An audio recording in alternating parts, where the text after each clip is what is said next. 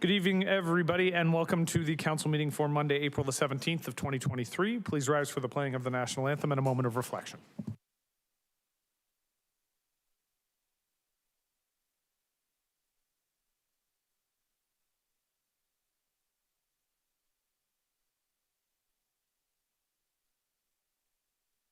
Our home and native land, true patriot love, in all of us command.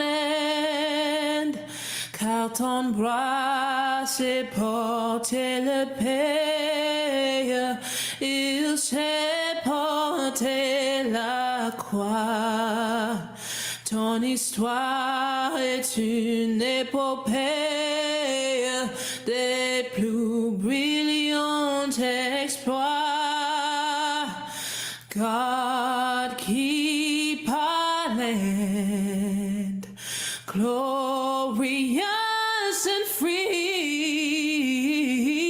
Oh, Canada, we stand on guard for thee.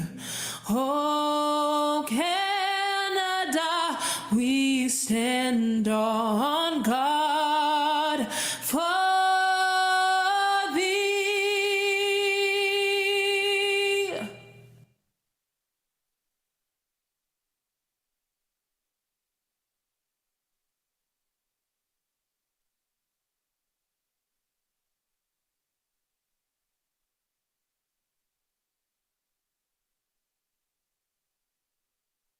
Please be seated.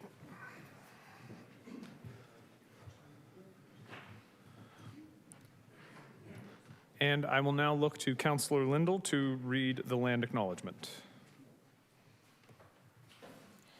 The land on which Council meets today is the traditional territory of the Haudenosaunee and Anishinaabe peoples, many of whom continue to live and work here today.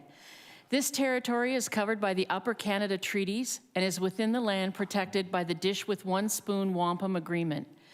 Today, this gathering place is home to many First Nations, Métis, and Inuit peoples. Acknowledging this is a reminder that our great standard of living is directly related to the resources and friendship of Indigenous people. Thank you, Councillor Lindell. On to the Mayor's report. I want to thank everybody for joining us this evening. Earlier this month, I visited Aaron Tisdall, the president of Girardi Machine, wealth of experience, a long-standing business in our community, over 75 years of experience in the East End on Sea Park Drive. And that experience in every aspect of machining, machine repair, fabrication, welding, and design. I remarked at the time, it's hard to believe that a business like Girardi Machines could start up today just simply because of the sheer volume and dollar value of the equipment within the facility. So thank you to Aaron and the folks at Girardi Machine for the very kind opportunity to come and visit what they are doing. Earlier this month, the city hosted a public open house to discuss the proposed redevelopment of the lands at 142 Queenston Street, the former General Hospital site. I'm just going to go around the room and try and remember who I saw there. I saw Councillor Garcia, I saw Councillor Lindell, I saw Councillor McPherson, I saw Councillor Ratzlaff, I saw Councillor Miller. Did I miss anybody? Councillor Stevens is everywhere. But I appreciate all the councillors that came out, and I want to thank all the folks that came out to that open house, submitted feedback, took a look at the plans and the studies that have been submitted by the applicant. And I'll simply remind everybody that if you do have questions, concerns, or comments with respect to this site or any other, you can head over to engagestc.ca. There is an icon on the website for this project, or you can email directly to Scott Ritchie, sritchie@stcatharines.ca. Over the Easter weekend, I was pleased to join the Hague and Fitzgerald neighborhood associations in their Easter egg hunt. I want to give congratulations to Councillor Ratzlaff, who I know is a member of the Fitzgerald Neighborhood Association. I want to thank Councillor McPherson for dragging me there. I do love Easter egg hunts, but we were a little bit late, and so she was the driving force behind getting out to visit, and congratulations to those neighborhood associations for working together on that joint event. Earlier this month, Councillor McPherson and I also had the opportunity to join Dr. Topo from Future Black Female and Natasha Bell of Black Owned 905 at the grand opening of the Future Black Female Marketplace at 81 King Street, just across the street here in the downtown. Black women entrepreneurs are among the most qualified, highly educated, and skilled entrepreneurs in the Canadian market, and despite this fact, they continue to face barriers. And the opening of the Future Black Female will provide young Black women with opportunities to become more economically, socially, and politically empowered. And I want to take a moment again just to thank Natasha and Dr. Topo for all of the work that they do. The marketplace is going to be a welcome complement to our downtown and the St. Catharines business community. Last week, I also had the opportunity to visit the Ontario Power Generation offices and to tour the Sir Adam Beck Hydroelectric Generating Station, which probably ranks up number one on my list. Zellers has been pushed to number 2 in terms of the cool things that I've gotten to do in this job. I want to thank Nick Pender, who's the VP of Niagara Operations, and Jen Grassi, the Corporate Relations Officer, for hosting me. Interesting to learn, 10% of Ontario's power needs are satisfied by the energy from the generating stations at Sir Adam Beck. And also that the same amount of water held in an Olympic-sized swimming pool goes over the falls every second. These are the things I learned. Last Wednesday, I had the chance to attend Chair Jim Bradley's State of the Region address at the Scotiabank Convention Centre. It was good to see the region putting focus on attainable and affordable housing, and we appreciate that they are following the lead of the City of St. Catharines and other municipalities. It was also good to hear the region following, again, our lead and the lead of other Niagara municipalities of shared services across municipal boundaries. Last week, I had a great time celebrating the amazing artists from our Dunlop Drive Older Adult Center who showcased their charity calendar, which is raising funds for Pathstone Mental Health. These talented artists meet twice per week to paint and learn from one another, and the 16-month calendar features their hard work and talent. Public will be able to purchase one of these calendars on Saturday, April 29th from 10 to 3 p.m.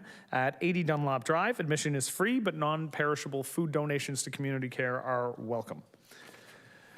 Last week, I also had the privilege of joining the Garden City Minor Hockey Association at their annual awards banquet, and I want to congratulate all the organizers, the coaches, the players, the families for another great season of Falcons minor hockey.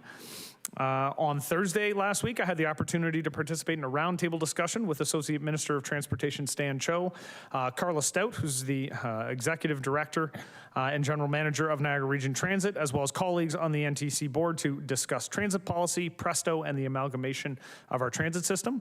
We were also joined by the Minister of Transportation, Caroline Mulrooney, to officially open the newly expanded Niagara Regional Transit Facility in St. Catharines. And we were also able to sing the praises of the recent amalgamation of Niagara Transit and the Niagara Transit properties. This is a model that the provincial government has said they are very excited to showcase across the province. Last week, I also had the opportunity to join members of the Rodman Art Institute of Niagara, along with city staff from Community, Recreation, and Culture Services, and members of the public to officially unveil the public art installation at Richard Pierpoint Park.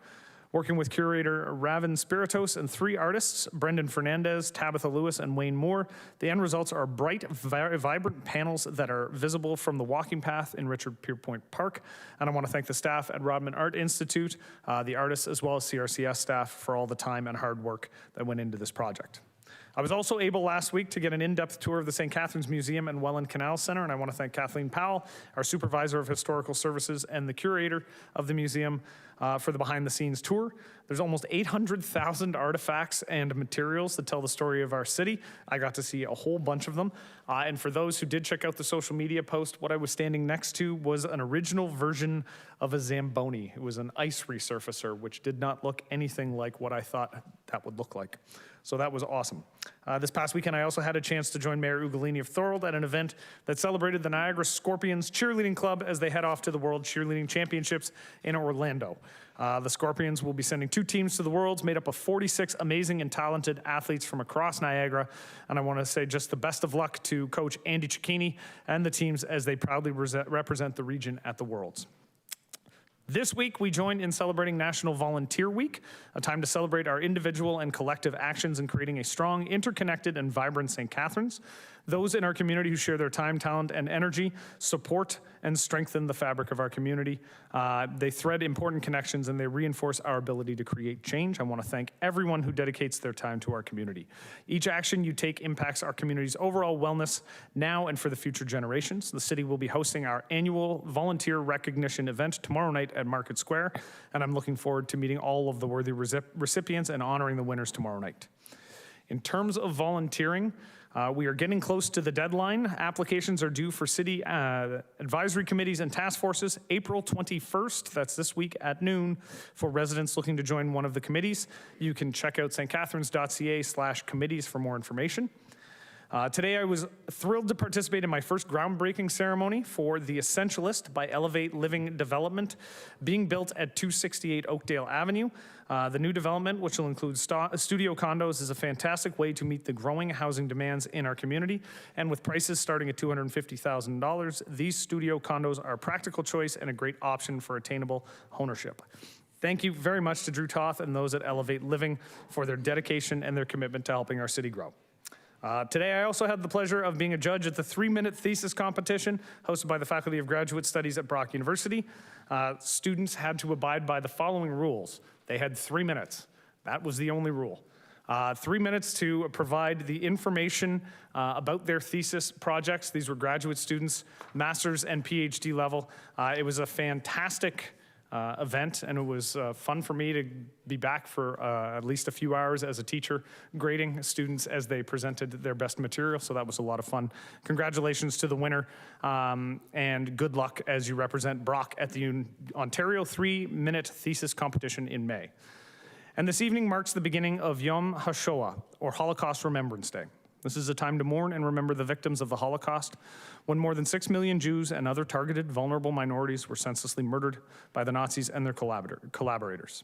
As we take the time to remember the many lives lost and acknowledge the courage of those who survived, we must also recognize that Jewish communities around the world are facing a terrifying rise in acts of anti-Semitism. When we witness everyday acts of insensitivity, bias, or intolerance, it's easy to turn our backs and walk away to avoid getting involved. As a society, we must condemn this violence and continue to stand firmly against it. Congratulations to the under-22A Brock Junior Badgers who became provincial champions over the weekend, taking home the gold in a 1-0 win over the Durham West Lightning. We have our rain barrel sale and tree giveaway coming up. To receive a free tree, residents must agree to plant and maintain it on a private property within St. Catharines boundaries, not on the boulevards, along streets, or in city parks. Each household is limited to 1 tree and up to 2 $60 rain barrels. St. Catharines residents can pre-order up to 2 rain barrels starting this Friday, April 21st, while registration for trees begins on Monday, April 24th. And you can check out stcatharines.ca for more information.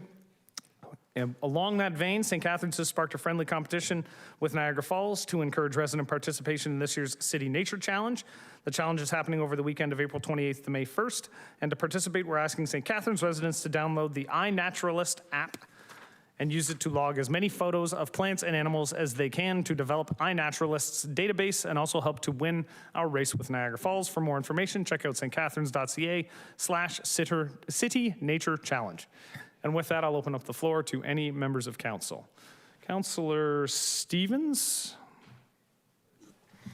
So on Saturday, April 15th, I had the pleasure and honor to present on behalf of the mayor and council to the Niagara Agricultural Lifetime Achievement Awards.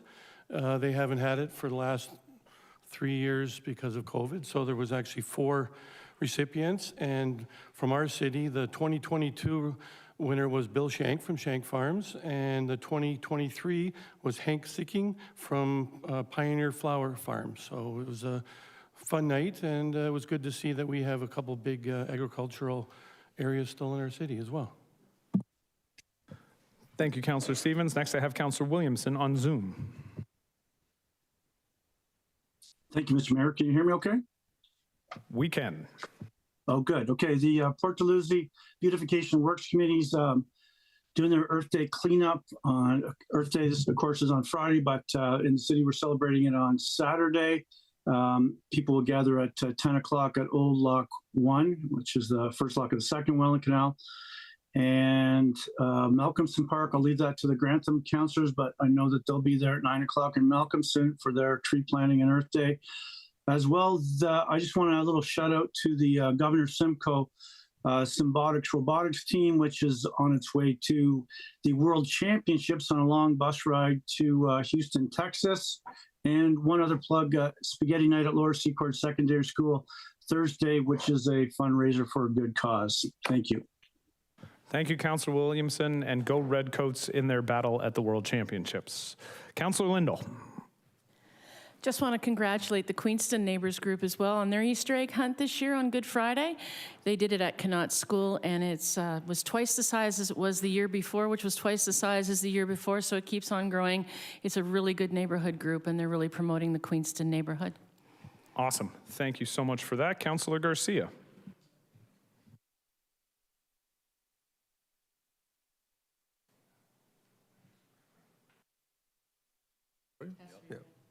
Yeah, thank you, Mr. Mayor. I just wanted to add to what Councillor Williamson said about the Beautification and Works Committee, that on Wednesday, April 12th, they had a community public meeting at the Lions Club in Port Lucie, and it was really well attended, and they share with the community, pardon me, some of the projects they have for this year, and they also solicited input from the community about other projects that may be necessary that they may take on.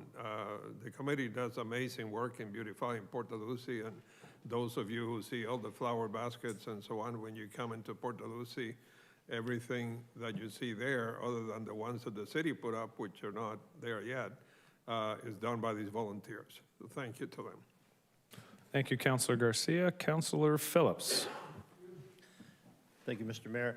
As Councillor Williamson mentioned, this Saturday, the Friends of Malcolmson Park will be doing their Earth Day cleanup. Doug Walls, the chair of the Friends of Malcolmson Park, I was speaking with him today, and they received a huge amount of mulch that needs to be spread on Saturday. So he's inviting anybody that has a shovel to come and help spread the mulch and cut down weeds and things like that to make it the great park that it is. And I just received an email saying that the tree giveaway will happen on May the 6th. I'm assuming it's at Seymour Hanna. Thank you.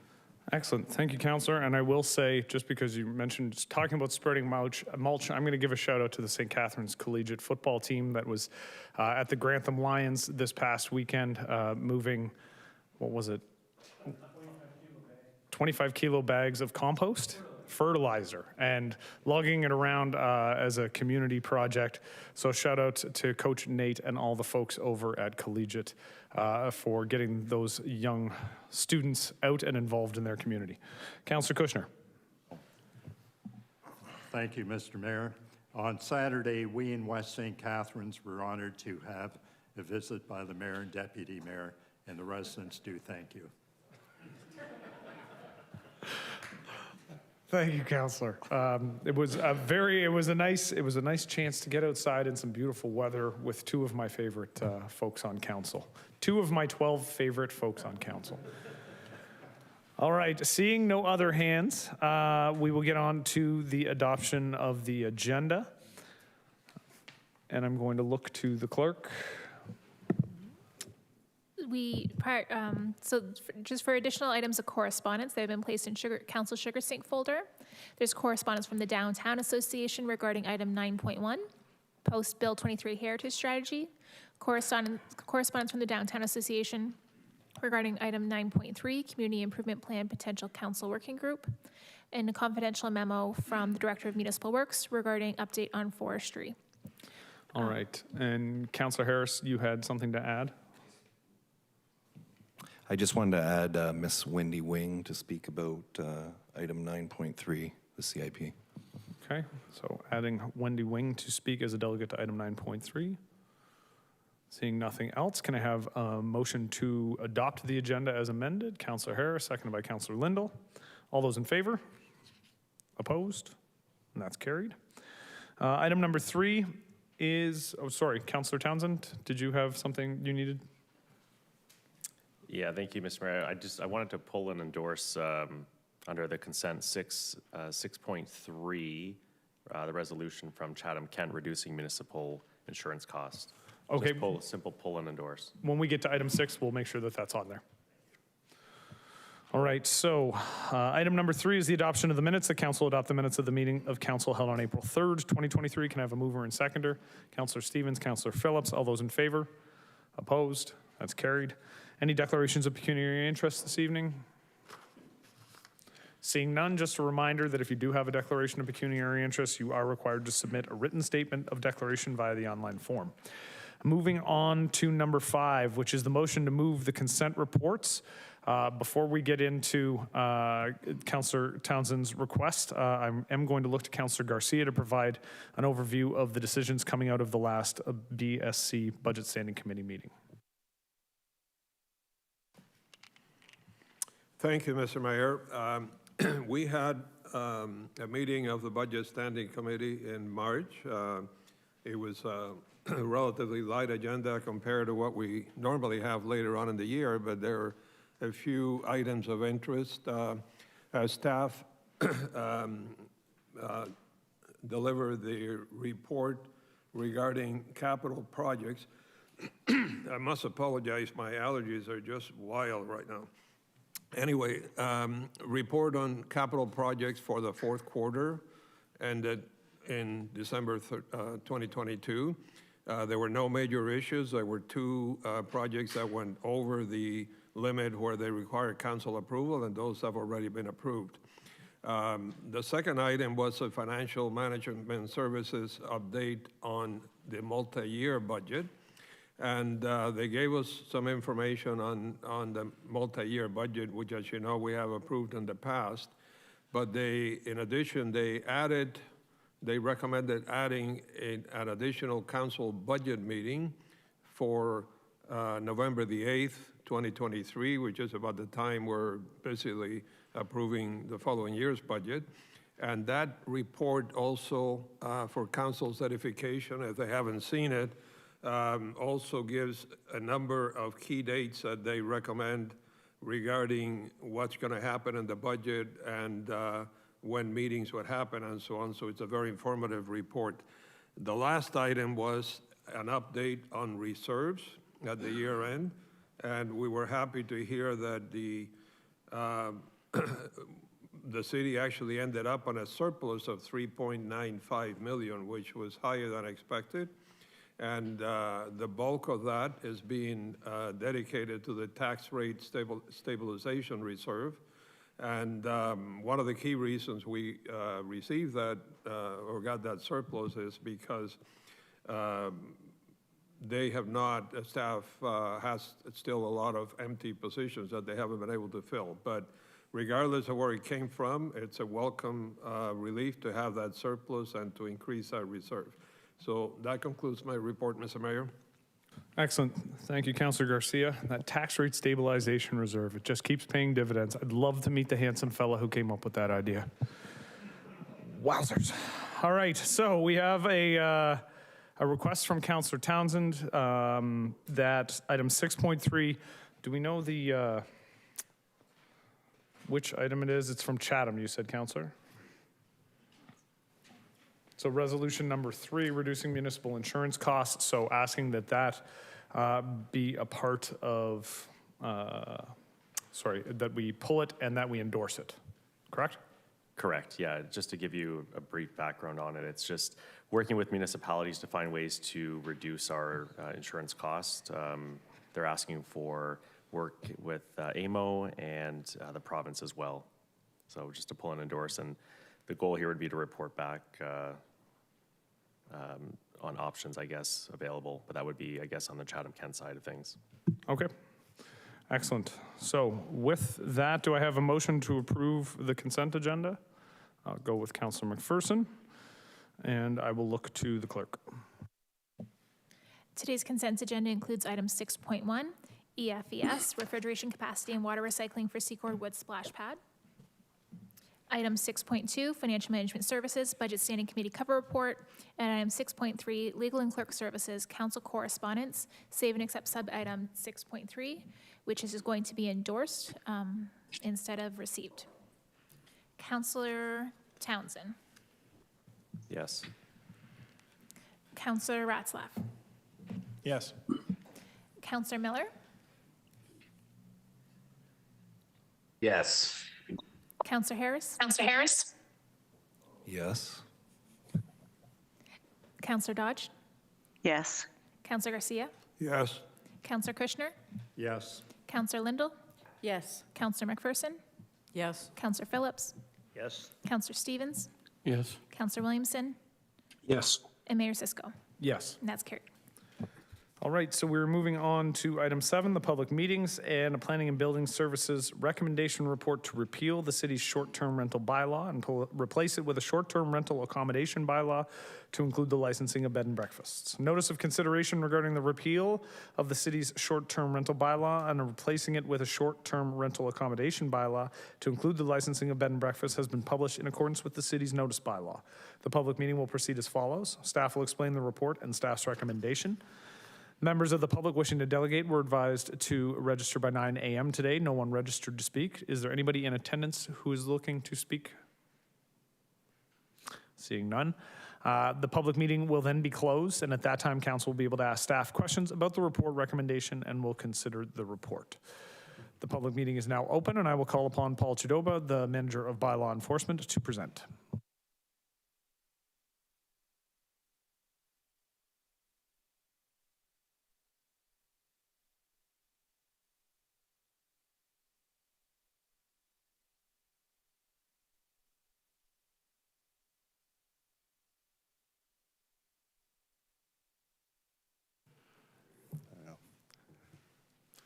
Thank you, Mr. Mayor, members of council, and members of the general public.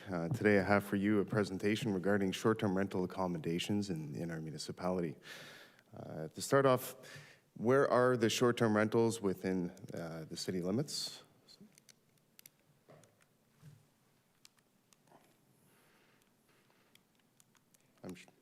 The suspense. So as you can tell, they are everywhere. It's not really concentrated in one part of our municipality. It's actually spread out, not so much evenly, but sporadic. And with that, we've been doing some analytics as it comes along with their enforcement practice, but not only with that, but with their compliance-driven response. So I will get this by the end of the presentation.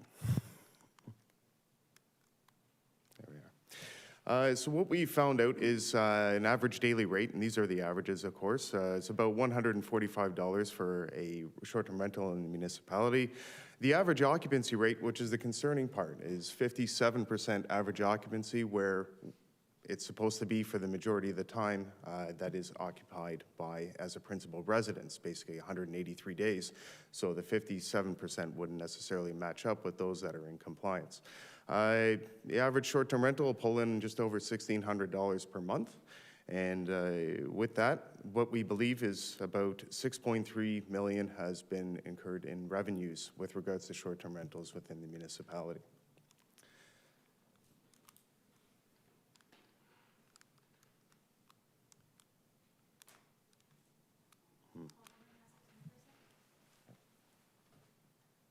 I might just do next. Will that work? We'll do that. That's all right. Next. Thank you. So with regards to enforcement, in 2022, with the administrative monetary penalty system, we can go before, perfect. Administrative monetary penalty system up to just a couple days ago, we've issued 178 penalty notices within the municipalities for non-conformity with the city's short-term rental licensing bylaw. Of those 178, 62 were dismissed based on either officer error to attending for a screening or a hearing, and those charges being dismissed. However, we have confirmed 116 administrative penalties overall, and that either be deemed not in dispute or through an appeal that was not successfully challenged and upheld. Next, please. So of that monetary amount, so of the 116 that brought in 114,400 in penalties, administrative penalties, but through screenings there would be reduction of, a screening could result in a lesser penalty, so to speak. So overall it was $93,900 has been issued in terms of penalty for failing to comply with our city's short-term rental licensing bylaw. Next, please. Of that, with regards to complaints that were responded to by the city's bylaw enforcement division, there's 146 investigations that were incurred since the conception of the bylaw to now. What we did find, though, is the unfounded amounts, those could be categorized as they were being rented, but they were a long-term rental. It wasn't within the 28-day period. They had a long-term lease, more than a couple months, up to a year, so to speak. Those that were considered resolved were either ceased, shut down operation, or they were licensed. And there's still 25 active investigations. What's more important here is the amount of licensed short-term rentals that received complaints. And overall, there were 3 responses from the city's bylaw enforcement division for those that were licensed. Of those 3, 1 was found unfounded, and the remaining 2 that were licensed and were in violation of the city's bylaw had their licenses suspended. Next, please. So with regards to enforcement practice, a pilot project was taken last year in regards to providing enhanced enforcement hours to respond to complaints from the public for problematic short-term rentals. That occurred from Victoria Day to the Labor Day weekend, and those hours were primarily from Wednesday to Friday after 4:30 until 8 p.m., and then on Saturday and Sunday from 7:30 a.m. to 8 p.m. What was found is that the officers were limited in what they could respond to from complaints from the public, meaning that they were only really able to respond to short-term rental complaints because they couldn't do property standards investigations in the municipalities. Well, they could, but they were running into kids' birthday parties and family barbecues and gatherings, and normally people aren't happy when the bylaw officer shows up. So for that to happen during a private gathering, so to speak, did actually wasn't received very well. So we found that it wasn't really effective, and we couldn't use the officers for other things while they were waiting around for a potential complaint. So with the next slide, please.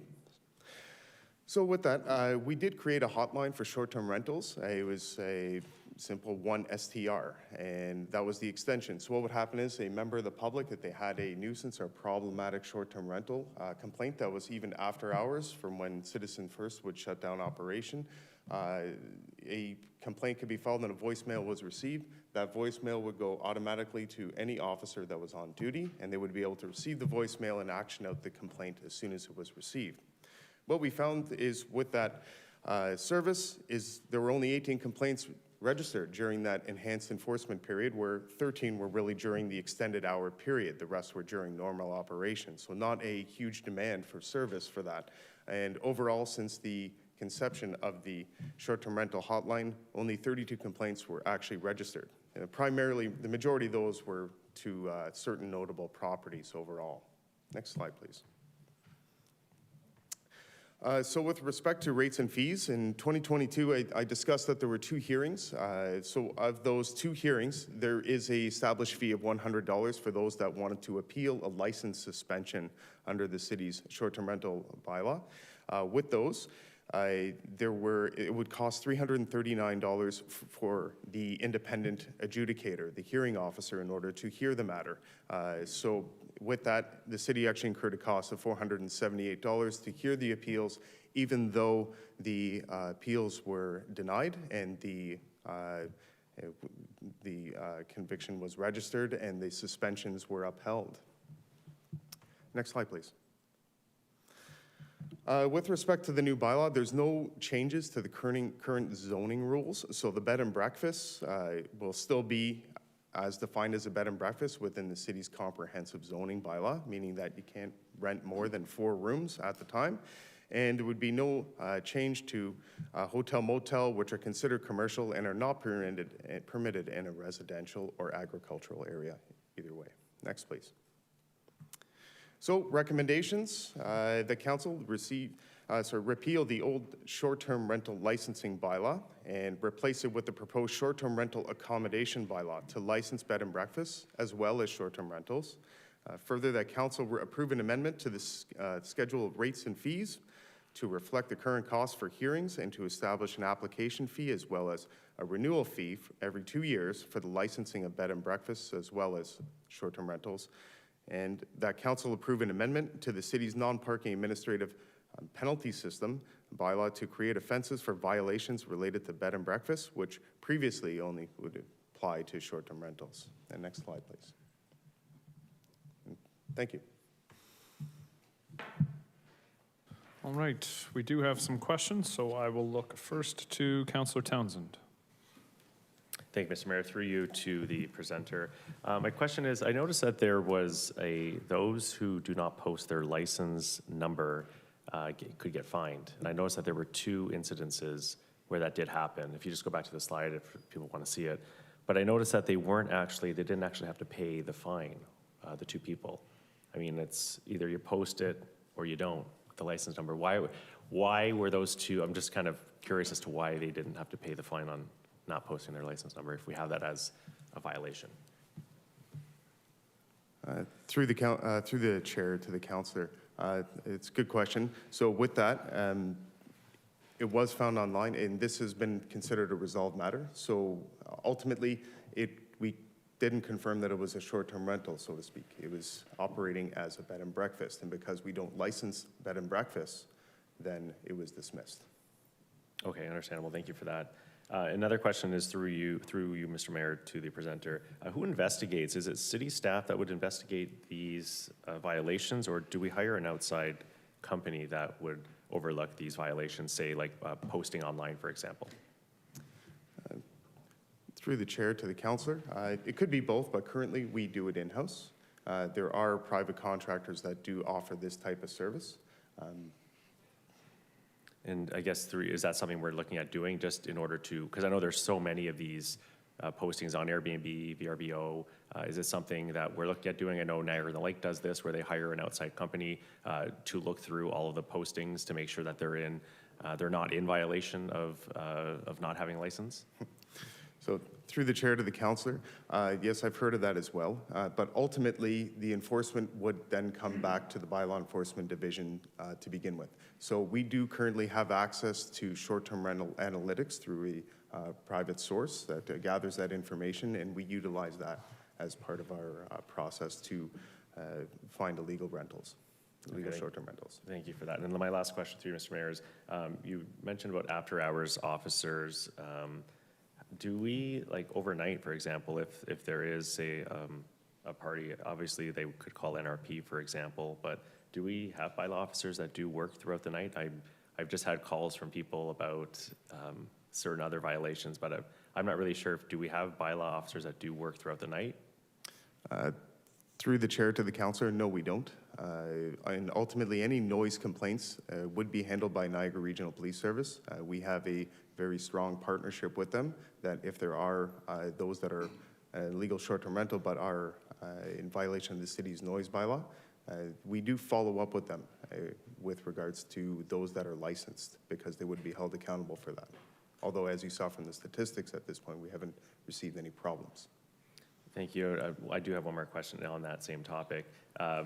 So when someone does call the after-hours hotline, that then just gets directed to Niagara Regional Police? Through the chair to the councillor, no. So anything that was received after 8 p.m. when the officers would conclude duty, they would get it first thing in the morning at 7:30 when they reported for duty. So it would be waiting for them when they came in. And usually if it's a late night party, it's pretty easy to catch them the next day. Okay, well, so through you, Mr. Mayor, to the presenter, so because we don't have bylaw officers that really work Saturday, Sundays, it's more of a Monday to Friday. Am I correct on that?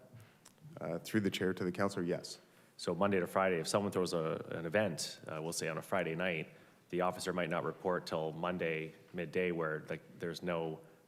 How do you determine if there's a violation that was made on Friday, but you don't have someone showing up until Monday?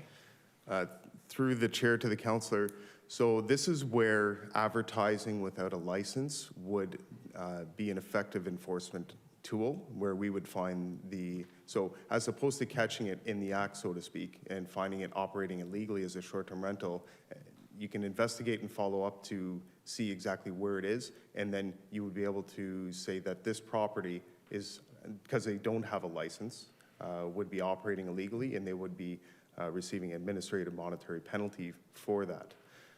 If it was a licensed short-term rental, then we would do our follow-up with Niagara Regional Police. And with that, their evidence for attending that night is sufficient for us to issue an administrative monetary penalty.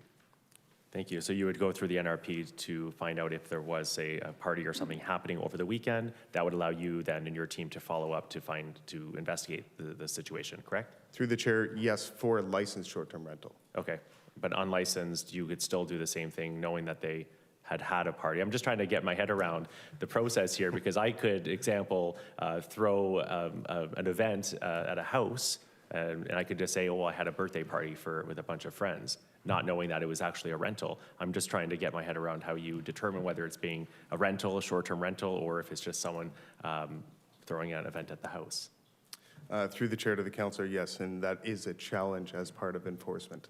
But when it would come down to it, that's where we would heavily rely on it advertising, as usually that's how they get the clientele to be renting the premise. There are some that say, I'm going to be a repeat customer and we'll do it without going through this process.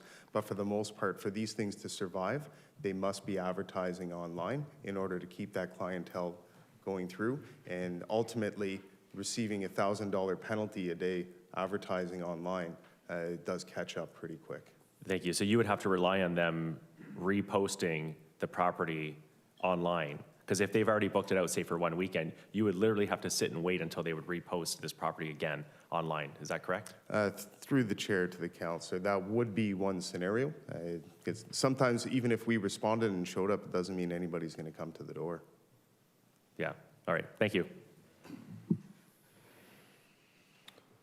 All right, Councillor Harris.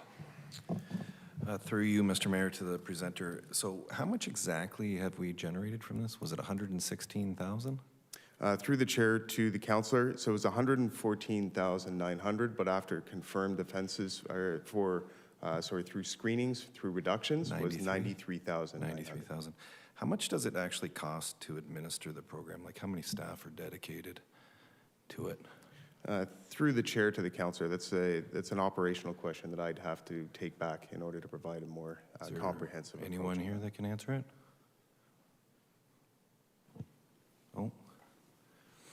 Director?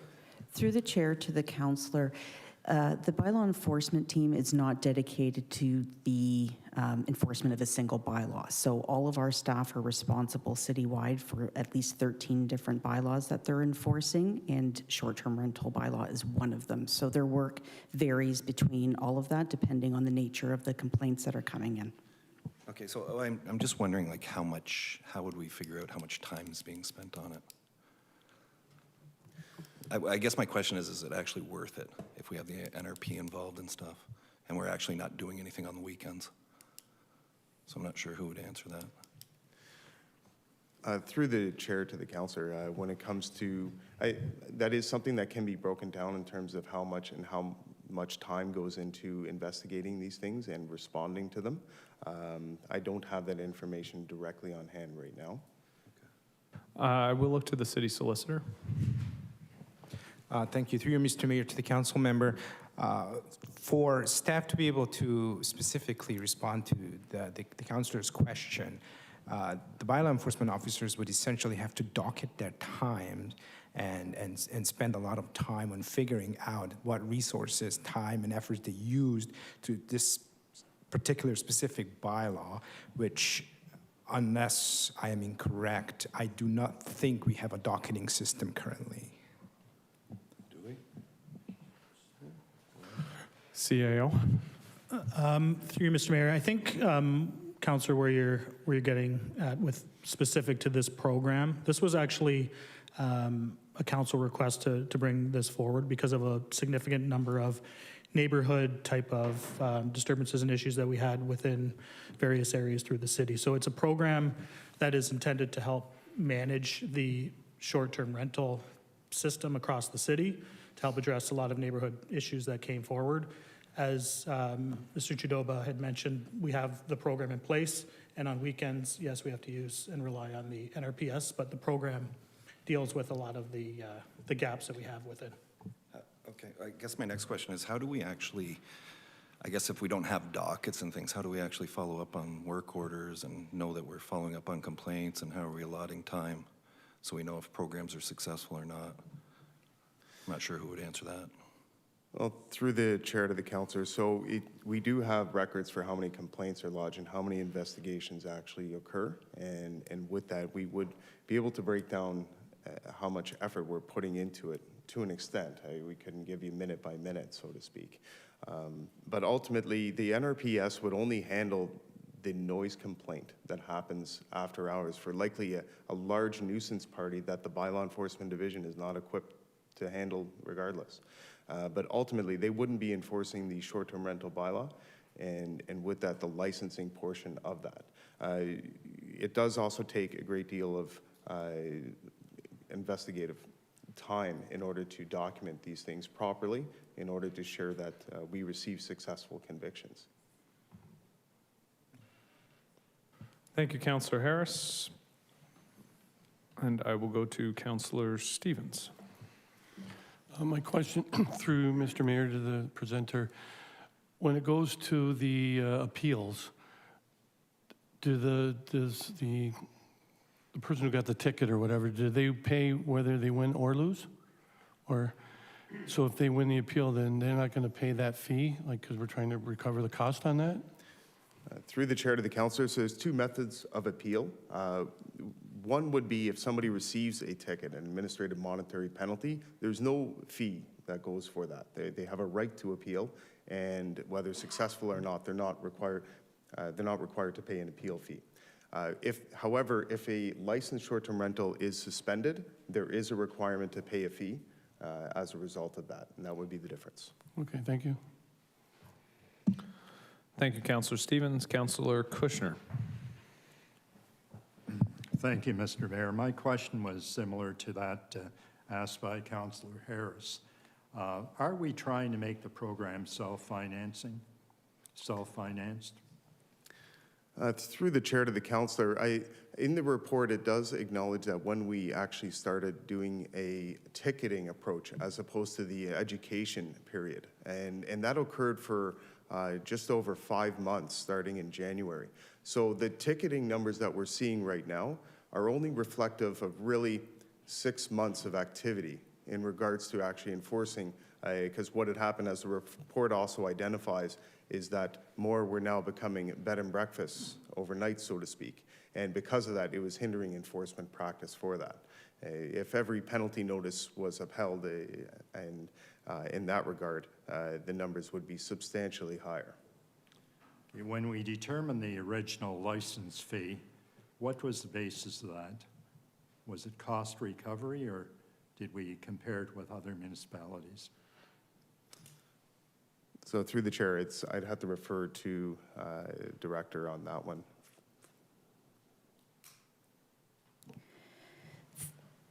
Through the chair to the councillor, at the time that we were undertaking the short-term rentals land use policy that resulted in the zoning bylaw and then eventually the licensing bylaw, it was coming from a direction from council as to the number of complaints that were coming in around short-term rentals, of the behaviors that were happening there, and the desire with council to shut down those poor behaviors and to stop those neighborhood complaints first and foremost.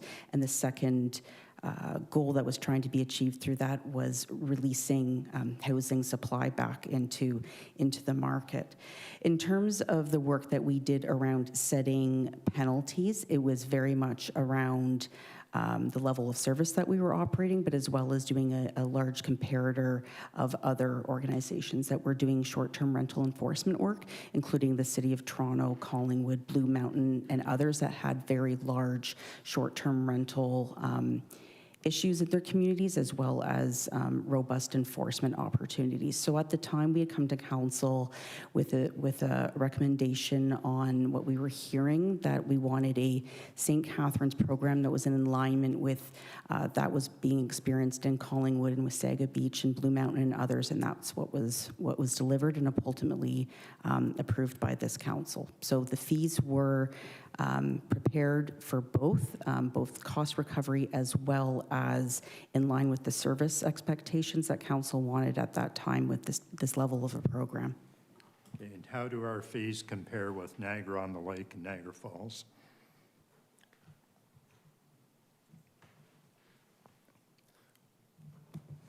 Sorry, through the chair to the councillor. I believe it was included in the report. I just had to. Maybe if Director Cathay. Through the mayor to the councillor, I don't have that in front of me right now. We can get it to you separately. If there's, does that lead to another question that we might be able to assist you with?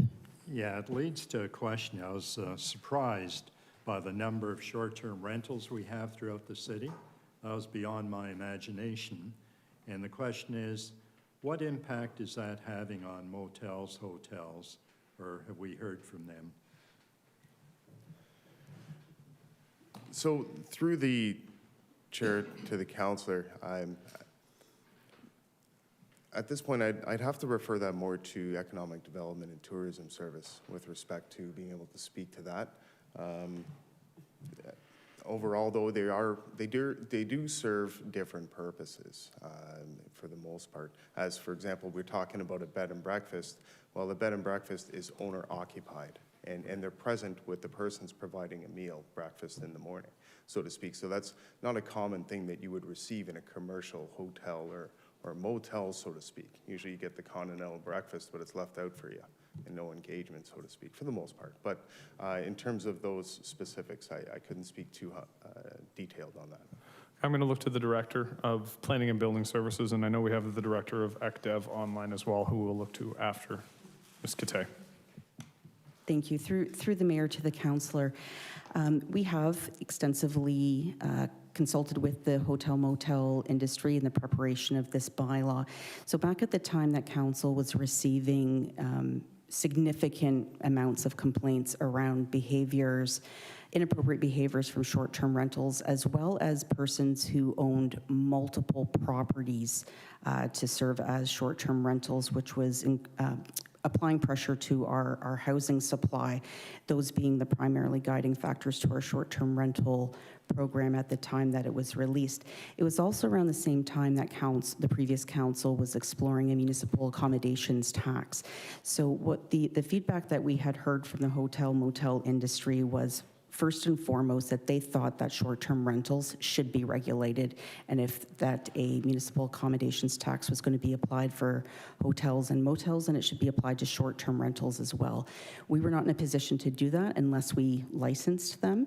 So, and the hotel motel industry very much as keeping an eye on the short-term rental numbers and analytics that are out there as well.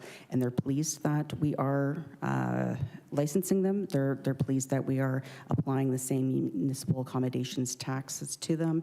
And the numbers of short-term rentals in this community have gone down since we initially reported back to council, particularly around people who owned multiple units. I'm just going to jump in before I go to the Director of Economic Development. Having sat in a number of meetings with representatives from the hotel motel industry, while I think they would prefer if short-term rentals did not exist, were actually at the last meeting quite pleased with the enforcement activities that our staff have undertaken to ensure that licensing is taking place, that the municipal accommodations tax is being properly collected. I think from my conversations and the conversations in the last meetings we held, they were quite happy with the direction the city was taking. And I'm going to look to the Director of Economic Development to see if he has anything he wants to add to this as well. Yeah, thank you, Mr. Mayor. Through the chair, Director Cathay nailed it. The industry is certainly supportive of licensing across the board, and I would echo the same comments as you, Mr. Mayor. We heard the same thing in the room, as did Manager Chidoba. Supportive so long as it covers all types of accommodations related to MAT, but also related to STR licensing and B&Bs. Thank you. And I'll once again request that we stop referring to the municipal accommodation tax as the MAT tax, please. Councillor Kushner. Yeah, the one comment I would make is I agree that the program is very well administered because in St. Andrews we've received none or very few complaints. Thank you. All right, thank you. Councillor Dodge.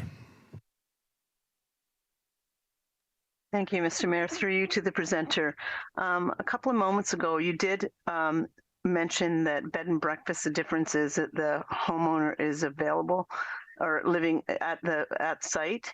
And on the top of page 5, where it says bed and breakfast, I think it's like the last 2 lines where it says, with the meal provided to guests only, where the owner or long-term tenant is present or readily available. What does that mean? While guests are in attendance, what does that mean, readily available? So through the chair to the councillor, it's a great question. What we found through enforcement practice was we would show up and the homeowner, the operator of the bed and breakfast was not available at the time, as they may have been out of the area, so to speak, or it's to take care of to circumvent somebody that actually may be out of town, being readily available. If you're an owner from Toronto and you're not necessarily, and not to pick on Toronto, just it's because of distance, but to say that that's not being readily available and operating the bed and breakfast properly, so to speak, as you're not there for guest attendance, or if bylaw enforcement does show up to verify, they need to engage the owner. Okay, so for clarification, a bed and breakfast, it's like if I rent out a room in my house, I'm living here, my guests come and stay while I'm still in the house. It's not a bed and breakfast isn't where someone owns a house and they run it as a bed and breakfast, even though they might live in another house or another city or a readily available location. Is that right? Through the chair to the councillor, it has to be a home-based business. It must be the principal residence of the person that resides there in order for them to accommodate for guests. Okay, and then can you clarify too about parking for, what are the requirements for a bed and breakfast? Like it says up to 4 rooms can be rented at a bed and breakfast. So how many parking spaces would that require of that business? So through the chair to the councillor, it would be 1 room per parking space. Okay, and then sorry, does that mean it can be in tandem or does it have to be side by side? Like how does that work? Through the chair to the councillor, with tandem parking is not permitted in bed and breakfast. Okay, so if someone were to have 4 rooms, they actually have to have 4 parking spaces. How easy is that for anyone to have at a home-based business? Through the chair to the councillor, I wouldn't have an exact number. Okay. But when it comes down to it, having 4 car wide parking would be a substantial size parcel. Oh, okay. And then what about, how does that work with Airbnb? How many parking spaces do they need for their businesses? Through the chair to the councillor, tandem parking is permitted in a short-term rental, but they still require 1-to-1, 1 bed for 1 space. Okay, so just, I don't know whether you can answer this, but why is it allowed for an Airbnb but not for a bed and breakfast, tandem parking? Through the chair, I'm going to defer that one to Director of Planning. Okay, thank you. Through the chair to the councillor, in most circumstances, if someone is renting out multiple bedrooms for a bed and breakfast, those guests are not known to one another. Whereas if you're renting the entirety of a dwelling unit to a short-term rental, it's likely for one group of people. So it's easier when you're one group to have people shuffle tandem vehicles versus if you have people who are coming from multiple jurisdictions that aren't part of the same party moving vehicles. So that was the rationale behind that. Okay, thank you. And just one last question. So whenever someone applies for a license, is there an inspection to make sure that they have sufficient parking and they're meeting all those targets, like with the fire and electrical and all that sort of stuff? Like, does that include everyone has to do that, or just how does that work? So through the chair to the councillor, that's correct. Every license that issued has a officer that comes to inspect the premise to ensure that that what they said is happening is actually happening. Okay, thank you very much. Thank you, Councillor Dodge. Councillor Phillips. Thank you, Mr. Mayor. To Director Cathay, Since this has been initiated, would you, because I know you and I were on the phones often prior to this being initiated, would you say that the number of complaints have dropped drastically in the last year? Through the mayor to the councillor, I would say absolutely. They have dropped in severity. And I would say that in terms of we have not been getting the same complaints with the same urgency and the same neighborhood impacts that we have had in the past. I don't have the numbers directly in front of me to say if it was a reduction in number, but what we have been seeing is well, I haven't been hearing from council as much, if we want to use that metric. But we also have we also have a much more formalized method in place. So before, this has been a large part of the modernization of bylaw enforcement efforts in the department as we've been moving forward. So typically in the past, we've been very reactionary in having to move forward with what we've referred to as prosecutions that are very lengthy. They don't have generally positive outcomes, and people see that as the cost of doing business. As we've moved towards administrative monetary penalty systems, we've been able to affect more positive change more quickly, usually the day of. And that's why we're seeing the number of complaints and the nature of those complaints go down. And that was always that was the initial feedback that we got from council, was make the complaints stop. And the system that we have in place now has reduced those number of complaints, but also reduced the impacts on our neighborhood, and that was always what was most important. Secondary to our modernization efforts and getting our bylaws more enforceable and being able to move towards the AMP system is also in line with our licensing fees to support that program as well. So we had heard earlier that if it's to date provided $93,000 in 1 year of AMPs, is that sufficient? That's only one part of the story. It's also not focusing on the revenue that we're receiving through the application and licensing process, and these are all revenues that are coming in that are not being borne by the taxpayer. So I think that's all, it's a win-win story for the community. Thank you. We didn't charge for the MAT tax last year. I won't say the other word. Did we? This is going to be the first year we are going to be charging that tax, the MAT tax. Whoops, sorry. Through the chair, yes, that's correct. We started charging as of January 1st this fiscal. And is there any idea of how much in the way of money we will garner from that tax in a year to add to the money that we accumulated this year? Any idea? Sorry, through the chair, meaning how much additional MAT will we collect? Oh, MAT, right? Sorry, MAT. Based on the addition of the licensing of B&Bs? Yes. Through the chair, not much more than what we had anticipated. Given the number of STRs, we would include B&Bs as STRs in that count.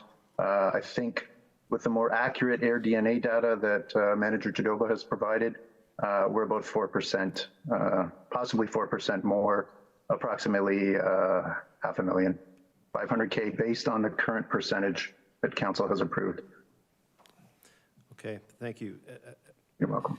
As far as I'm concerned, and I think my colleagues from Port Dalhousie will concur that the director's right. I had very few complaints last year. The ones that we receive always seem to be about the same place, and we direct staff to look after that, and they do. It is working. I don't think we're going to make money on it, but on the other thing, the big thing we have to consider are the people that live nearby these Airbnbs. They have a life to live too, and if you have rowdy parties on the weekend, their quality of life is going to suffer. So it might not pay for itself, but the residents, I think, that are living nearby are pleased with what they're seeing so far. So keep up the good work, and hopefully we'll make lots more money. All right, thank you, Councillor Phillips. And Councillor Garcia. Thank you, Mr. Mayor. Through you to Mr. Chidova, I'm just concerned about B&Bs here. We do not even license B&Bs now, is that correct? Through the chair to the councillor, that's correct. So what we're proposing is both to license them and to put it on their amps.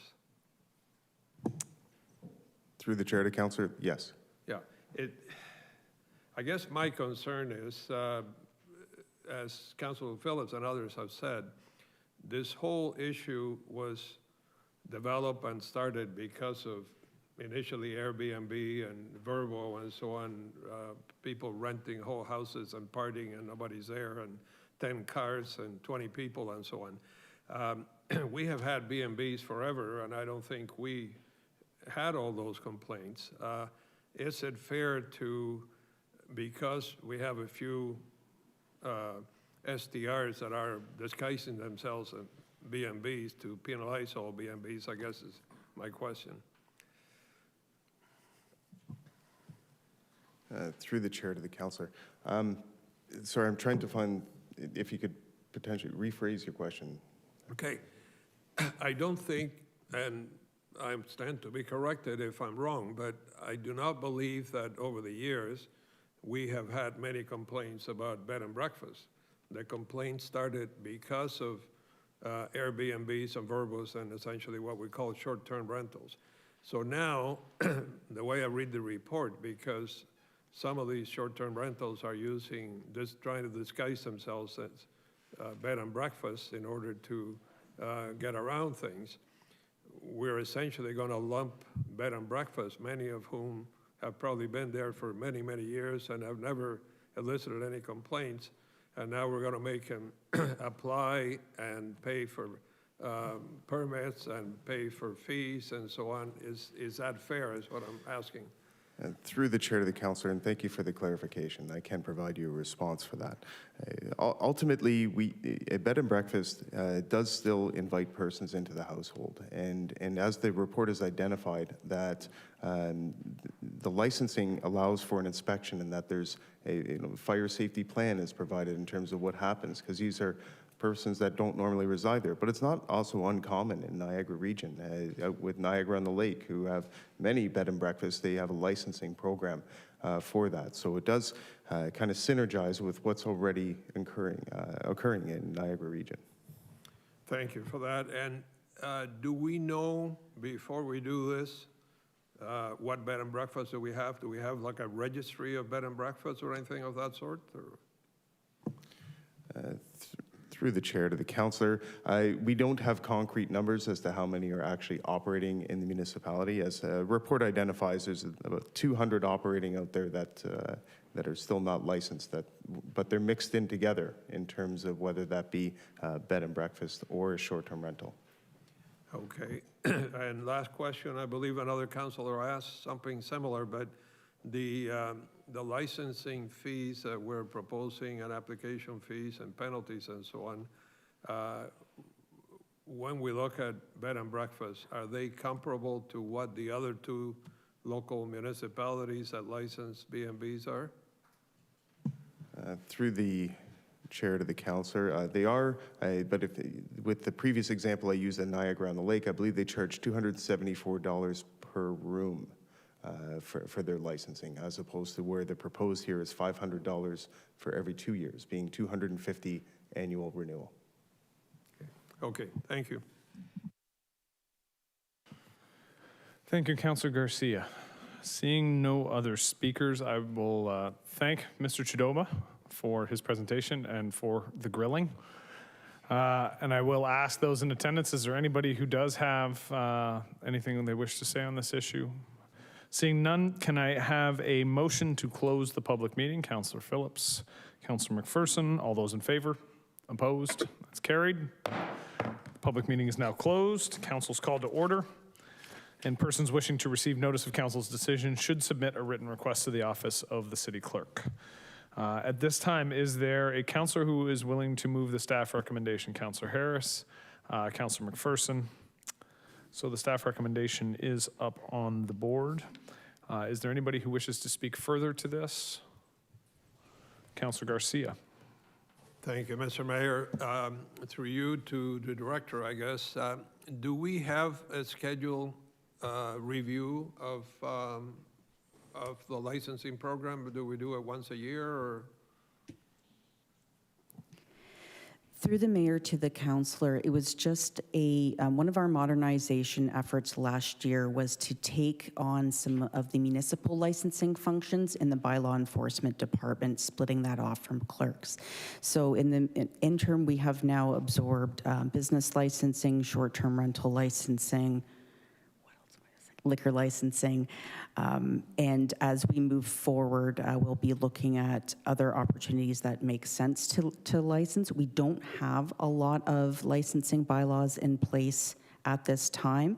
As we move forward on our modernization efforts, we're looking at priority bylaws first. Like last year, we did our waste bylaw because we needed to address a substantial problem on Ontario streets. So we're moving ahead in a priority sequence. Sometimes that will mean that we're bringing back bylaws that council have seen before for either updates or housekeeping amendments. Other times we'll be bringing forward licensing or even AMPS bylaws for your consideration. So it's part of a modernization effort we are moving forward, and it's also seeking to improve our community without adding to the taxpayer burden.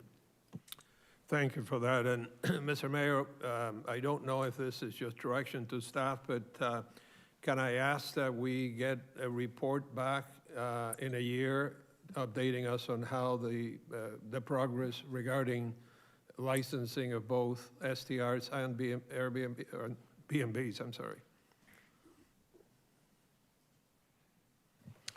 I think that can be, I'm going to look to the movers, the mover and the seconder, if that would be a friendly amendment.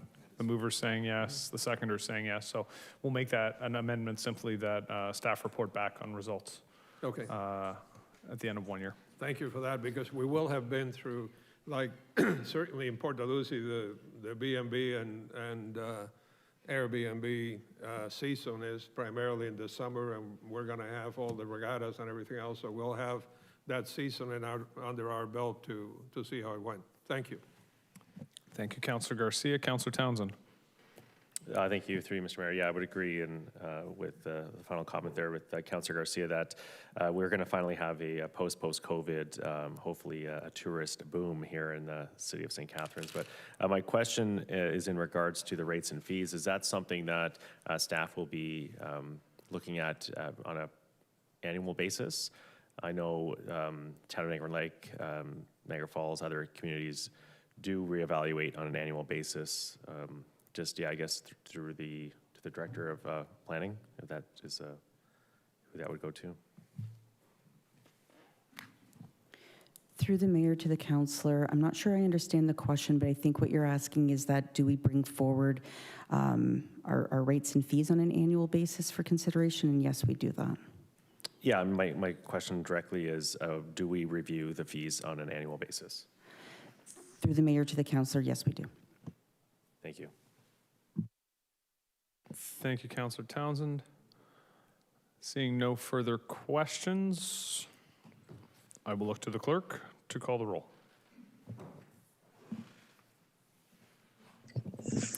Councillor Harris. Councillor Harris. Yes. Yes. Councillor. Yes. Councillor Miller. Yes. Councillor Phillips. Yes. Councillor Garcia. Yes.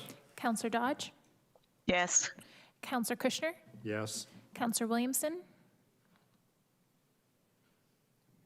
Sorry, I thought that was me earlier. Yes. Councillor Townsend. Yes. Councillor Stevens. Yes. Councillor Ratzlaff. Yes. Councillor Lindell. Yes. And Mayor Cisco. Yes. And that's carried. All right, moving on to item 9, discussion reports, and we will start with 9.1 from Planning and Building Services, Post Bill 23 Heritage Strategy. So I'll now call upon James Nielsen, the Heritage Planner, to make a presentation prior to Council discussing the report.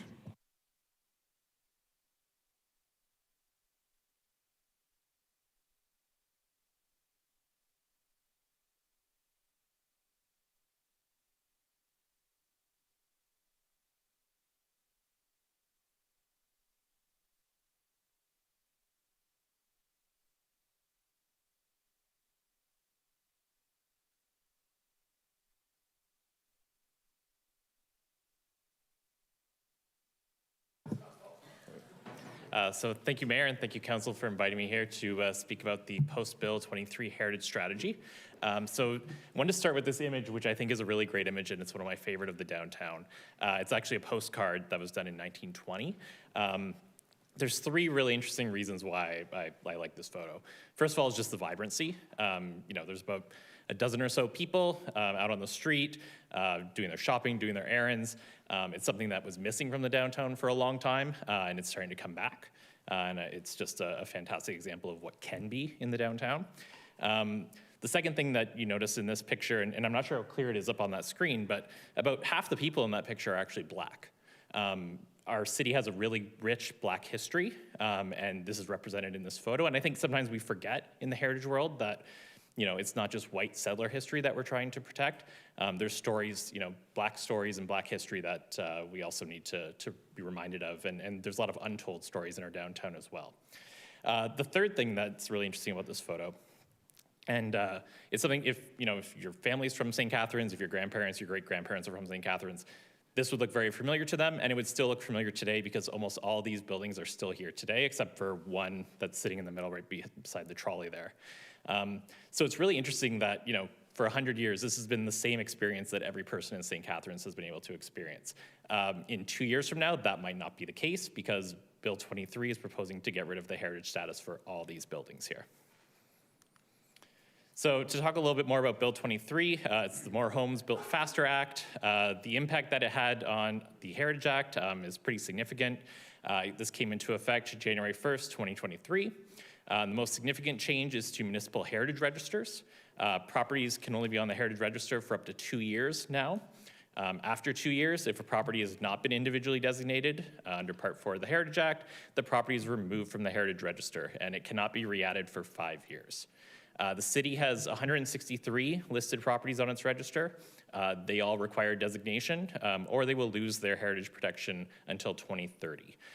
This is an unprecedented kind of attack on heritage across the province. It's about 32,000 properties that are being affected, and we're all just trying to figure out how to do this the best way possible.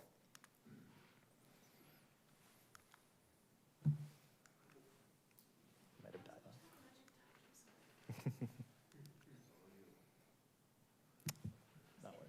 Yeah, next please. So as part of staff's response, so in response to Bill 23, staff has been attending, attending meetings and seminars with other municipalities. I've been meeting with other heritage planners around the province to try to determine the potential best practices. To be honest, we're all just trying our best trying to figure out how to deal with these changes because these are very unprecedented. We're kind of just throwing a lot of things at the wall and seeing what makes the best sense. Essentially the question that we're asking ourselves is, how do we effectively protect the most buildings in the most efficient way possible? Because 2 years is not a lot of time. So as part of this response, I've also consulted with the Heritage Committee. Luckily, we were able to find out more about what was going on in Bill 23 with the Heritage Act, and before the committee ended at the end of last term, we were able to present the changes to them, and their recommendation is actually later on in this presentation. Staff have also looked at various council-approved policies for guidance, and those are, next slide, please. So there's a lot of documents that have been approved by council over the years. These were just 5 of the main ones that I was able to pull heritage out of, and heritage touches on all of these topics quite a bit, actually. Obviously, it's in our official plan. The Culture Plan 2020 is very important to that. It's very important to economic development and tourism, and so the Downtown Creative Cluster Master Plan and the Economic Development Strategy, it touches on that. And even though our Climate Action Plan actually doesn't talk about heritage preservation, there's a saying in the heritage world that the greenest building is the one that already exists. And so going forward, council should be viewing this as an important element of the climate action or climate change adaptation plan as well. Next, please. This is just one of our, a trio of lovely buildings on St. Paul. And next, please.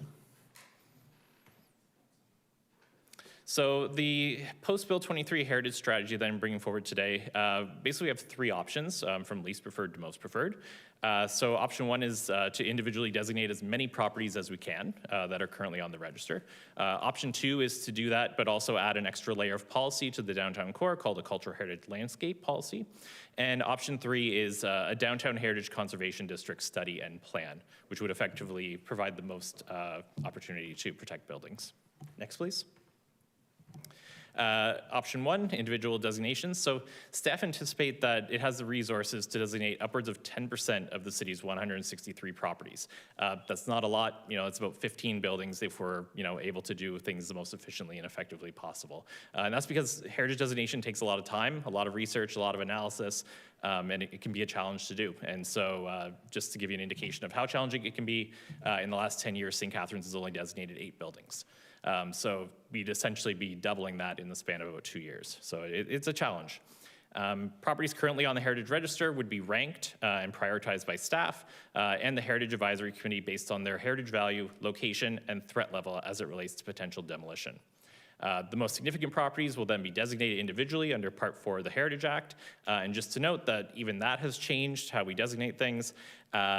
Now, instead of only meeting 1 of the 9 criteria, you have to meet 2 of the 9 criteria, which can particularly be challenging when you're dealing with more kind of vernacular styles, which particularly tend to be associated with groups that were marginalized throughout history. And the remaining 150 properties or so, they would all lose their heritage protection until 2030, and we could lose them. Next slide, please. So in terms of the property rankings, so we currently have a priority system in place. This has been in place since about 1995.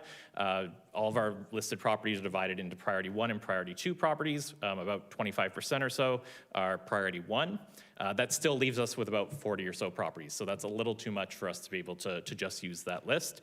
The other thing is some of these properties were rated decades ago and they've changed over time. They might have been altered, different perspectives back in the 90s and early 2000s in terms of what was viewed as important. That's changed over time. And also now we have Ontario Regulation 906, which actually prescribes us what exactly makes a building significant. So staff and the Heritage Committee recommend revisiting all properties and ranking with an updated rubric relying on the Ontario Regulation 906 criteria. This will ensure that the best properties are targeted for designation, and those properties meet the current criteria for designation as well, should they ever be challenged at the OLT. Other variables can be considered, so things like location, development pressure, properties at risk, and we can also weight criteria as we see fit. Next slide, please. So option 2 basically builds on option 1, does everything that I just mentioned, but we would also begin work on an official plan amendment that would establish a cultural heritage landscape policy in the downtown. So this policy would essentially identify the cultural heritage value of the downtown and the official plan policies corresponding to it, and that would provide guidance for developments involving planning applications. Properties within the cultural heritage landscape area would not require heritage permits, so we would have virtually no control over what they may end up looking like unless they become individually designated. This would not prevent demolition of buildings either unless a property was part of a planning application and designated as part of that proposed development. Next slide, please. So the most preferred option is the Downtown Heritage Conservation District. Currently, approximately 2/3 of our properties on the Heritage Register are located downtown.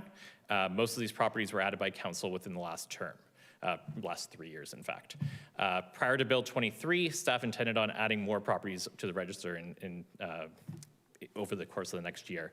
And to be honest, from about 2009 to about 2018, 2019, no properties really were added for the register. It was rather stagnant for a long time, and there's a lot of really nice properties in the city that have no protection whatsoever and really merited being on the register. So it's unfortunate that we're not going to be able to add those now. Given the high concentration of existing and potential heritage buildings located downtown, Heritage District study would allow for the efficient and effective protection of hundreds of properties at once. Next slide, please. So this is a map of the downtown. Kind of shows all the properties in the downtown that currently have heritage protection. The Queen Street HCD is in green there on the left side. The 8th Street HCD is on the south end of the downtown, of course. All the light blue properties are currently designated, so those are protected fully. Everything in red, the big checkerboard basically that you're seeing, is all the properties we would potentially lose because of the legislation. So that's why we're really focused on the downtown and the amount of properties that are down there, and why that's really important, that we try to establish a framework for really protecting as many as possible. Next slide. So as part of this work, it's a big job. It's a bigger job than I'm able to do on my own. And so a heritage consultant actually would be engaged to complete the study and plan phases. This would allow myself, the heritage planner, to continue to focus on day-to-day responsibilities such as heritage permits, planning applications, just general day-to-day customer service, and liaising with the heritage committee. I would also act as the city's project manager to help provide support to the consultant. While that's going on, staff in the Heritage Committee would also pursue the prioritization strategy that was outlined in option 1, except we'd be targeting all the properties that are outside of the downtown. Odds are a lot of those properties, if we just did option 1, a lot of those properties probably wouldn't make the cut. So it would give us a chance actually to target some properties that we wouldn't have been able to otherwise. Next slide. So in terms of what this involves, and I know we kind of just went through this not too long ago with Port Dalhousie and the commercial core, but just a reminder, the study phase essentially looks at determining the cultural heritage value of the area through historical research and analysis. It involves a property survey, so somebody will literally walk around the downtown taking photos and writing about every single building they see to try to figure out which ones are important and kind of figure out trends, what type of architectural styles are really important to the area, and just figuring out more about what the built value is. We'd also, or the consultant would also look at existing city policies, trying to find gaps and strengths. And this would also involve a really robust public consultation process to determine what's important with the community. Next slide, please. The study will take all of the analysis and research, use this information to determine if the area merits designation as a heritage district. It likely does, based on the amount of listed properties that we currently have. And you just have to walk around to see how many great buildings we have downtown. As part of this process, a draft statement of significance would be created, a draft district boundary. So currently, you might have noticed in the map that I provided before, we don't have any lines on the map. We don't know, what this boundary might look like. As part of the, if council gives us the go-ahead, we would try to figure out what the initial boundary might be, and then the consultant would propose a draft district boundary. And then draft objectives for the district plan would also be proposed. The study would be brought back to council, so everybody would have a second opportunity to go over whether or not we want to pursue the heritage district, and council will be able to determine, what that might look like. Next slide, please. So in terms of the Heritage Committee's recommendation, they recommended that the city pursue the Heritage Conservation District study. They were very concerned about Bill 23 and its effect on heritage. And it also recommended that we re-examine the existing Heritage Register and prioritize properties for potential designation under Part 4 of the Heritage Act. So essentially, the options that were provided to you today are the options that were recommended by the Heritage Committee. Next slide.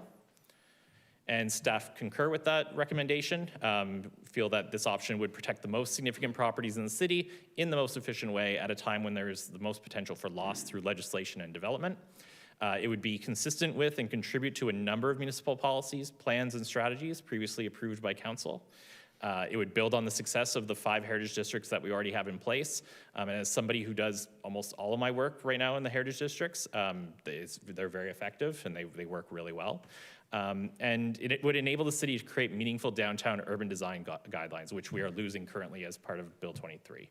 Next slide. Probably most importantly, it would include a significant public consultation component that would allow property owners and businesses and citizens and the BIA an opportunity to contribute to the future of the downtown. It would provide an opportunity to engage with Indigenous and Black communities whose significant histories currently are underrepresented in our downtown. It would give property owners certainty about expectations for what growth will look like, and it will improve the quality of storefronts and the public realm and downtown revitalization. So it's easy to see how this type of strategy can have an effect on in a lot of different ways. And ultimately, at the end of the day, it would contribute to the St. Catharines brand and the aesthetic of St. Catharines. It would ensure that St. Catharines still feels like the St. Catharines that that we all come to expect, right? That picture that I showed you at the beginning, somebody, if you plop them down today, it would still look very familiar, and the goal would be to hope that, 100 years from now, it would still look like that, just with maybe some more towers and people living down here, right? So, next slide, please. Really important, big part of my job is myth busting. And what I really want to stress is that this option would not limit development. The district plan would be created with public input and would adhere to provincial policy that acknowledges that the downtown is a really important area for growth. I also am a really strong believer that if you have a lot of people down here and those people are shopping and they're investing in businesses, those business owners that invest in their buildings, and ultimately, you want to keep up with your neighbor and everybody benefits, right? So along with that, it's not going to freeze the downtown in perpetuity. This isn't Paris. We're not trying to make sure that this, looks the exact same forever.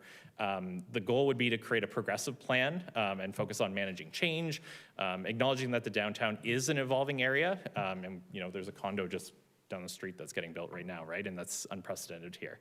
And so we want to make sure that certain changes are not only expected, but welcome, as long as they conform to guidelines. Next slide, please. So this also would not put restrictions on all properties. Sometimes there's a misunderstanding about, if I'm in a heritage district, that means that I can't do anything to my building, but maybe your building was built in 1980 and it's okay to do that. So the district study would outline which properties are contributing, which are non-contributing. It may propose a system where buildings are rated based on how significant they are. So we might have an A rating, a B rating, a C rating. Really, the sky's the limit in terms of options. And the district plan would also identify what types of alterations can be completed without requiring a heritage permit. So, if somebody wants to put up new signage, they probably won't have to give me a call about it, right? So, next slide. This is just another lovely little photo of St. Paul Street. And next slide, please. So, along with all of this, what's in it for the homeowners and for the property owners and whatnot, and how do you get them on board for this type of thing? The province has a tax rebate program that many municipalities use. St. Catharines does not. The Municipal Act actually allows municipalities to provide tax relief between 10% and 40% for designated heritage properties. This incentivizes heritage designations. It rewards owners for being good stewards of their buildings, especially since those buildings contribute to the community and the public realm. And it helps offset the cost of upkeep and maintenance, because heritage buildings are sometimes expensive to maintain. A property tax relief program can be flexible to achieve specific goals. So if council decided they wanted to, institute a certain percentage of tax relief for certain types of properties, you have the flexibility to do that. You can also set minimums and maximums for the amount of tax relief. You can determine, should certain areas have this tax relief? Should only individual designated buildings or properties in a heritage district? There's lots of different options there. And next slide. So just to kind of finish off my presentation. So this is actually a quote from our official plan, and I think it's really interesting, and it kind of speaks to a lot of what I've been speaking to, and how, heritage is, a big part of our past, and it helps us interpret our history, but it also makes a lot of economic sense. It helps the local economy. Tourism is a big part of it. But the really interesting part of this kind of paragraph is the last sentence. And I think it's amazing that this sentence is in our official plan, because it talks about how cultural heritage resources have in the past been threatened by neglect, obsolescence, redevelopment, and the lack of financial means necessary for protection or rehabilitation. My goal and my hope is that, if we allow this heritage district to come to fruition, that we can delete this sentence from our official plan. I would really love that. So that's my presentation. If you have any questions, by all means, thanks. All right. Thank you, Mr. Nielsen, for the presentation. I do have a couple of speakers already. So Councillor Williamson, followed by Councillor Miller. Thank you very much, Mr. Mayor. Through you to Mr. Nielsen. Yes, that lovely postcard is now back up. Based on the evidence I see in there, would you suggest it's almost 100 years old, maybe early 1920s with the Model Ts, etc.? Fair guess? Through the mayor, yeah, I believe that's true. Yeah, there were some Model Ts, there was a trolley in there. Yeah, it's 1920, I think, is the image date. Thank you. You started off by talking about this being an unprecedented attack on our heritage, which is very unfortunate. And just so that we're clear, this $250,000 or whatever it's going to cost is simply a defensive maneuver that we're being forced to take by thoughtless provincial legislation, as Bill 23. So through the mayor to the councillor, Yes, essentially. It's it's an unfortunate thing that we're having to deal with, but this is the most effective way of dealing with it. And in the end, it might be. I understand that a heritage district in the downtown has been kind of talked about in the past, and this might just be the kind of catalyst that we needed to be able to take on a task like this. So, sometimes when bad things happen, opportunities also happen as well. Okay, so this kind of bull in the china shop piece of legislation, I mean, obviously communities, municipalities across Ontario, particularly those people who are concerned about heritage, would have brought to the attention of the cost and the potential destruction that would ensue to our heritage, the provincial government. So they would have, you would think they would have had an opportunity to rethink things and maybe make some amendments or modifications so that communities like us and ultimately when we're talking about communities, we're talking about the little guy, little taxpayer Doug Ford likes to talk about. Did they make any substantive changes or recognize these deficiencies in this legislation? Through the mayor to the councillor, no. So as much as they did change some elements of the Planning Act and some other acts based on feedback from the municipalities, the Heritage Act was not touched. Well, that's very unfortunate because essentially it's creating a kind of red tape and bureaucratic response that those in power in Ontario like to rail against. And anyway, I'll stop. There were sort of questions, obviously loaded questions, but this is the kind of thing that's totally unnecessary and angers our taxpayers and local residents. And I also do thank you for mentioning the environmental sustainability aspect of not demolishing existing structures. And it's something that's important that often gets not neglected, not thought about when we're making land use planning decisions. The recommendation that you have before us is one that I will support. Thank you very much, Mr. Mayor, for the latitude. Thank you, Mr. Nielsen. Thank you, Councillor. Mr. Nielsen, I will actually offer if you'd like to have a seat sure. somewhere in the bullpen. And because I don't know how much of these are questions for you, and I'm going to allow the same latitude to everybody. If they have questions for you, they can ask them. But if they want to make comment at this time with respect to the report, they can do that as well. Councillor Miller. Yeah, thank you. Thanks for the presentation. It was really excellent, and I think brought up a lot of the challenges we're going through. And I know Councillor Williamson already touched on that. This is obviously putting the cart a bit before the horse. But let's say we move forward with this heritage designation district. Could you, and we're looking to densify the downtown. I know you noted that as something that we would continue. Could you maybe provide us what would the implications be for new buildings and for existing buildings that want to add, maybe residential units on top or whatever? I mean, what are some of the potential implications if this moves forward? Through the mayor to the councillor, so the Heritage District strategy or Heritage District guidelines, would actually provide guidelines and policy for what any new development might look like. So it's no different to what we would see in any of our other heritage districts.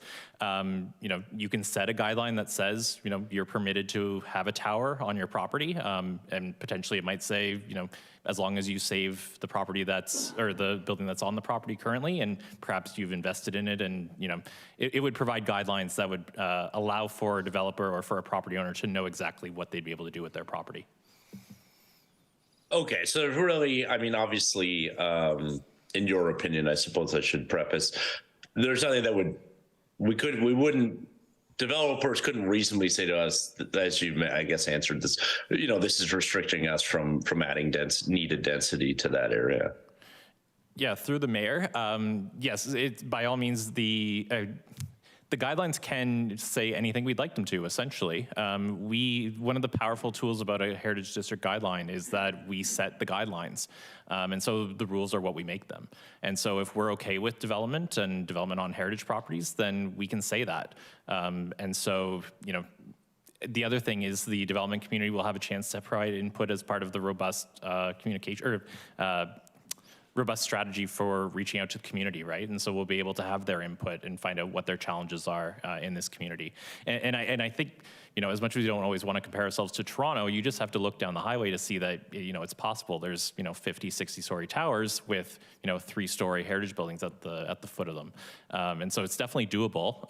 And it's something that, you know, can be kind of baked into a guideline if we wanted it to. In your opinion, like your sort of expertise, that's, I don't know what the word, acceptable, like that, you know, you still maintain heritage value for those first 3 stories, like it still has the benefits of heritage, even though we built maybe a modern building within the design standards on top. Yeah, so through the mayor, every property is different, obviously, and there's good ways of doing it and bad ways of doing it. So I can't speak universally that, you know, adding stories to a building is the best thing for it, but there's right ways to do it, and there's a lot of great examples where that's been done. I'm coming back next week actually to do kind of a Heritage 101, and I'll show you some of those examples next week. That's awesome. Just a couple more questions. You mentioned our ability to designate about maybe 16 properties. That is good and everything else, but obviously that leaves a lot unprotected again, as you noted. Do we have? What would it cost if we could even spend the money, because maybe it's not a money issue, if we wanted to designate more? Is that even an option to budget for more staff to do the work that goes into designating each property? And that might be on staff, I suppose. Through the chair or through the mayor to the councillor, it would be tough to say what the exact cost would be of individually designating 163 properties. Having worked on the other side, on the private consulting side, you could be talking about upwards of, you know, $10,000 per property, depending on the complexity of the property, because every property is different. So, you know, that number, the dollar signs would add up pretty quickly to do each one individually. Okay, I guess what I'm curious about, you know, we've highlighted a lot the errors and the issues with Bill 23, and this is another one thing that's being downloaded to municipalities. But if we so wanted to and so chose as a council, could we budget X number of dollars and designate, or is it more than just a money issue in terms of getting these designated in time? So through the mayor to the councillor, the goal of the Heritage District is to try to see if we can effectively designate under Part 5 of the Heritage Act as many properties as possible. Because 2/3 of our listed properties are in the downtown, we'd essentially be putting that money towards designating as many properties as we can. So it would leave us with about 50 or so that we could tackle individually. And it's quite possible that some of those properties that are on the list or that are on the register don't actually merit designation, because we would have to evaluate them individually as well. And there's certain criteria that they would have to meet. So as much as there are 163 to look at, you know, 100 of them would be covered by the downtown Heritage District. And then staff believe that we have the capacity to be able to take on as many of the remaining as possible. There will probably be some that fall through the cracks, but the money would be best spent actually going towards the Heritage District. Okay, yeah, and I agree with you. And my last question, sorry, I certainly agree with you that things made in the 1980s are still quite young, but as a heritage planner, when does that turn over? Like when do those buildings now that are, you know, some getting close to 50 years old, become historically or aesthetically or whatever relevant in terms of capturing a moment in time? So through the mayor to the councillor, so there are no rules in terms of designation, and technically if something's built yesterday, we could designate it. All it has to do is meet 1 or 2 of the 9 criteria for designation. So, you know, it would be unlikely that a building from the 1980s would meet all the criteria, but perhaps it might if it, you know, had a very significant architect and was done in a style that, you know, was kind of rare or unique. You know, there might be reason for it. And it's also depending on the values that the community holds. So there might be certain, you know, buildings or properties that have significance to the community that, you know, were built in 1970 or 1980. For example, maybe our library, right, is a building that's relatively recently built, but it's a significant building to the community, and maybe that's a building that would merit designation on its own. Okay, thank you. Thanks for that. Thanks, Mr. Mayor. Thank you, Councillor Miller. Before we go any farther, we're going to put staff recommendation on the floor. Councillor Garcia to move. Who wants to second this one? Councillor McPherson? Okay, good. If we're going to have comment, then we should have it on the floor. With that, I'll go to Councillor McPherson, followed by Councillor Harris, and then Councillor Ratzlaff. Thank you, Mr. Mayor. Through you to the heritage planner. Could we get the map up again, just of the buildings? Because it's been a while since I looked at the heritage registry and/or what was originally on the long list. But because I think you identified a few of the buildings, but as I recall, just from my own little weird map that I'm looking at right now, there's probably just on St. Paul Street alone, almost 80 buildings that would fall, within, having some significance being built, say by my count, around 45 built in the 1800s. So when you look at this, I'm just asking from a cost perspective, that the map that you've got up doesn't necessarily reflect the number of buildings that will need to be investigated, researched, and that sort of thing. Am I correct with that, or? So through the mayor to the councillor, so typically what we do is we would set kind of a boundary, and we would say, and I'm not sure where that boundary line would be on this map, because there are a couple pockets in the downtown that hadn't been added yet and have some pretty significant buildings in them. Okay. So what typically a consultant would do is look at kind of on a per property basis and cost things out in that way. So they wouldn't also just look at the buildings that are already listed. They're going to look at ones that aren't as well to see what needs to be captured.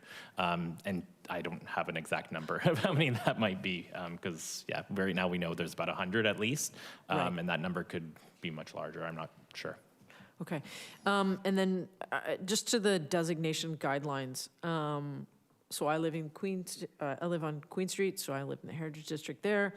The guidelines, so far as I recall, and I was involved in the Power Glen ones, they're written specifically for that district. It's not like a blanket, right? So when we talk about the opportunity for development or the opportunity for, infill, the guidelines are written specifically with all of that in mind, correct?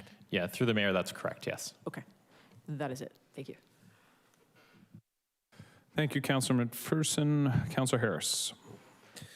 I guess maybe the mayor or the CAO might be able to answer this. If we pass this motion, there's been a lot of talk about changes in governance in the Niagara region. Would it just be moot? Does anybody have any idea how these things, if we pass them and perhaps the governance changes of St. Catharines, how it would apply in the future? Through you, Mr. Mayor, I'll take this one. That's the hypothetical to end all hypotheticals right there, Mr. CAO. I would suggest that a heritage district wouldn't change necessarily with the overall governance change because they're at that sort of that more local scale, but I don't know the specific answer, quite honestly, and I don't want to speculate, but that's just my opinion. Okay, so then my next question was, do we have any sort of idea when this recommendation would be coming forward for the governance in the Niagara region? Well, there was an order in council last week looking for facilitators. So that is where the government is at this stage. That's my understanding of it. That's where they're at. They are looking for a facilitator for the facilitation process as outlined in Bill 39. It was Bill 39, right? Okay, Bill 39. There's been a lot of legislation. Perfect. All right. Thank you, Councillor Harris. Councillor Ratzlaff. Yeah, thank you, Mr. Mayor. Through you to the presenter. So there's 50 that aren't inside, like if we do pass this recommendation here, there's 50 properties that are already designated on the registry that are outside of our districts. And I'm assuming that there's other properties that are on a priority list outside the districts. I'm just curious, are there like other hotspots that would be suitable for a conservation district in our city? Or are the properties just kind of dispersed evenly in the other areas? Through the mayor to the councillor, off the top of my head, I don't know of any other areas that have a really high concentration. We do have, last year, we added about about a dozen properties on Elizabeth Street in particular, but that doesn't suggest that that area merits a heritage conservation district. unfortunately, I don't think I have a great answer for you in terms of any other areas, but I think the downtown is clearly the most obvious of them. Yeah, I would agree with that. Thanks. All right, thank you, Councillor Ratzlaff. Councillor Garcia. Councillor, can we turn Councillor Garcia's mic on? Thank you, Mr. Mayor. Through you, first of all, to the presenter, I wanted to thank Mr. Nielsen and the planning staff for coming up with such a detailed, comprehensive study in a relatively short period of time. Really appreciate it. And I do want to share with council, because not everybody may be familiar, that it's thanks to having Mr. Nielsen and as a heritage planner that we have managed to significantly increase the number of properties on that heritage registry, because he took it upon himself to research these properties and recommend them to the Heritage Committee on a regular basis. Otherwise, there'd be many properties that are on the registry now that would not be there. So the question that I have, and I just thought of this during the presentation, I don't know whether you can answer it or the director. When we're successful, let's not say if, in designating a district or some individual properties, obviously the boogaboo of appeal is always there, that somebody could appeal it.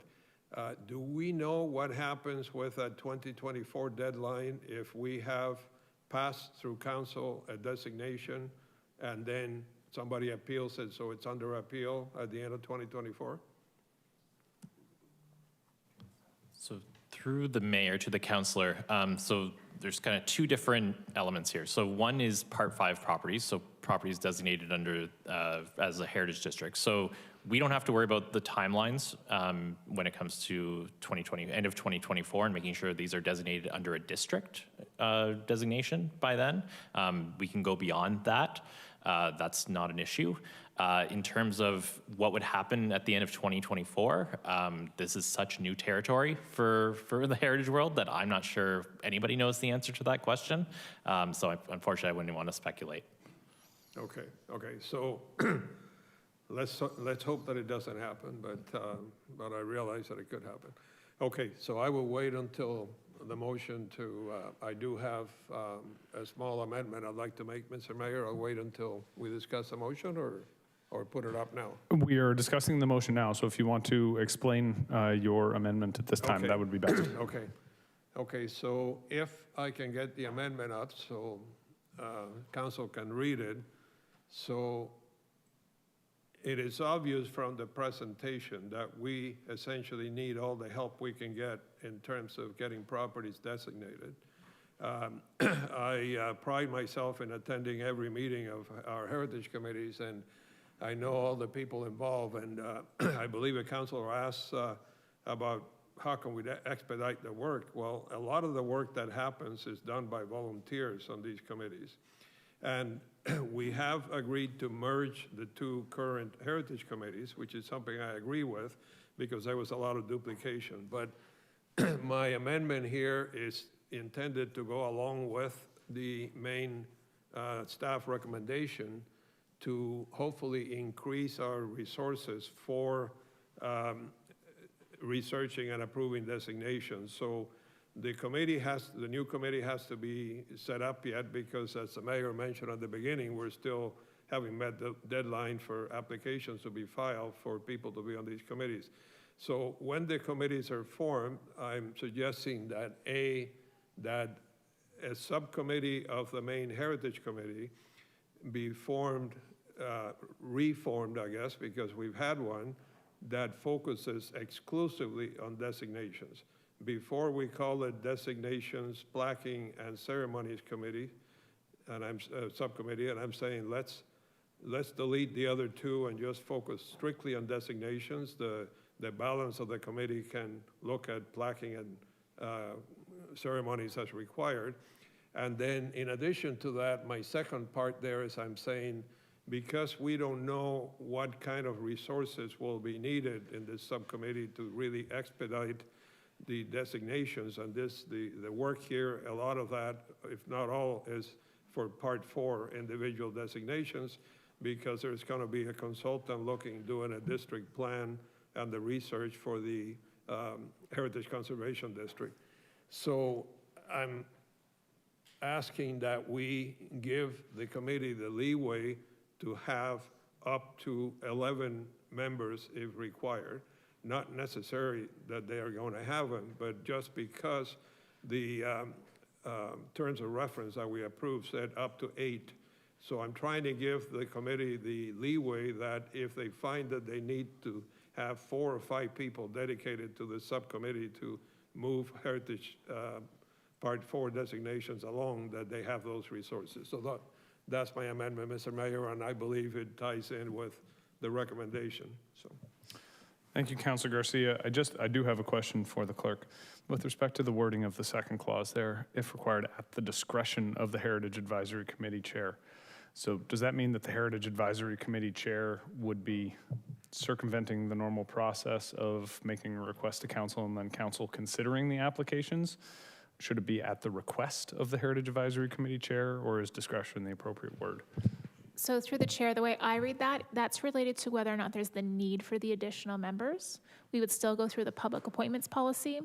And so, for example, if in the first year of the committee it's established that they do need the additional members, the step that would be avoided here would be coming to council asking to add 3 members. We would then just go through recruit directly for those members and bring that recommendation to council. If it's within the first year, we'd be allowed to go to the previous applicants as well. Okay, I just wanted to make sure that any new members would go through the normal appointment process.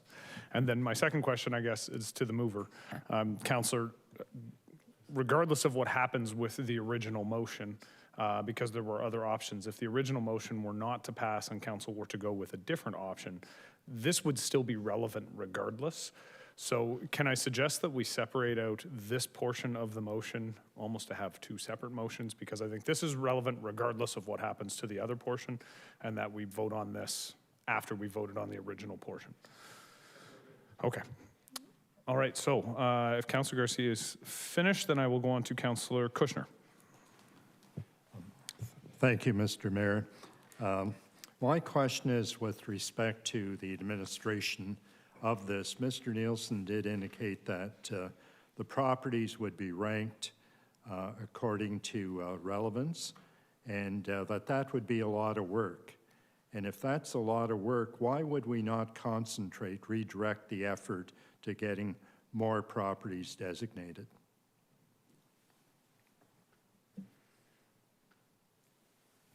Through the mayor to the councillor, unfortunately, I'm not sure I understand the question. If you wouldn't mind just Okay, I restating thought you indicated that the properties would be ranked in terms of heritage criteria, and you indicated that that would be a lot of work.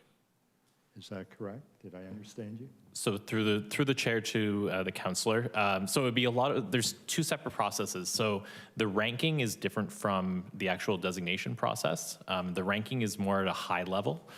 So you'd be looking at the different criteria of the Heritage Act, Ontario Regulation 906, but you wouldn't be doing the legwork necessarily to do in-depth historical research and site visits and whatnot.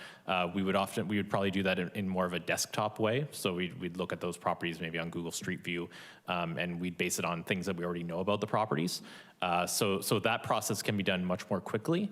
We'll also be able to rule out properties relatively quickly, just to be honest, by looking at them as well. A lot of people know a nice heritage building when they see one, so we'd be relying on that a little bit as well. So what you're suggesting is that the effort we put into that would not be better directed to increase the number of heritage buildings. Is that correct? So through the mayor to the councillor, I'm not 100% I understand the question, but essentially staff have no concerns about the ranking process and being able to achieve that in a timely manner.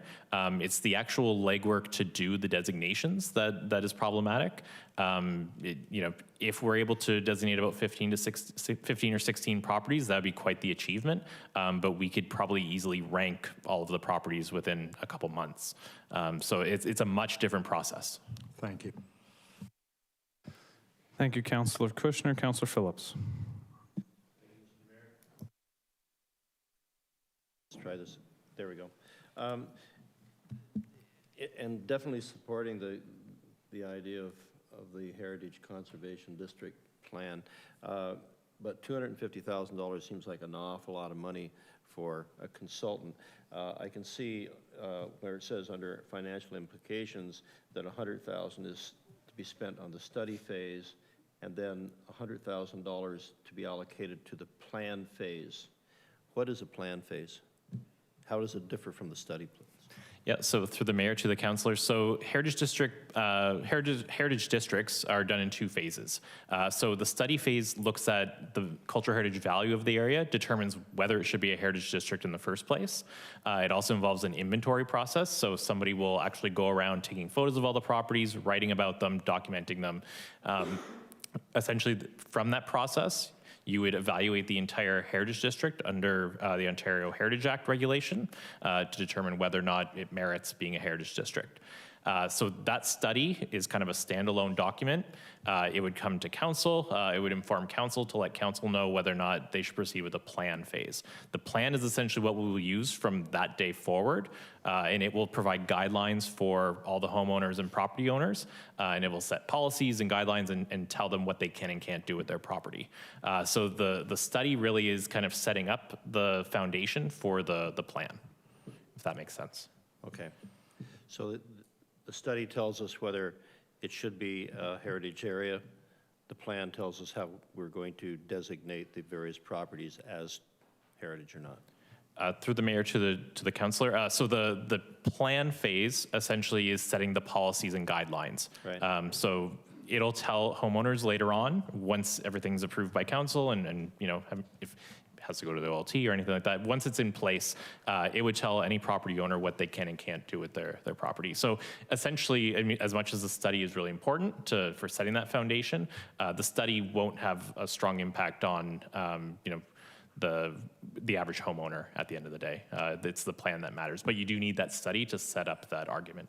So we don't have those initiatives available to us right now for if we are going to designate a house as a heritage property. Are those initiatives or those situations going to change compared to what I'm trying to save $100,000 here, and I don't see if. You know, we already have those in place to designate the house, a house today, a heritage property. Is that going to change after the study? So or can we just use what we have today? Yeah, so through the mayor to the councillor, because of the size of the study area, so because you're dealing with hundreds of properties, it's much different than just dealing with designating one property. And I think I'm answering your question appropriately, but if I'm not, let me know. So the amount of legwork and the amount of research and work that's involved in terms of looking at every single property in an area, the time that's needed for that, and also balancing that with, you know, my other responsibilities, it's just not feasible. And that's why a consultant who, you know, will have an entire staff and an apparatus in place that they'd be able to do that much more efficiently and effectively. The amount of work that is involved in that type of project, it's not hyperbole to suggest that it's about, you know, 200 to 300 days worth of work for staff to do, for somebody to do. This is just from being on the private side previously. It's a lot of work, and I would love to do it myself if I had the ability, but because I think it'd be fascinating to do, but it's just not feasible along with the day-to-day work that we do. Okay, thank you. Mr. Mayor, our downtown, as we all know, it's going to be undergoing a transformation in the very near future. We have a 18-story tower going up. We have a 30-story going across the street. We have a 36 going down on the corner. We have to preserve our heritage properties. Unfortunately, we demolished a beautiful library a while ago on the corner and built a courthouse. And the YMCA went down, and we can't afford to lose other heritage properties, so we definitely have to consider this area as a heritage area. Thank you. Councillor Townsend. Thank you, Mr. Mayor. Through you, yeah, I'm certainly in favor of the option provided by staff. I did have one question though. In regards to the two phases, as it was just discussed, I'm assuming phase one will indicate that we do have significant heritage to preserve moving into phase two, correct? Through the mayor to the councillor, yes, I believe that's correct. And if they come back and suggest that we don't, what happens? Are we still on the hook for the 250K, or is this 250,000 divided between the two phases? So through the mayor to the councillor, the intention is for it to be spread out over 2 phases. My assumption is that we would not proceed with the plan phase if the study phase were to tell us that there was no heritage value here. Okay, thank you for that. And my last question is, in regards to the plan, council will receive, following the public consultation in this process, there'll be like a rendering of what it could look like, an idea, an image for the public to see what direction we're looking at going into. Is that correct? Through the mayor to the councillor, what type of rendering are you speaking to? Like images of what the downtown could look like by preserving the heritage aspect, what it could look like, 10, 15 years from now, so people have an understanding as to why we're actually undergoing this study. So through the mayor to the councillor, so as part of the consultants' work, I imagine what they will be doing is putting together materials for public consultation. And as part of that, if we ask them to, they could put together those types of images to be able to help explain better to the public what types of things are possible. Thank you. All right, thank you, Councillor Townsend. Are there any more speakers to the motion that is on the floor? Okay, very briefly, I will provide my 2 cents on this one. I will start by saying I applaud the work that's been done by Mr. Nielsen and by the Heritage Committee. I had the joy of sitting on the Heritage Committee, one of the Heritage Committees, because there have been multiple iterations in my 12 years, but in my first term of council, I sat on the Heritage Committee, and I got to see the good work that's done and the immense volume of volunteer work that is done by the folks on that committee, specifically when it comes to the designation of properties. I called attention at the time to Brian Nari's report on the Welland House when it came forward because I thought it was exceptional. And I know the depth and breadth of the work that is involved with the designation process of individual properties. With that said, I have developed a sense of discomfort over the 12 years with how we deal with heritage properties. When I first came onto council in 2010, we designated heritage properties at the request of the owner. And for the first number of years on council, that was the rule, that we would wait until a request came from an owner. And once that occurred, we would go through the designation process, and I think in every situation, the property was designated after the reporting period had gone through. Oftentimes it was Mr. Nari who wrote the reports. They were exceptional as always, and they made the case, but they were done at the request of the owner. I had asked a few folks with respect to the heritage districts if those districts were requested by the people living in the area. At least with respect to Port Dalhousie, that was the case. However, sometime in the late 2010s, we designated a property, 57 Lakeshore, over and above the objections of the owner. Did not want to see the property designated, but the case again was made by the Heritage Committee at the time that there was a very real case for that. But since then, and Mr. Nielsen has made the point, the Heritage Registry was used to not designate properties, but to apply a higher level of scrutiny and heritage preservation to those properties, and done in some cases over the objections of the owner. In 2020, we went through a number of properties in the downtown, and at the time, we did have objections from some property owners, and council listened to those objections and removed the properties from the registry. But some property owners were mollified by statements that being on the registry did not mean they were being designated and they wouldn't be subjected to the same level of preservation that designated properties were. But now as we're discussing looking at an entire district, which puts in place many of the same protections as designation, a lot of those property owners who are on the registry are now feeling like designation by stealth is occurring. And I don't believe that that is the intention. I want to make that very clear. But the concern was raised in 2020. Some residents managed to have their properties removed from being placed on the registry, but many properties didn't and are now in the midst of facing what could be a designation. I struggle with that. I struggle with the idea that we are looking at designating properties over the objections of the residents. I think that when people purchase homes within heritage districts, they understand what they are purchasing into. We have a number of heritage districts within the community, and when people purchase a home in those areas, they know what they are stepping into. But to designate people's properties without giving them the ability to pull back and away from that designation, I don't think is correct. We have done it, and as I said, my level of discomfort raised in those situations to where I am now, where I don't believe this is the right next step. With that said, if council were to look at option number one, I could be supportive of option number one, the individual designations, because that would at least provide the individual property owners the opportunity to object to council when they came here. So with that in mind, I will not be voting in favor of the staff recommendation. I will be voting in favor of Councillor Garcia's additional amendments, which was why I asked for it to be separated out, because I do believe the Heritage Committee should look at those properties they feel are worthy of the full designation process. But as it stands with the staff recommendation, I will be voting against. With that, I will look to the clerk to call the roll.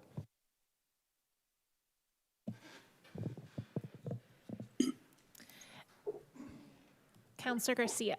Yes. Councillor Kushner. Yes. Yes. Councillor McPherson. Yes.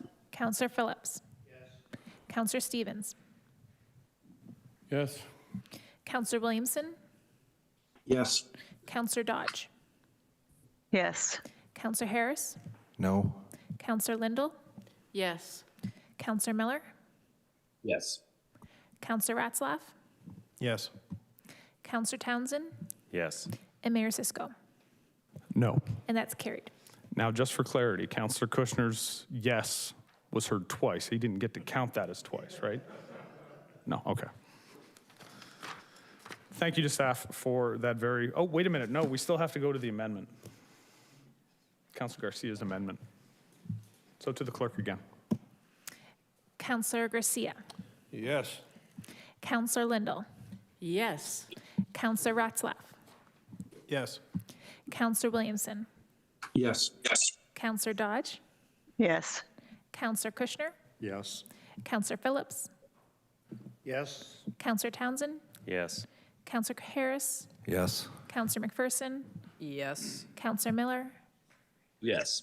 Councillor Stevens. Yes. And Mayor Sisko. Yes. And that's carried. All right. I will, yes, Councillor Garcia. Just wanted to make a comment, Mr. Mayor, because it's something that Councilor Phillips raised, and I'm always in favor of saving money if we can, and $250,000 sounds like a lot of money, but a point that I wanted to clarify that I'm not sure Mr. Nielsen made strongly enough is that we live in a time where you have to be so careful with these district plans. Like, they have to be done exactly by the legislation, and they have to cover all the bases, and they have to be consistent. And I can tell you that having been intimately involved with the designation of Port Lucie, you would not believe the problems we're having because of weaknesses in the way that that plan is now conforming or not conforming with the Heritage Act. So a lot of money, but I'm sure if they can do it for less money, they will. But I believe they do need an outside consultant. So are you asking for money for an updated Port Lucie plan now? That too, yes. See, this is what they mean when they say every night is budget night. But no, Councillor, I'm fully in agreement. If we're going to do it, let's do it properly. With that, I will ask and beg Council's indulgence, a change that should have been made at the time. I thought Mr. Nielsen had more to add. I beg indulgence. We do have members in the gallery, or residents in the gallery, who are looking to speak to item 9.3. So if I could just get consent from council to move 9.3 ahead. So that's moved by Councillor Phillips, Councillor Townsend. All those in favor of moving 9.3 to now? Excellent. So we will move on to Office of the Chief Administrative Officer, the Community Improvement Plan, the Potential Council Working Group. I'll call upon Aaron Ohosky, the Deputy Chief Administrative Officer, to make a presentation prior to council discussing the report.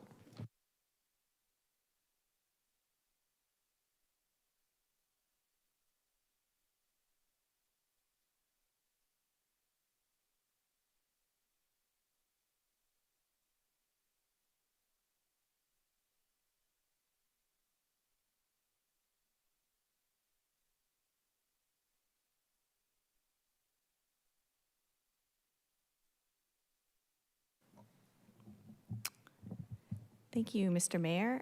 So through you, this is just an overview of the report that is before council this evening related to a potential council working group to review the community improvement plan. Next slide, please.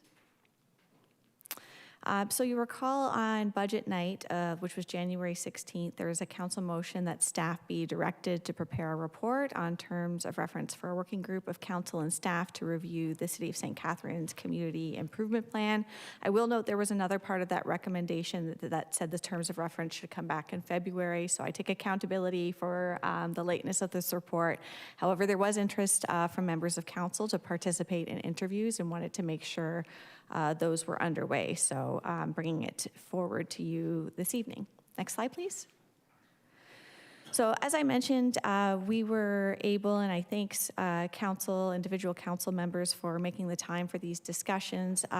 Every member of council participated in interviews with respect to a potential mandate for this working group, and I thank council so much for making the time to have those discussions with me. They were very helpful in helping to develop this report. So members will recall we really focused on 4 questions within the context of those interviews. First of all, were councillors' perspectives on the overall objectives and functioning of the community improvement plan. So just in general, your views of the program. Next, we got into specific regarding the eligibility criteria, any geography or other elements of the scoring criteria, which I circulated in advance and discussed with you. The third question we focused on were potential goals, objectives, and overall functioning of the working group that was indicated in the motion. And then if there were any other comments that didn't fit into those categories, we discussed those as well. So without naming who said what specifically, all of those themes I've identified and they are in the report under Appendix 2.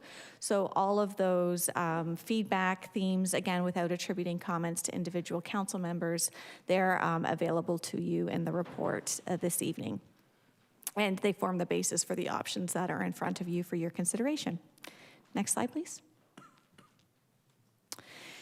Regardless of the option that council selects to guide the creation of the terms of reference, staff are recommending a set of guiding principles. As mentioned at the night that this was discussed, we would really like to encourage council during the review process to maintain certainty for the development community during the review so that they know what they might expect during the review and until the review is complete.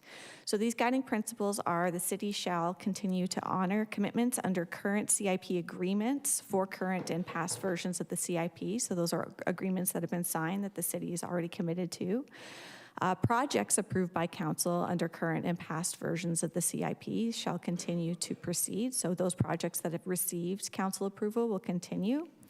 Projects with applications submitted under recent CIP intake processes shall be evaluated and considered based on existing program criteria. So these are applications that have already been submitted under the criteria that's been communicated under the existing program, and we'd ask councilors to continue to honor those processes. And as well, that existing program criteria shall remain in effect during the review and at a minimum for the next 2 intake periods, which is June 30th of this year, as well as December 28th, and the evaluation shall proceed according to existing processes and criteria. This is really to say there's current projects that are underway that have been built under the assumption that the existing criteria would continue, so we suggest to council to maintain those processes. Next slide, please. So the options that are before council this evening, there's 4 of them. And what we found when we spoke to each of you was that there wasn't any single prevailing direction to guide the creation of a terms of reference to bring forward for consideration this evening. So what we're doing this evening is taking the feedback that's indicated under Appendix number 2 to try and narrow the scope so that we can develop an effective mandate and terms of reference for the working group. So the options are fourfold. So number one is that the working group input inform the scheduled review process. So under the existing CIP review, which is scheduled to expire in 2025, a review process is built into that. So at the expiration of the current program, that a scheduled review would take place as in past iterations, and the anticipated start date for this is Q4 2024. So that's option number one. It is the option that's recommended by staff, consistent with past comments.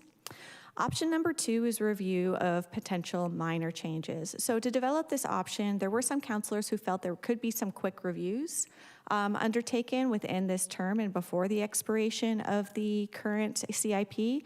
So sat down with the technical experts in the field to see what changes might be able to be implemented within the current CIP program. So these changes include, and they're outlined under option 2 in the report, changes to the annual tax rebate percentage that eligible applicants can receive under the existing tax increment financing programs. Number 2 is restructuring the point allocation and criteria within the value-added section of the project evaluation system. So there's currently 10 points allocated to value-add. There is flexibility and latitude to allocate points, whether right now it's both public realm improvements as well as sustainability initiatives. That scale of 10 could lean one way or the other, so that's a relatively minor change, as well as changes to the eligibility of project costs under each tax incentive program, considering alignment with the Niagara region's new eligible cost requirements. So that is the third element that could be potentially reviewed and come into effect before the expiration of the existing program. Option 3 is really for any other changes outside of those that have been identified as minor. For any changes over and above those identified under option number 2, a formal amendment to the CIP is required. So this is a process that's similar to a citywide official plan amendment that necessitates background research, detailed analysis, extensive public and stakeholder consultation, as well as a legislative public meeting. So it is fairly, it's a lot more comprehensive than option 2. So what we're suggesting, if that is expedited earlier than the start date, that there's a potential that external support would likely be required. Option 4 acknowledges that there's some members of council, as indicated in Appendix 2, that have concerns regarding the existence of a CIP program. So if council viewed the working group's mandate to be taking a look at the potential elimination of the program, we would suggest that would happen after the existing CIP program expires, and it entails a wholesale review and needs analysis of a CIP for St. Catharines, and would engage experts to review the rationale for the existence of the CIP and specific applicability to St. Catharines. Next slide, please.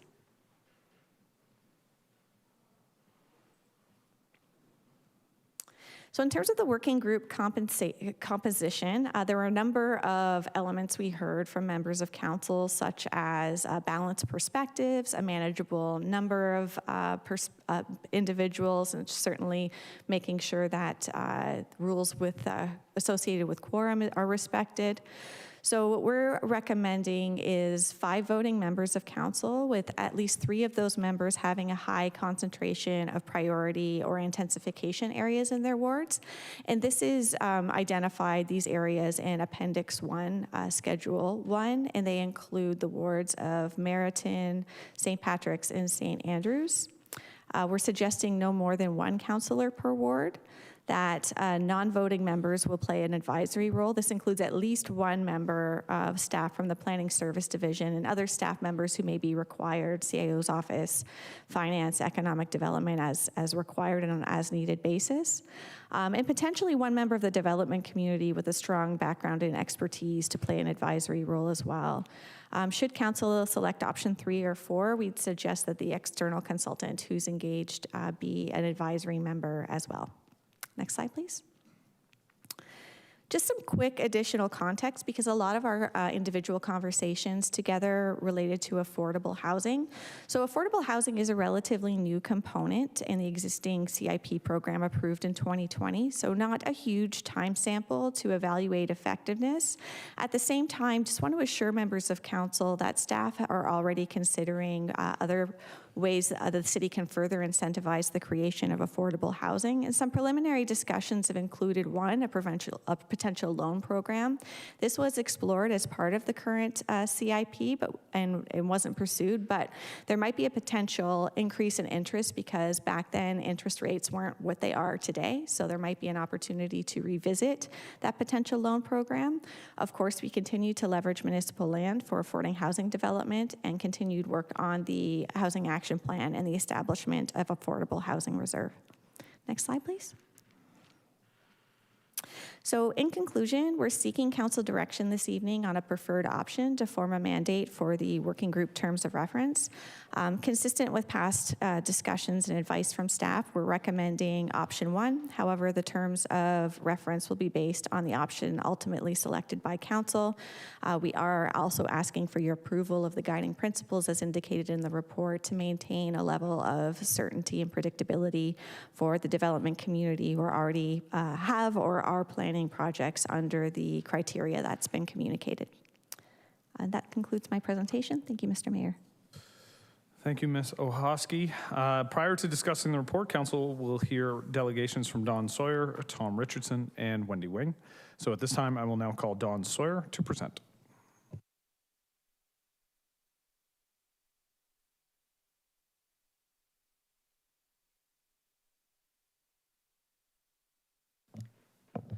Don, you do need to unmute yourself. Thank you. As I said, I just want to welcome the new councillors and congratulate you on being on council. As a bit of background, I've been involved with the CIP from the very beginning, including the public CIP consultation in 2019. And in fact, I was so enthused by the revision that was presented in 2020 that I actually endorsed it, primarily because it focused on affordable housing and it moved away from the size of projects, which had largely dictated projects in the past. And it also focused on brownfield remediation. So those three priorities really made a huge difference from my point of view in terms of the program we had before.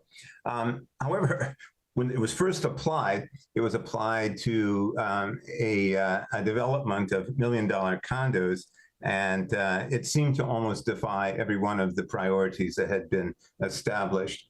And in fact, it's a strong word, but it's a word I felt at the time and feel now. I genuinely felt betrayed. I really felt that my input and the input of other people in the community had resulted in a program that would ensure that CIP monies went to projects that were most needed and benefited the people who were in most need. So just if I could just skip through, we're now looking at a situation where staff has come forward with some suggestions, and I'll try to speak most directly to those because I think that's what we're really doing tonight. I'm really happy, and I think most people are, to pay their municipal taxes. And I'm especially happy to pay my taxes when they benefit people in the community who need the greatest assistance. But I'm not very happy when my tax money goes to subsidize $1 million condos that advertise, this is right out of their promotional, a development that provides a limited collection of 120 impressive lofts and estate residences with high ceilings, fabulous water views, custom layouts, and bespoke finishes that will provide the rarest opportunities for a fortunate few. This is not what the CIP is for. It was never designed for that, and I personally was offended to have that. This, by the way, was applied, as you know, to a project that had already been refused twice under the old plan. So let's start out by saying in response to your motion of January 16th, you've been presented with four options by the staff. And these options to me are inadequate. And that's simply because the program, from my point of view, is so fatally flawed that it needs to be ended now. And there's a fifth option that I think you need to consider. As of tonight, the council has the ability to freeze the CIP. Simply no more money goes out until it's fully reviewed, fully evaluated, that its application in the past is assessed, and then with the public, I hope, public input can go forward. As I say here, the scenarios that are here are just toying around with the edges. But when you look at how the Harbor Club was scored, you see that the words are relatively unimportant. What's important is how they apply. For the core issues of housing, remediation of contaminated lands, heritage conservation, that received 20 out of what was needed for 50 points. The bulk of it, there were 2 points, by the way, for public bike racks. And even the multiple use was thrown in at the last minute by putting a cafe in the bottom. It was clearly, and I mean, I don't blame the developer, manipulated to meet these new criteria. But the criteria was reached by doing exactly what we were told it wouldn't be done, which was to emphasize the size and the amount of the revenue of that project. So that to me is, it says volumes, and it says that this current project does not work, this program, I should say, is not working, and it's certainly not working in the way that we were told it was going to work. And to be honest with you, at one point in the council report, they say that that it's too soon to determine its effect on incentivizing affordable housing. I'd say it's not too soon, because in the 2 years that it's been in effect, we've not seen one single affordable housing unit built. We haven't even seen one approved. So we're not getting, even in these early stages, an indication that this is a program that meets our community's most basic needs.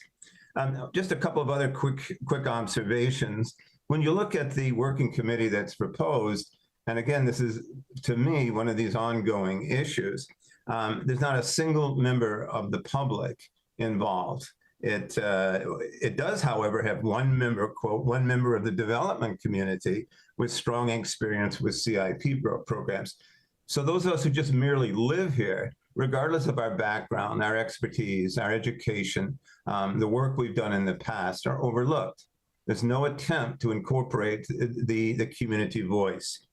And I think, again, when we're talking about what do we need to do in the future, if we're going to talk about really incorporating, making this an incentive for affordable housing, then what you do is you put in there that no CIP grant that doesn't provide 30% affordable housing will be entertained, period.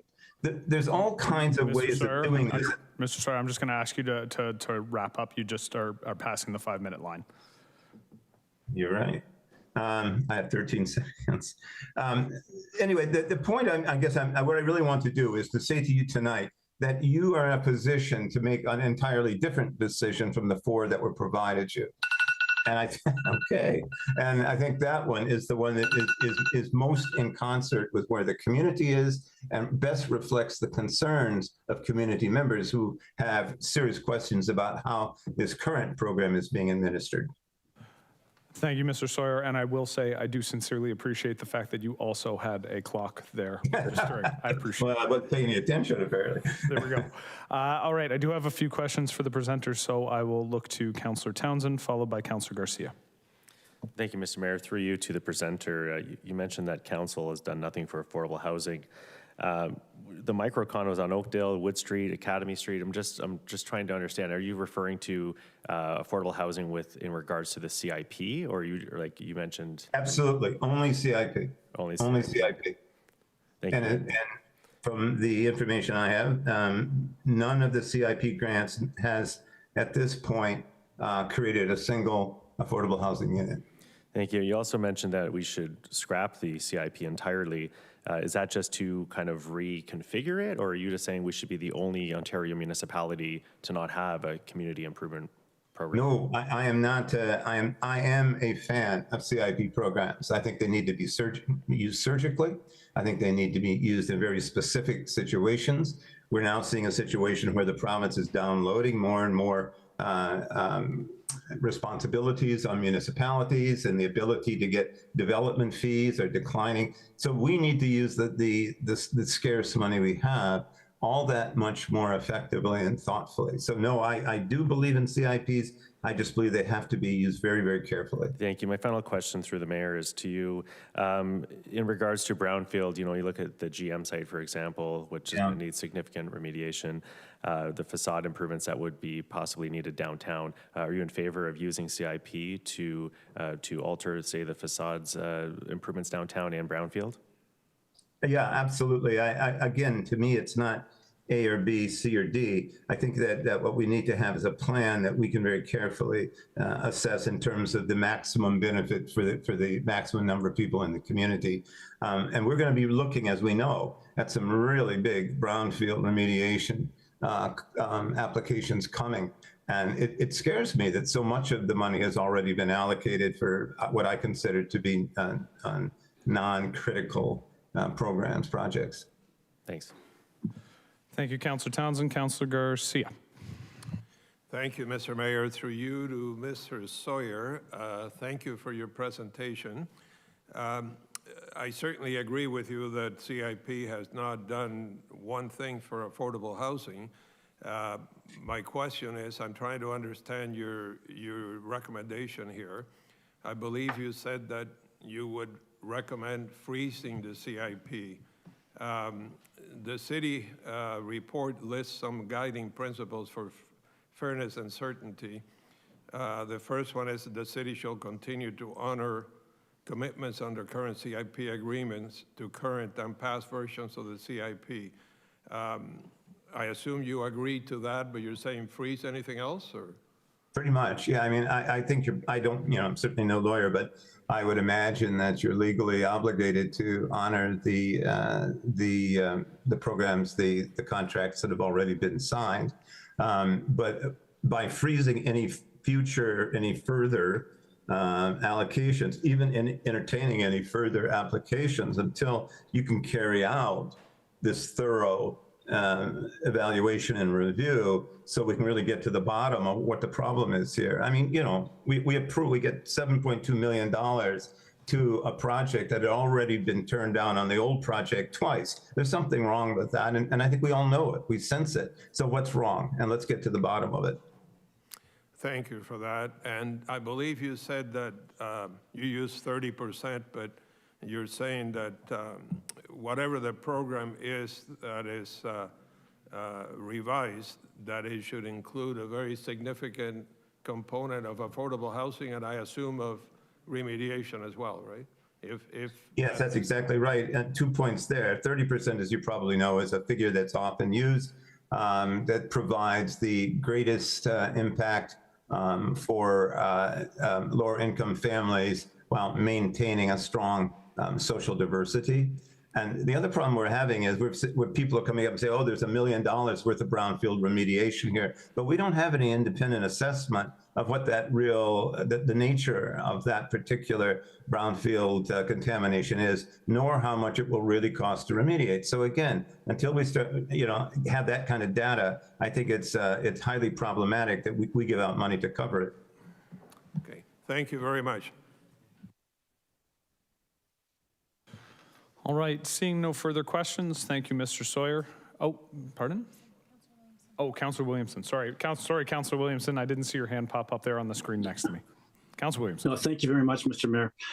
Through you to Mr. Sawyer. Mr. Sawyer, you're aware that the region paid for an independent, impartial study done by KPMG talking to CIP and suggested that they could find no outcome, no value in it that actually brought any additional revenues or, to use your words, serve the common good, more people and community. So, but you're suggesting that if it's used tactically, strategically, that it could be a benefit for certain social causes. I just wonder if you have any evidence that that you found that CIP actually works. Well, I mean, it depends what you mean by work. I mean, if your sole criteria is to increase tax rolls, even on land that probably does not need incentivization, I say no. But yes, I think there's good evidence that a CIP used in conjunction with other plans, very strongly established criteria for development, penalties for not complying with those standards. I mean, one of the problems we have now is that these grants, and they're grants, not rebates, these grants can go with the property if it's sold to another party. Doesn't have to. If you approve it that it does, it goes with it. So for a speculator, this is great stuff. But what we need is somebody who's serious about truly working with the city to address significant problems, put out a call for proposals, get people who want to work with us, and then use the CIP to really incentivize the overall project for the community. Thank you very much. All right, Councillor Harris. It's actually not for the speaker. I wanted to ask the planner. Okay, So well, I'll wait. if you don't have any questions. Okay. Mr. Sawyer, thank you very much for your presentation. Thank you very much. Ms. Katay? Thank you. Through the mayor, we've heard a lot in this council meeting and others about a regional report on the so-called effectiveness of incentive programs. And I think that in absence of council reading it, I think that there should be some clarity being provided. So first of all, the region commissioned a report on KPMG on service sustainability corporation-wide. This was a report done in 2019 that questioned the region's ability on their programs that were beyond what was required. So when you look at the services that a regional level of government provides, 90% of them are required by legislation or otherwise. The remaining 10% is what is discretionary, and this is what the KPMG report focused on. So first, the region actually has 5 incentive programs that were under consideration of the KPMG report, and they differed substantially in scope and priority from those that the City of St. Catharines offers. So there was a simple grant program, tax increment grants, public realm, gateway tax, and development charge rebates. So first off, 3 of those are programs that the City of St. Catharines doesn't even offer. We don't do public realm grants in terms of regional lands and urban design. We don't do gateway tax because we don't have a gateway designation. And at the time the study was conducted back in 2019, we didn't have development charges. So the only 2 that were somewhat comparable were simple grants and tax increment grants, but those were not considered as any part of a comprehensive study. So to even start with, this is not an apples to apples comparison, and it's unfortunate that this continues to be discussed in that light. Secondly, when the entire purpose of the KPMG report was to look at increased assessment. So I'm going to ask, if a $10,000 facade grant, is that going to substantially increase assessment on a property? The answer is no, but it contributes to a snowball effect. So if one property invests in their facade, then the property next door will, and the property down the street will. And next thing you know, you have an entire streetscape that's been dramatically improved. And we can look to St. Paul Street to see the effects of that. What else happens in that case is it entices other businesses to locate to that area and invest in their properties, create businesses, or create places for people to live. Is there an increased assessment that comes with that? Yes. Can it be? Was it even part of the scope? Was it measured? Was it studied through this KPMG report? No.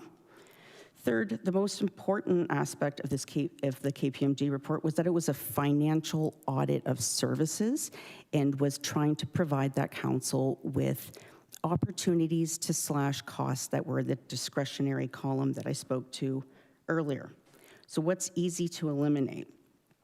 Well, first thing that comes up was something that they couldn't quantify because they hadn't quantified. And that's why the comment continues to be made that the SNP program should be removed. So what I want to say is it was not an apples to apples comparison, and it was not a detailed, comprehensive financial review. So it should not be misconstrued as a failure of an incentive program, and it certainly should not be a lens that is applied to the city CIP. Also, just as the last point, the same report also recommended abolishing a homelessness program. Thank you. Right. Councillor Harris. Through you, Mr. Mayor, to the Director of Planning. There was a comment made by the last presenter regarding brownfield and $1 million or no backup. Can you just give us a brief summary of how the CIP program works when reimbursing, or how it works, like if there's documentation? Through the Mayor to the Councillor. So we have a pretty incredibly rigorous program of evaluation prior to the application. Then looking at the application itself, the applicant is submitting their full estimated costs, everything that they're spending on a property, and that includes their brownfield costs as well as anything else that they're spending on. So we look through all of that to make sure that, first of all, it makes sense that it's all fully, completely done. And after approval, they enter into an agreement with the city that says, this is what you're going to develop, this is how you're going to build it, up to the standard that council or staff have approved.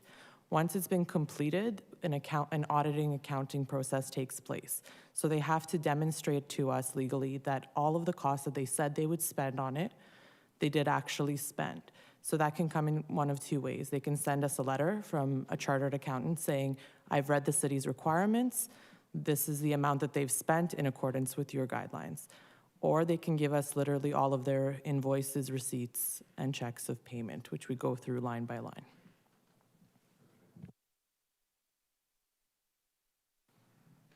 Perfect, thank you. All right, I have Councillor Williamson, followed by Councillor Kushner. Thank you, Mr. Mayor. Through you to Director of Planning.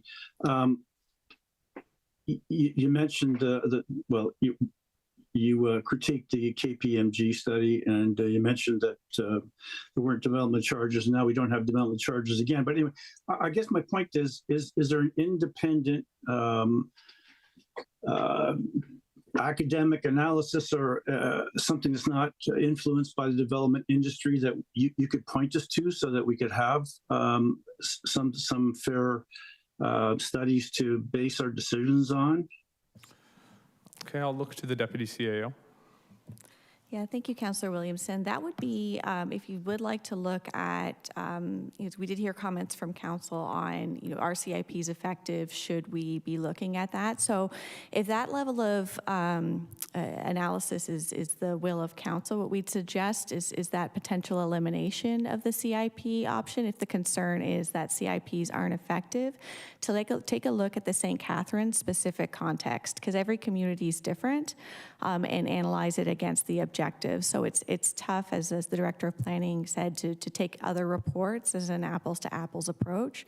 What we'd suggest is an own St. Catharines specific analysis that's been identified. If the intent is to examine the effectiveness of the program, as you've described, that's outlined under option 4. Well, I find that difficult to understand, that there can't be some academic literature that would, provide some guidance for us, some that's based on, some independent research that it's got to be out there that applies universally. Ms. Josipovich. Through the Mayor to the Councillor, there's a lot of academic work on the effectiveness of CIPs. Usually it's pretty site-specific, so it'll talk about brownfield or specific areas of the city. St. Catharines is actually the subject of a lot of those academic research projects. So we've had staff actually come who've done master's degrees that have centered on our CIP, because that's what's being taught at universities. It's also one of the kind of demonstrations of it is, I believe Councillor Townsend said it, most municipalities in Ontario of a certain size have one and continue to invest in a CIP. Okay, well, if there's research out there, I would love to have you share it with me. I'd appreciate that. Thank you. Thank you, Councillor Williamson. Councillor Kushner. Thank you, Mr. Mayor. My question is with respect to the first CIP we had. There's no doubt it was extremely effective, and it was effective because if you look at Merton, you've got the heritage buildings. They've been. Councillor, I'm gonna pause. I'd like to try, because we do have two other presenters. Can you hold this for the debate on the report? Right. Excellent. Okay. I appreciate that.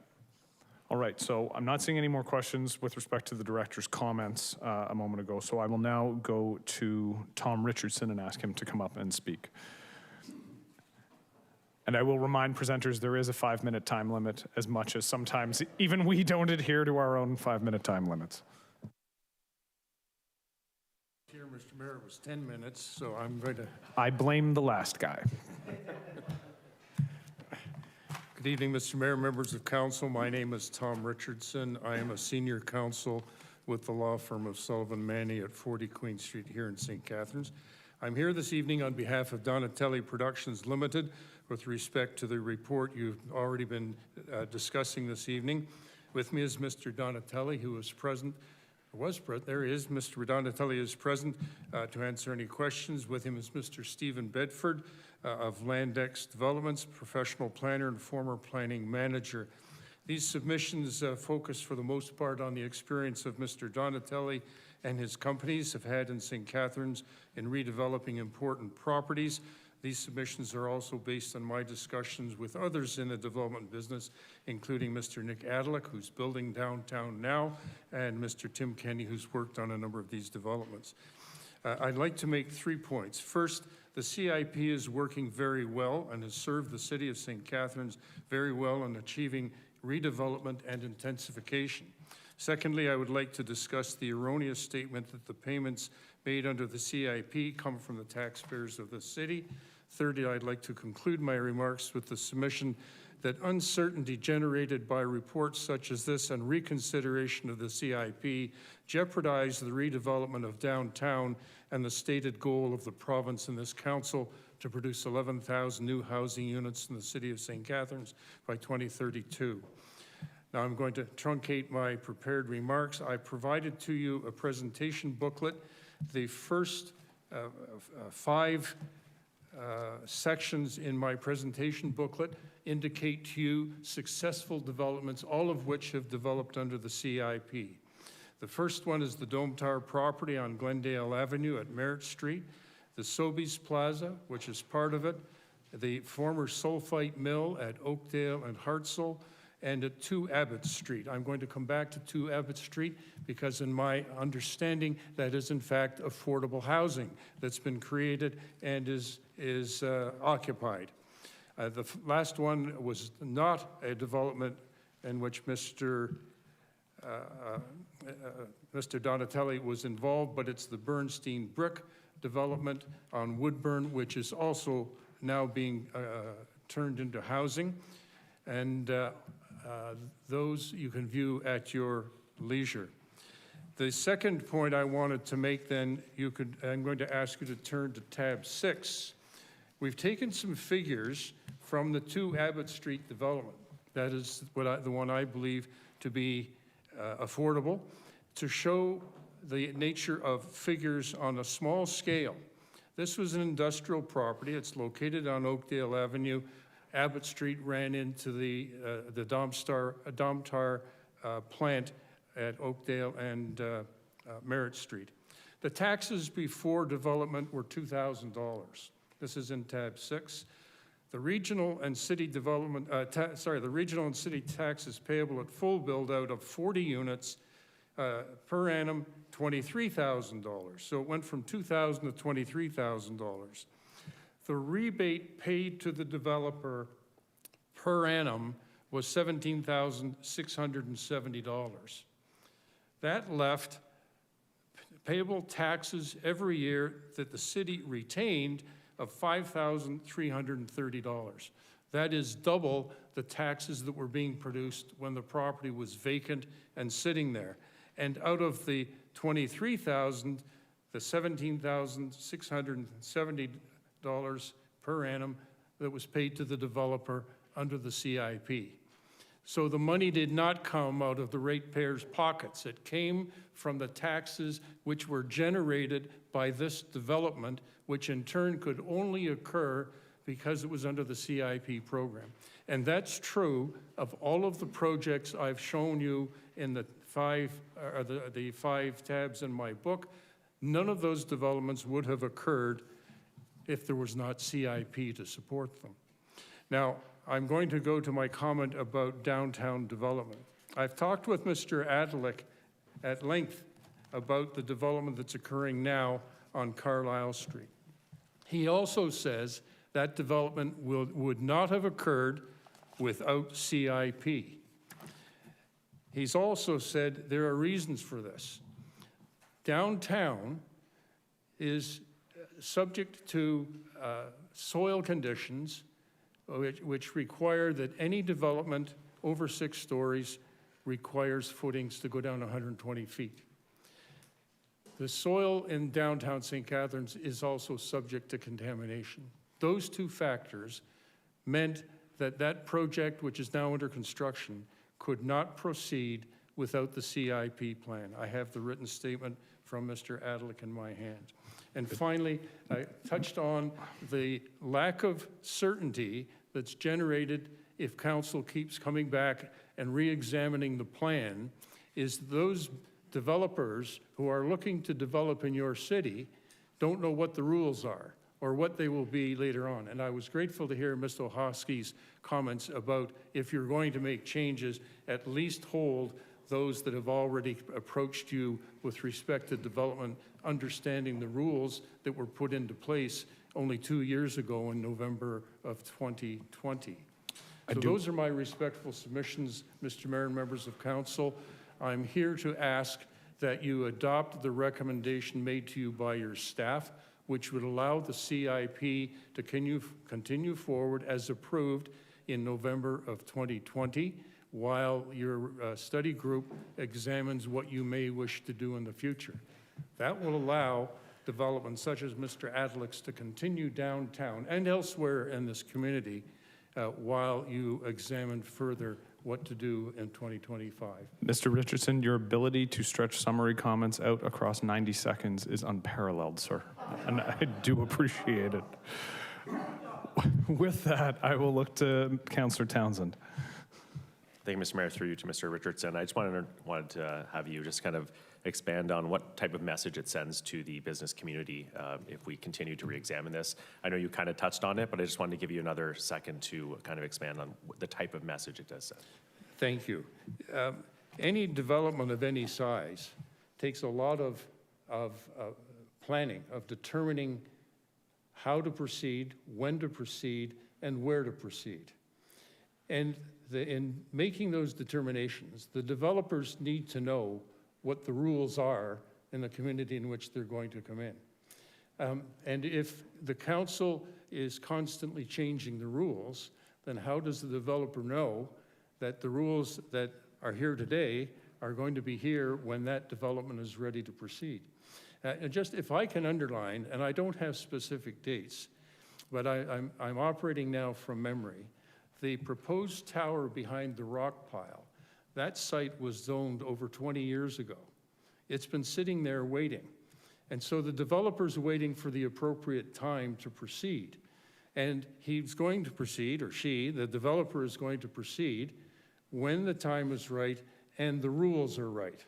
So if you send the signal that we may change the rules, so by the time you get here, you may not know the rules because we're going to change them, you cause further delay. The same is true on Yates Street, which I was involved in. That OMB hearing was 35 years ago.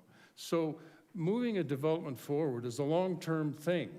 And my urging to you is don't keep changing the rules. Let us know what the rules are so the developers can make decisions as to when to move forward. But if the rules of the game keep changing, they'll wait, or they'll go elsewhere because they obviously hold lines elsewhere as well. So that's what I was trying to get at.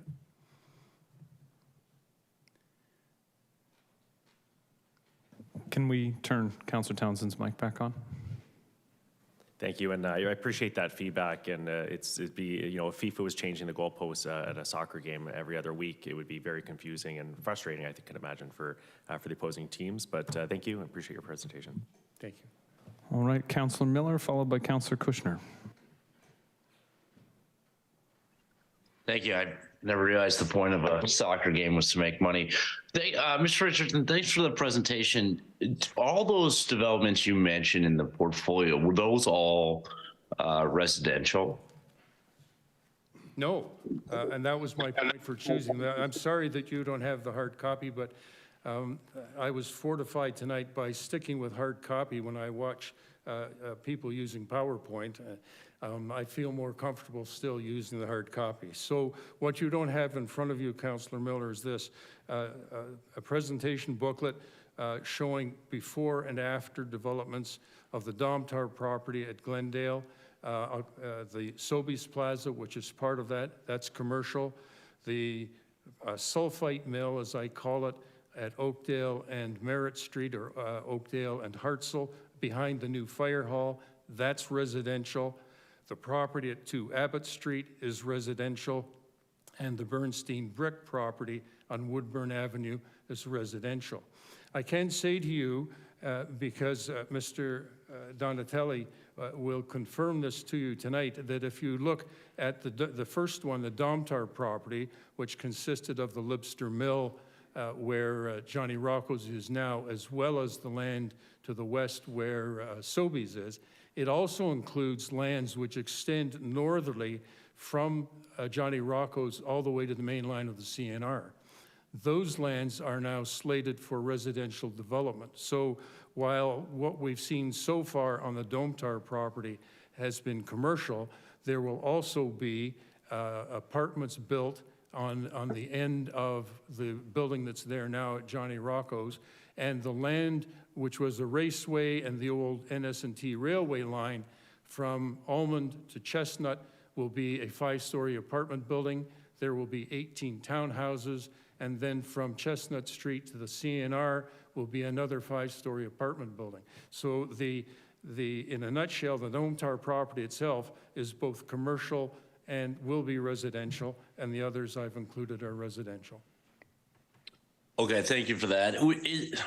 In your estimation, would it be reasonable to expect, as the city grows and we turn vacant properties into places people live, and we add ideally, 30 or 40,000 residents, that our costs as the city go up as well, as we have to service new water lines, new roads, and new parks, and expanded library services and all these things? Is that a reasonable conclusion to make? I think so. Okay. I think that sometimes gets lost, is that we add these residential developments, we're adding people who we now have to provide services to, and that's what we do with those tax increases. And I think that's what, it gets a little lost in translation a bit sometimes, but I think that's what people like Mr. Sawyer are alluding to with who's footing the bill for those new expanded services, while we are rebating, granting, however you want to get into the semantics of the program, are the current property owners. And obviously after a number of years, the new property ends up paying the increased assessment, which is great. But the existing property owners are sort of on the hook in the meantime. And I think that's where there's some consternation, and maybe that's seen as unfair. I'll let you respond to that, but that is my only comment and question. Thank you. May I, Mr.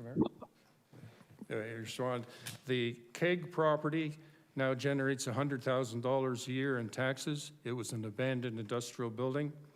The Stone Mill, which is where Johnny Rocco's is, now produces $230,000 a year in taxes. It was an abandoned paper mill. Sobeys was the second half of the Domtar Mill. It produces $500,000 a year in taxes. And the property at what I call the sulfite mill at Oakdale and Merritt Street, where Phelps are now building homes, it will produce $300,000 a year in taxes. These are all projects which are on former industrial lands which were producing minimal taxes, which is why I used the Abbott Street when I thought it was a simple, although very a minuscule part of it. These are all properties that have been brought on because of the CIP and are now producing substantial amounts of tax that support this community. And in doing so, the payments of the CIP were taken out of those taxes generated by the development, not from other people's taxes, but from those, the development generating the tax themselves. So my point in tab 6, which Councillor Miller can't see, is this, that there was still tax money being received even while Abbott Street was receiving $17,670 a year, and the tax money the city was receiving during that 10-year period was over double what it had been paying before, excuse me, before the development. 2 Abbott Street has been over 10 years. It's now fully tax paying. The CIP payment has ended, and this property is fully online, generating tax money for this community. But it never failed to generate tax money for use generally in the community, even when the CIP monies were being paid. All right, I've got Councillor Kushner, followed by Councillor Harris. Thank you, Mr. Mayor. The Donatelli properties have been outstanding. The community is very proud of what he achieved in Merritton and elsewhere. And there's no opposition to it because at that time, the CIP was structured very differently than it is now. We identified a problem and we resolved that problem with CIP. But now, the problem in this community is that of affordable housing. And the way CIP is structured, it's not achieving that. It's not achieving affordable housing. So, do you recall the details of the original CIP? Yes, I do. Okay, and could you refresh our memories? Well, please? I can't give you the actual amounts. I acted on one on East Welland Avenue in the very first plan in which that property, a former wrecking yard, was designated by itself as being a CIP area because of the substantial amount of pollution. And the payment was to be, I think, the 100% of the increased taxes for a period of 10 years to cover the remediation from pollution. I may be wrong, that's now a very long time ago, but it was much different than the percentages here. I can't tell you what the evaluation criteria were at that time. You have the evaluation criteria in front of you today because attached to Ms. Hosky's report to you is the CIP plan, and it shows the evaluation system for both downtown properties. The first one, under downtown properties, the first factor is remediation. The second is core housing. The third is heritage. The fourth is mixed use. The fifth is density. And the last is investment. Outside of the downtown core, the evaluation criteria are redevelopment. Number 2 is remediation, and then core housing, heritage restoration, and mixed-use components. So those are the factors, as I understand it, which were brought in or changed in your plan as of late 2020 to address concerns about how the earlier plans had operated. They now have weighted factors to address the very concerns that Council at that time expressed needed to be addressed, including affordable housing and including remediation. So they're depending on where in the city, which comes first in the criteria, but they have remediation still in downtown as the first factor. In the outer core or outside the core, it's the second factor. And the possibilities are 4 options. You're here to support option number 1. That's correct. Another possibility would be an amended option 3, and that would be that there be more emphasis on affordable housing and remediation of brownfields. So we identify the problem we have in the community and we focus on those criteria. We do not give bonus points for somebody who puts commercial in when it's not necessary, who puts office space when in the downtown we already have an excess of office space. So my suggestion is that There is another option, and that is an option to be more focused on what the real problems are. Who can be opposed to affordable housing? Of course not. And I've acted on a number of projects in this municipality that have brought on affordable housing. The province and this council has endorsed a housing target of 11,000 housing units. The province doesn't say they all are affordable housing. It says, so the first problem is not just affordable housing, it's providing housing, period. And you've got now 9 years to produce the balance of 11,000 units. Number two, you have an urban growth center, which is downtown, which is to be one of the focuses of development. So number two, you have a problem, you want to see development in your downtown. So you may wish to see housing here. I can tell you, because I talked to your staff about this, the most recent housing developments downtown are on James Street, Lake Street, and Wellington. Two of them are student housing. One is a condo. They were all built under CIP.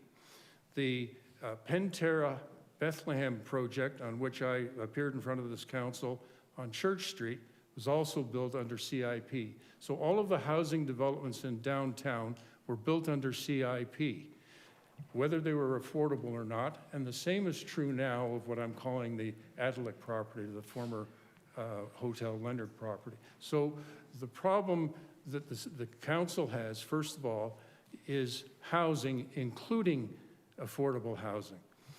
But why are you going to distinguish? If you're going to focus so tightly on affordable housing, you're not going to meet your target for the 11,000 units. You just won't, because there are many other factors that are imposing on the provision of affordable housing. Whether it's the cost of building now, the cost of land, the cost of building. There are many, many factors, and this has happened in the past in this province. I was thinking back to when I worked at the city here. There were two Ontario Housing Corporation buildings built to provide affordable housing, one on Centre Street and the other on Gale Crescent.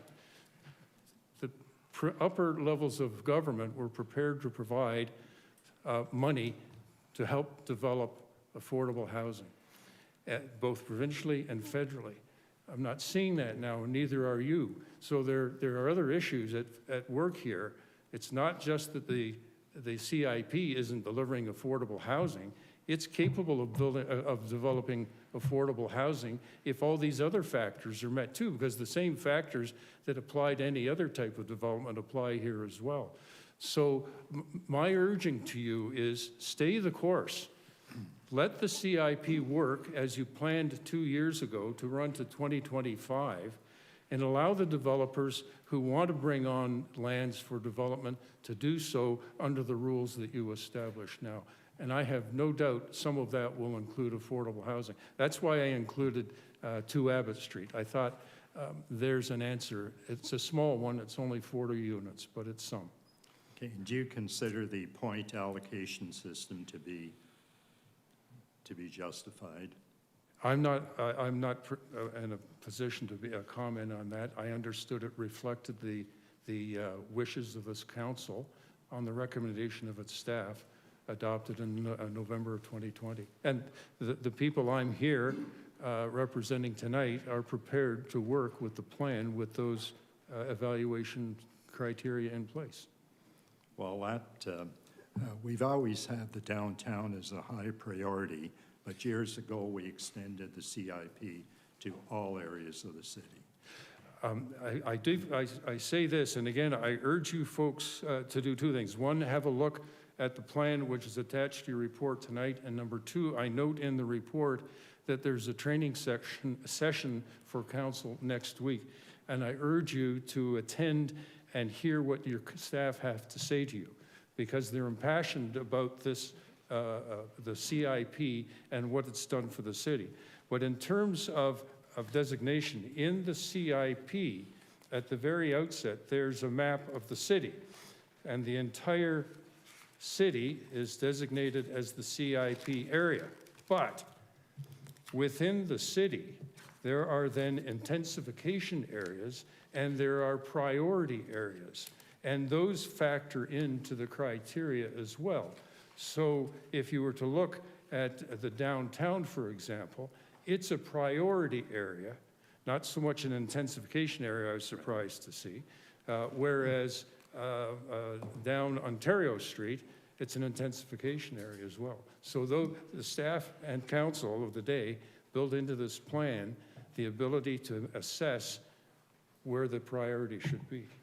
Thank you. Councillor Harris. Don't touch the button. I touch the button. There we go.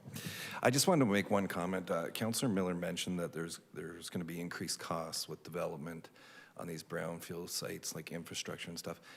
I had the opportunity last week to meet with someone from a large government relations firm in Toronto, and they mentioned to me that they thought St. Catharines was an ideal place to develop, since these brownfield areas, typically they're over-serviced with infrastructure. Like if you look at the GM site, I'm pretty sure the sewers are really large, the electrical infrastructure is in place. Would you agree with that?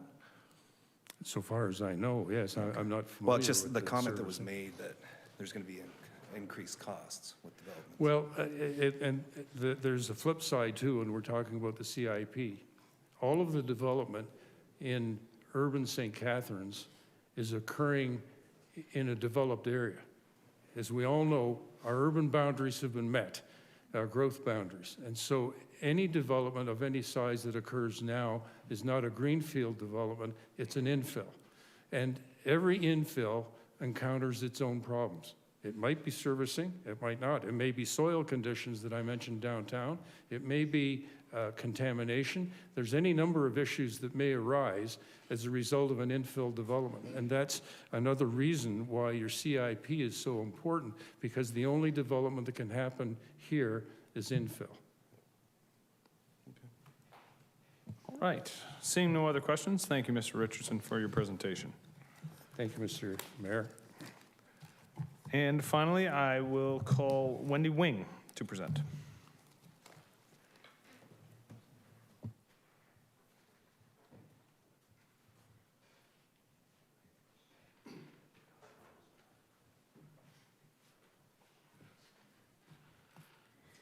Thank you, Mr. Mayor and member of councils and staff. Good evening. My name is Wendy Wing, and I'm the Senior Vice President of Rankin Construction and our development companies, namely the Locks, Southport, Waterways, and Royalport. I am also joined this evening by my father, Tom Rankin, who is also available to answer questions. I believe everyone in this room has the same goal for St. Catharines. We would all like to see more housing in this city. The creation of housing is a good thing to meet the province's goal of 11,000. However, developers are facing difficult times due to the amount of time from land purchase to site plan approval, from sales of units to the start of construction and the build time of projects. An example would be the 4 years from when we purchased the land in Port Dalhousie in March 2019 to almost now reaching site plan approval for our Locks project. This is a long runway. The CIP was in place when we purchased this land. Another example of the long runway is in Port Dalhousie. We signed our land deal with the Legion in February 2016, and this project was turned over to the condo board last month in March 2023, so 7 years. So once again, emphasizing the length of time these projects take.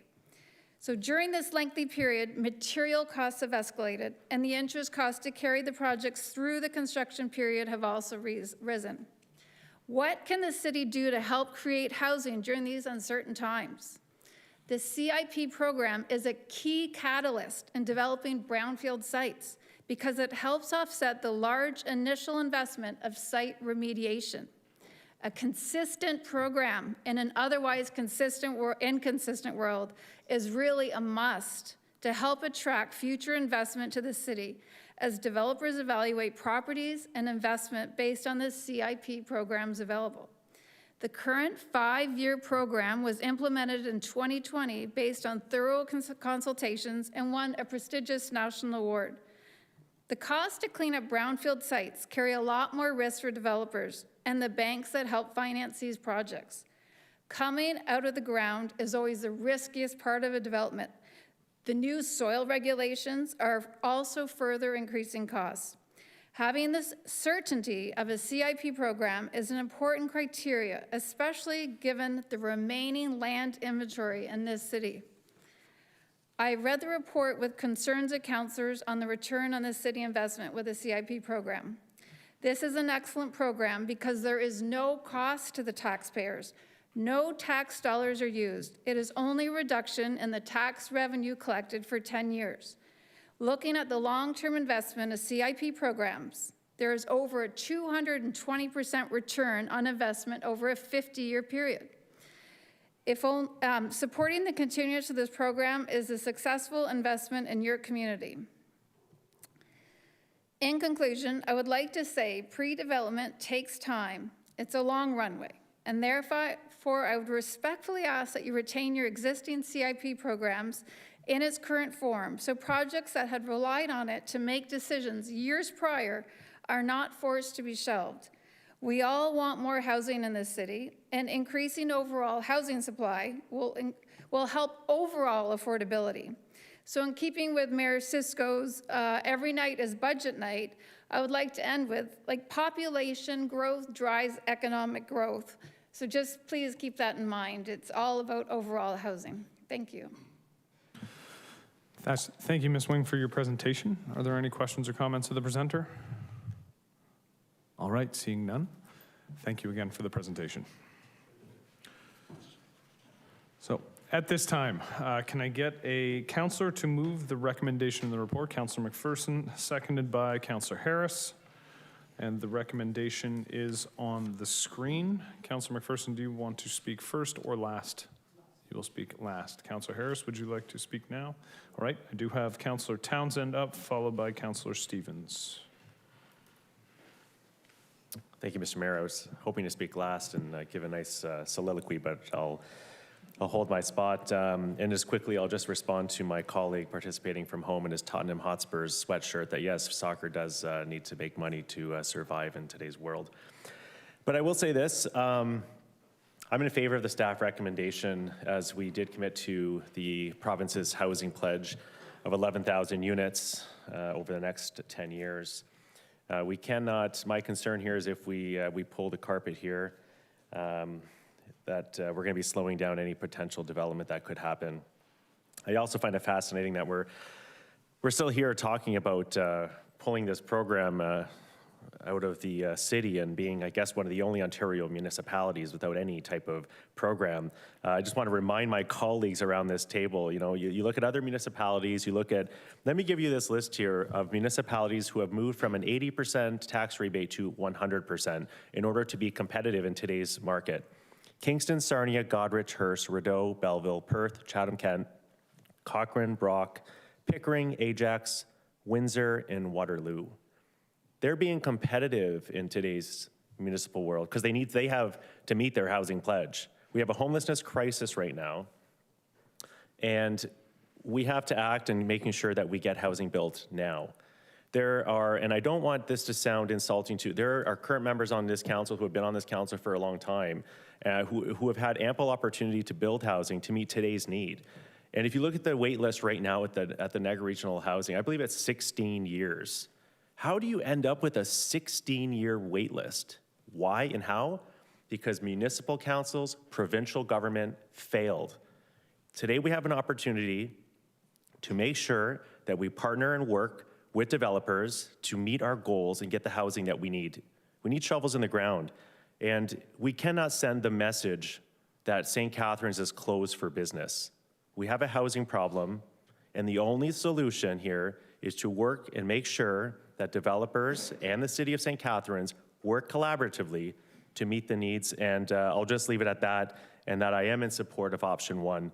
I'm not in favor of forming a committee now and changing it again 2 years down the road. We just went through this process. You know, I talked to other colleagues in other municipalities, and they're shocked at the fact that we've revisited this. Now, this will be twice, and they can't understand why we continue to do this. We have an opportunity here. Let's do the right thing. Let's continue moving forward with what staff have presented to us. Thank you, Mr. Mayor. Thank you, Councillor Townsend. Councillor Stevens. Thank you, Mr. Mayor. I'm not sure who to ask this question to. So this was adopted in 2020, and there's 10 members of council here that were on the council that adopted. There's only 3 of us new people, as some of us like to describe us all the time. So I'm just wondering why we asked for a review only 2.5 years into something that was all approved by everybody in 2020.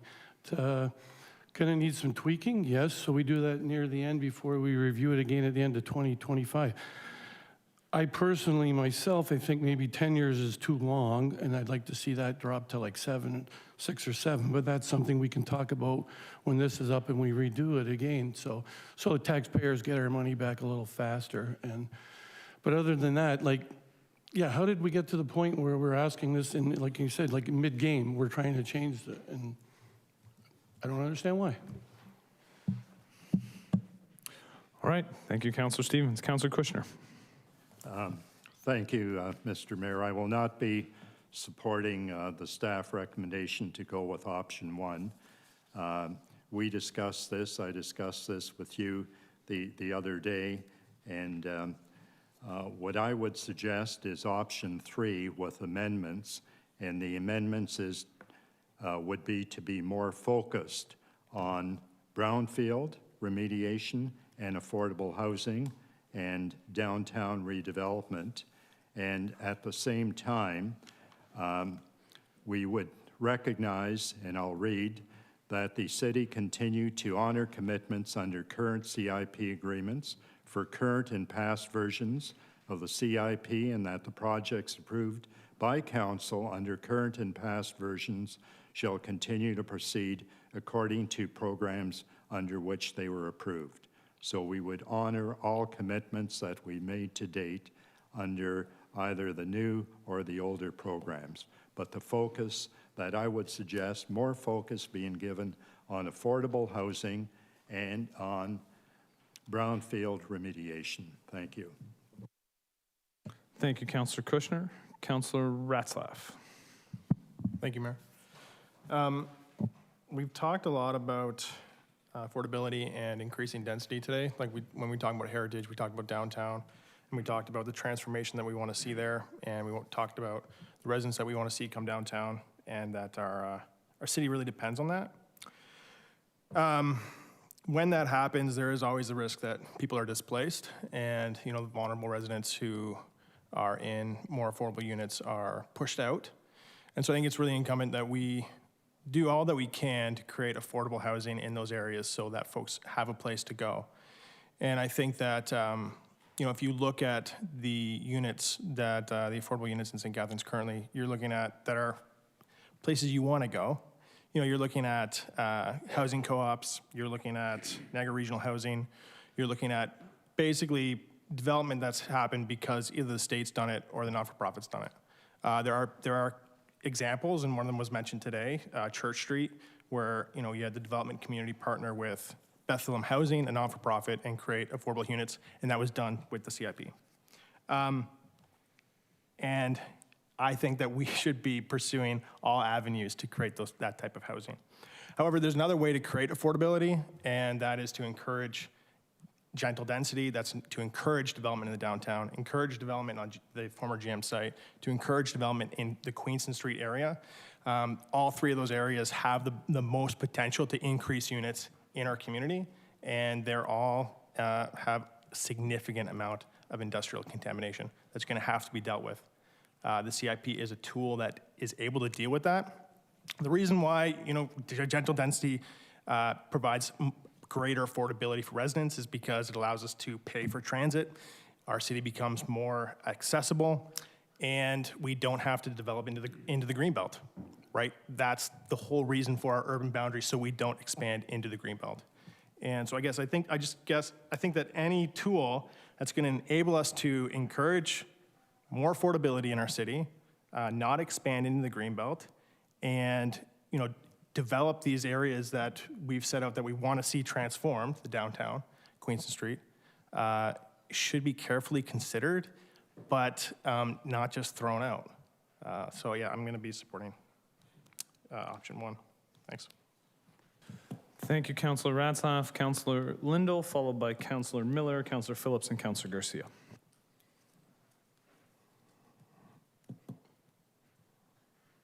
I just need Councillor Ratzlaff to turn off his mic.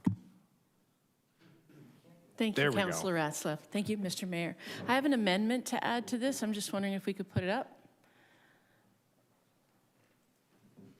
So one of the things that I'm agreeing with Councillor Kushner, because he's very right, we do need some affordable housing. Housing is great. Lots of housing is great, but if you can't afford to live in it, you can't afford to buy it, that's a problem. But I also believe that what's happening now, we have people who have decided to develop in our city in different areas, and they put through plans. As Ms. Wing said, it's a long runway to get to those particular plans, and I don't want those derailed just yet.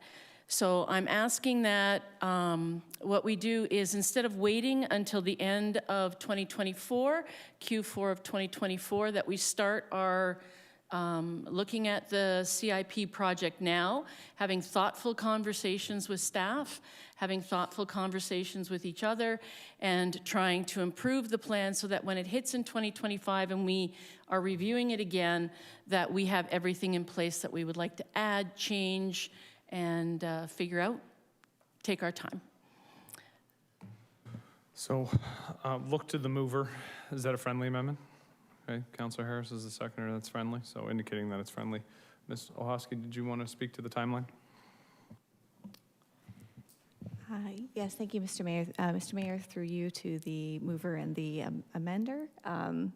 So I understood, I had heard about the amendment coming, so my understanding was to have some further dialogue, education, understanding, really before getting right into the review that had been proposed by staff and undertaken as in past years. So if that's the case, we could certainly enable a pre-phase to the review that allows for that, starting as early, quite frankly, as next week when we do the full-scale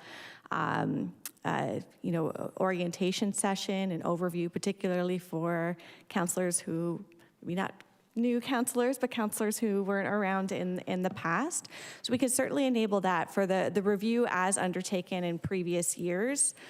So we would view this as a pre-phase to the review that would normally take in. So expanding the task force dialogue to allow for further dialogue, but not moving up the timelines for the review completion. So if that's the case, certainly no problem with building in that pre-phase to allow for more dialogue with the task force members.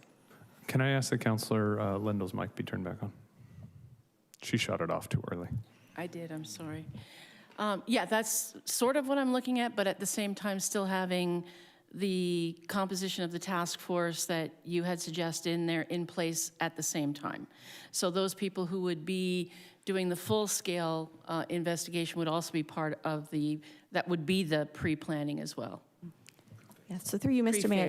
Mayor, no problem with the pre-phase. That would be led out of the CAO's office. The thing we're trying to balance is that these are the same resources right now that are involved in things like the Ontario Street Secondary Plan that are dealing with all the GMs. So we have to build those into the technical experts' work plans. But if this is a pre-phase to allow for more dialogue, education, that we can lead that through the CAO's office. That's not a problem. And that would be the actual task force that we were talking about in the first place. Okay. Excellent. All right, I will go next to Councillor Miller, followed by Councillor Phillips, Councillor Garcia, and Councillor Williamson. Yeah, just to finish that soccer metaphor, I gotta tell my high school soccer team I'm coaching, we gotta cancel their season because they're not turning a profit. And then if I could turn to another metaphor, we're talking about affordable housing.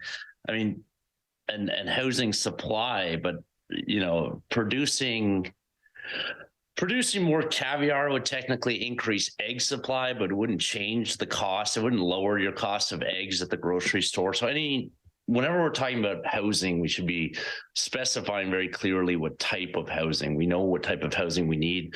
Frankly, we know what type of housing we don't need in the city that we're probably oversupplied for. And that supply has been disconnected from the cost of housing for a long, long time in this country.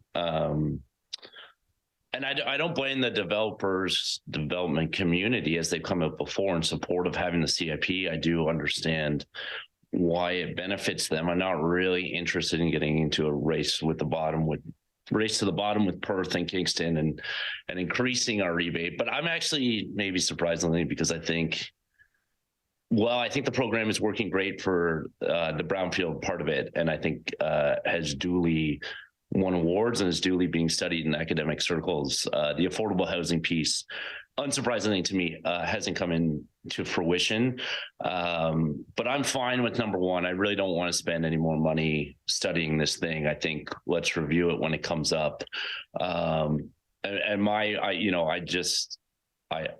I'm kind of lost my enthusiasm for the CIP being able to address affordable housing at all. Unfortunately, I just think that's the reality we're in right now, and certainly interest rates and the supply costs going up and things like that on the development side have only sort of exacerbated that problem. So I don't want to get into another review of it. I went through one that I was very hopeful for and then very disappointed by a couple of years ago. I'd rather not spend that money and do that again. So let's review it when it comes up. Let's see if there's anything we can do about it. Getting more social and community and co-op housing built in the city, and worry a little less about luxury condominiums and one-bedroom condominiums. And if there are other things we can do disconnected from the CIP, then great. We were focused on this as an affordable housing tool, and it hasn't come true. And I don't doubt the sincerity with which staff approached that review, and that their sincere belief in the potential for this program to address affordable housing. It hasn't happened, and probably isn't going to happen. The markets have moved a bit, and interest rates have moved a bit, which again has made that worse. So let's just stick with the timeline we had. It is due for a review next year, and I think that's the right thing to do. Thank you, Councillor Miller. Councillor Phillips. Thank you, Mr. Mayor.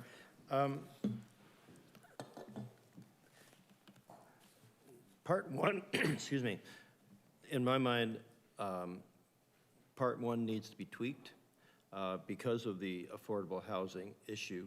We're not incentivizing developers to develop affordable housing right now.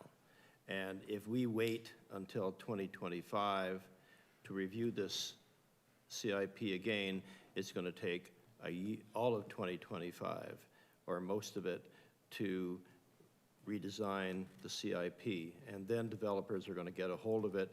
And as Ms. Wing said, the runway is long. And before we get any developments, it's going to be years before anything is built. To me, we have to, in my mind, we have to work now to put something into the CIP to encourage developers to bring something to build affordable housing and to develop our brownfields. I want to ask the director, I'm concerned with section 3 that Councillor Kushner has mentioned, because in reading part 3, there's a long list of things there's a lot of hoops we have to jump through in section 3 to get anything done, in my mind. Can we tweak the CIP with part 2 to incentivize, to increase the value of brownfield development and affordable housing without having to go through a long laundry list of having to go through public meetings and whatever, and redesigning the official plan, whatever we have to do. If we can do it and make sure that we incentivize those two areas using number 2 and keeping the committee in place that Councillor Kushner has his heart set on, then to me that would be the way to go. Is that possible to do that? To ensure that those two items are incentivized. So through the mayor to the councillor, any change to the CIP that is more substantial, so pretty much anything from wording clarification, If there's a terminology change from the Ministry of Environment, we can make those types of changes without a formal amendment. Anything else is the same process. It acts as if it's a citywide official plan amendment. Obviously, the greater the changes, the more background research, expertise, and public consultation it will take. So when we had used the example of you can kind of play with the value-added pieces, obviously those will take less time to research, to change, and to do public consultation because the impact isn't as great. Once you start moving towards some of the bigger changes, then you're looking at the more robust process. Okay, so what do you see these as being? Bigger changes, or yes, we can do it within part 2 and taking a lot less time? Those are Money bigger and changes. people. Pardon? Through the mayor, those are bigger changes. Those are bigger changes. Okay, thank you, Mr. Mayor. Time is of the essence, let's put it that way, in more ways than one. Thank you, Councillor Phillips. Now looking to Councillor Garcia. Thank you, Mr. Mayor. I have a number of questions, but first of all, I wanted to share because another councillor brought up that the fact that this plan was just approved in 2020, how come we want to revise it again? And just want to point out that a number of us did not support that, and we strongly did not support it. Anyway, my question is really a procedural one. Are we voting on amendments first? And the reason I ask the question is, I know that the procedural bylaw says that I believe that we're supposed to vote on staff recommendation first, but I wonder because to me that staff recommendation does not address the request and the motion that we passed requesting this. Because that motion, I read it in the minutes, and it specifically requests for a report back from staff in February, here we're in April, and also a report with terms of reference, and we don't have those. So I would argue that we should be looking at amendments first because I don't think that the staff recommendation qualifies since it doesn't meet the request of council in the motion. So I will say, I think Ms. Ohosky addressed that when she started her presentation and indicated that the delay was in part because of a desire of councillors to have some input into this, and this report would inform what those terms of reference look like because, and Ms. Ohosky can correct me if I'm wrong, there was no clear desired outcome that came out of the conversation and interviews. And did you say you spoke to every member of council? Which is impressive that we all actually made the time, but that in speaking to all of council, there was no clear indication of a pathway. And so staff's decision at that time was to present the 4 options that seemed to have support amongst members of council and allow council to make the decision so they could then craft the terms of reference that fit with the option council chose. And so that's been my understanding. I'm not sure if Ms. Ohosky wants to add anything to that.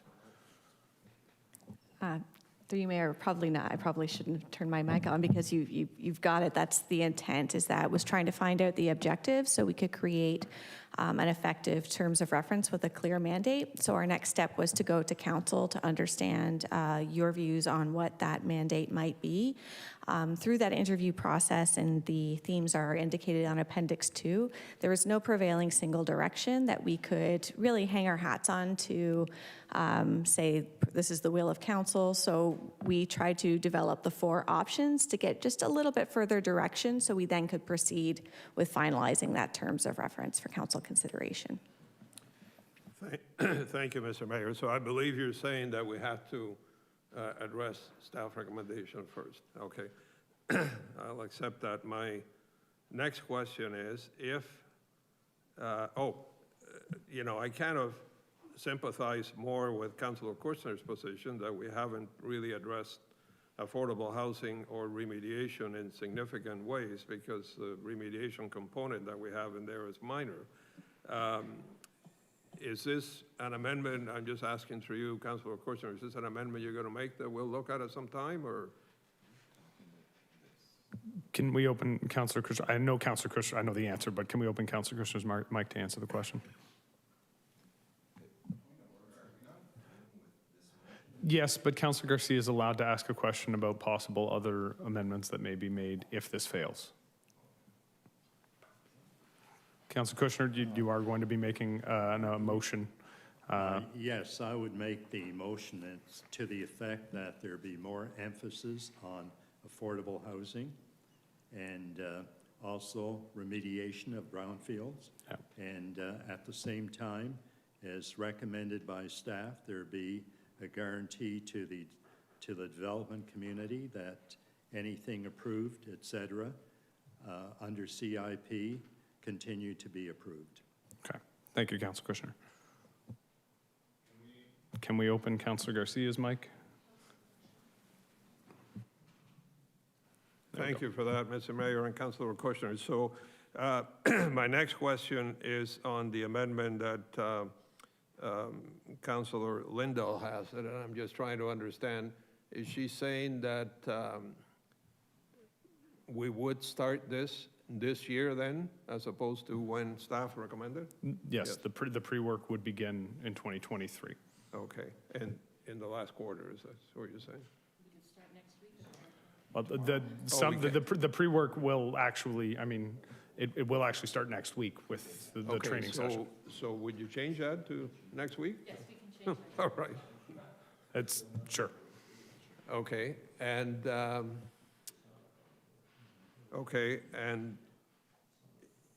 my last question then is on this review, which refers to option 1, you said, right? Yes. Yes. What can be considered under that review? Like, do you have rules as to definitions as to what's minor and what's major? Like, will we be able to focus more on affordable housing and remediation as Councillor Kushner requests, or? Through the mayor to the councillor, and I might defer to planning staff to clarify, but it would look, in previous reviews, we have done that. It's been a significant changes. The difference is, and do want to manage expectations around this, and will include what the review entails, is that the review we had contemplated was getting right into the review, and staff availability of resources was available starting in 2024. So what this will do is the same review process as in previous years, but adding on that pre-phase that we discussed about, so that the working group itself can do preliminary work in of itself, and based on the council direction, we can define what that pre-phase looks like and bring it back to you in a terms of reference for your consideration. Okay. Thank you, Mr. Mayor. Thank you, Ms. Deputy CEO. Thank you, Councillor Garcia. And I will go to Councillor Williamson, who is the last councillor on my list who has not already spoken. Thank you, Mr. Mayor. First of all, I'm not interested in pulling the rug out from any commitments from any, for any developers. Since whatever commitments we've made, we have to make good on. There's no doubt we can't pull a stunt like that. Any reasonable person understands that. I'm interested in seeing a more, what we've seen in the past is a system that worked for lakefront luxury condominiums. We have to move away from that direction. And the focus on affordability, affordable housing, and on legitimate remediation, that development parcels that weren't going to happen without some help. I actually get it. I understand that. But it's got to be fair to taxpayers, local residents. It's got to be about, considering quality of life. And as Councillor Miller has rightfully pointed out, infrastructure costs money. And the idea of development charges, which the Premier has left the developers off the hook for now, was to pay for both the hard services and the programming, so services that people need once they settle in a community. Making 11,000 housing units our be-all and end-all, basically the beginning and end of our policy is kind of a wonky foundation to start from. I understand that we have immigration and populations going to be increasing, but we also need to be reasonable about this. Mr. Richardson mentioned, and this is probably going back to the days of Bill Davis as a progressive conservative premier, that Center Street and the other housing projects that happen with partnerships between provincial and federal governments, helping out municipalities in providing this housing. That we have to get back to that. And just saying we have to build 11,000 houses and that's the end of the story just is not any kind of a land use planning policy or reasonable on any grounds. I agree with Councillor Ratzlaff's comments about going towards gentle density and the importance of maintaining our urban area boundaries. If anybody's driven around the GTA recently, you can see all the changes that have taken place. All the asphalt's been laid down in places that used to be green places. Councillor Kushner's suggestion that this needs to be focused, and I'm getting repetitive here, but we do have to focus on affordable housing. That's got to be the central focus. This idea that, sorry, get a little ticked off about certain aspects of this, but the scales have been tipped dramatically in favor of the developers, and there's got to be a recognition that there's got to be fairness on for all parties, and the onus can't be squarely placed on the little guy, on the local taxpayer. Also, this idea that we have, that a linear economic model of development and endless growth is what progress is about is not something that I agree with foundationally. It's Earth Week. Canadians have an ecological footprint that requires 4 planets of resources for us to stay with that kind of resource use that we have, and that's it's a dysfunctional model and it's not sustainable. So we can't base our decisions on the idea that we're going to have endless growth, because it's even Southern Ontario, like I said, is getting filled up. I would have preferred to have a program that does target affordable development. I'm not sure this represents the change that we need away from the luxury condo incentive model. But I'll listen to the rest of what people have to say and see what comes up. But I would prefer to have an alternative to this. Thank you. Thank you, Councillor Williamson. Okay, so looking at my list, Councillor Harris is the next person who has not spoken to this point. Can we open Councillor Harris's mic? Can I call the question, please? So you can call the question, which means that only anybody who has not spoken to this point, which is Councillor McPherson, I know, and Councillor Dodge, they can speak. I can speak. Nobody else can speak. Okay. Councillor Kushner? Yes, I did speak to a question put to me, but I didn't speak to the motion yet. Did you not speak after Councillor Stevens spoke? Yeah. You did. Are we discussing the amendment? No, we're only discussing the recommendation that's on the screen right now. If this is defeated, then you can move your motion. What the amendment? My amendment. I mean, that is definitely but it was a friendly amendment. The amendment was friendly, so we're... Can I make an amendment then? I'd like to make 2 amendments. I think one will be friendly with the other. Okay, so...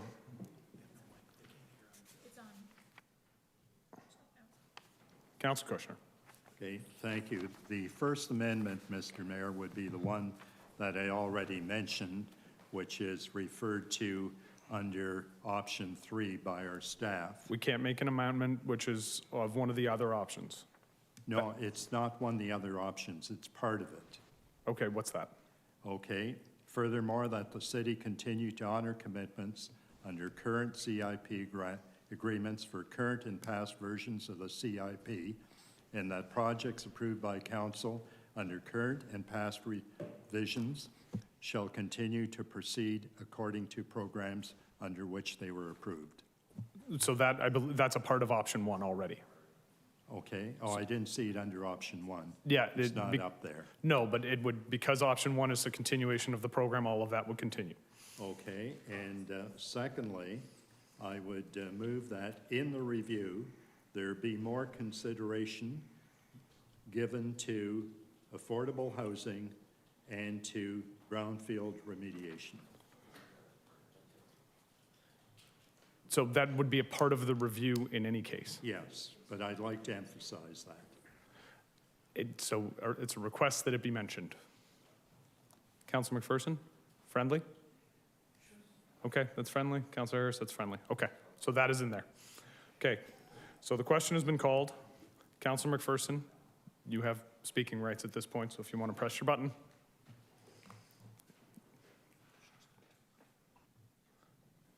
Oh, the anticipation of it turning red is very, It exciting, really does isn't it? make the moment, doesn't it? it does really make the moment. Just a few things. So these programs came into effect in 2020, and with the exception of the ADU, accessory dwelling unit, and that came online in 2022, right? 2020, 2022. And this iteration of the CIP is to run to 2025. We've only had 2 intake periods with a pandemic thrown in the mix. So as a result, we don't have data. We don't have nearly enough data to make a decision about anything. We've only had, and correct me if I'm wrong, Director of Planning, we've only had 3 projects approved under the brand new CIP. That's correct. Okay, so the 3 projects does not make anywhere near enough data. I do know that, and we haven't talked about it, and I think the CIP, there's 5 elements to it, which I think we're focusing on 2 of them, maybe 1 of them, but we're missing out on the facade improvement grant, which if you go to downtown St. Catharines or Meriton or Fraser Street or Port Dalhousie, you're gonna see that those have had a hugely positive impact on the storefronts. With regards to the accessory dwelling unit program, I think it's speaking with staff. I can say it's a fairly successful so far program with regards to interest. So, the ADU grant is another way to increase density in our community. When staff undertook the review of the CIP at council's request, I believe the review took 1.5 years and included probably, I believe, over 80 iterations of the numeric kind of eligibility numbers. So I think I can safely say that the program was not created on the back of a napkin late one night. I don't believe that's how you do that. I could be wrong. It was developed with a great deal of research, investigation, and evaluation. And our model of CIP, and again, please correct me if I'm wrong, it's being used by, our model's being used by municipalities across the province to create their own CIP program on top of the fact that you won this amazing award in 2021. A few weeks ago, council made a pledge to the residents and to the province that we would commit to approving the development of 11,000 new homes in our city. It seems incredibly backwards to me that we would then turn around today and even think of considering to make changes or removal of the program whose sole purpose is to help us achieve the goal of 11,000 new homes. And I'm diverting from what my notes, but the word affordable keeps getting bandied about by lots of people. And I think, and please again, correct me if I'm wrong, but when we're talking about affordable housing or subsidized housing or supportive housing, they do not pay property tax. Is that correct? Through the mayor to the councillor, if it is an affordable housing that's being built by a government entity, then no. Okay. Also, there has been instances where the regional council has approved a municipal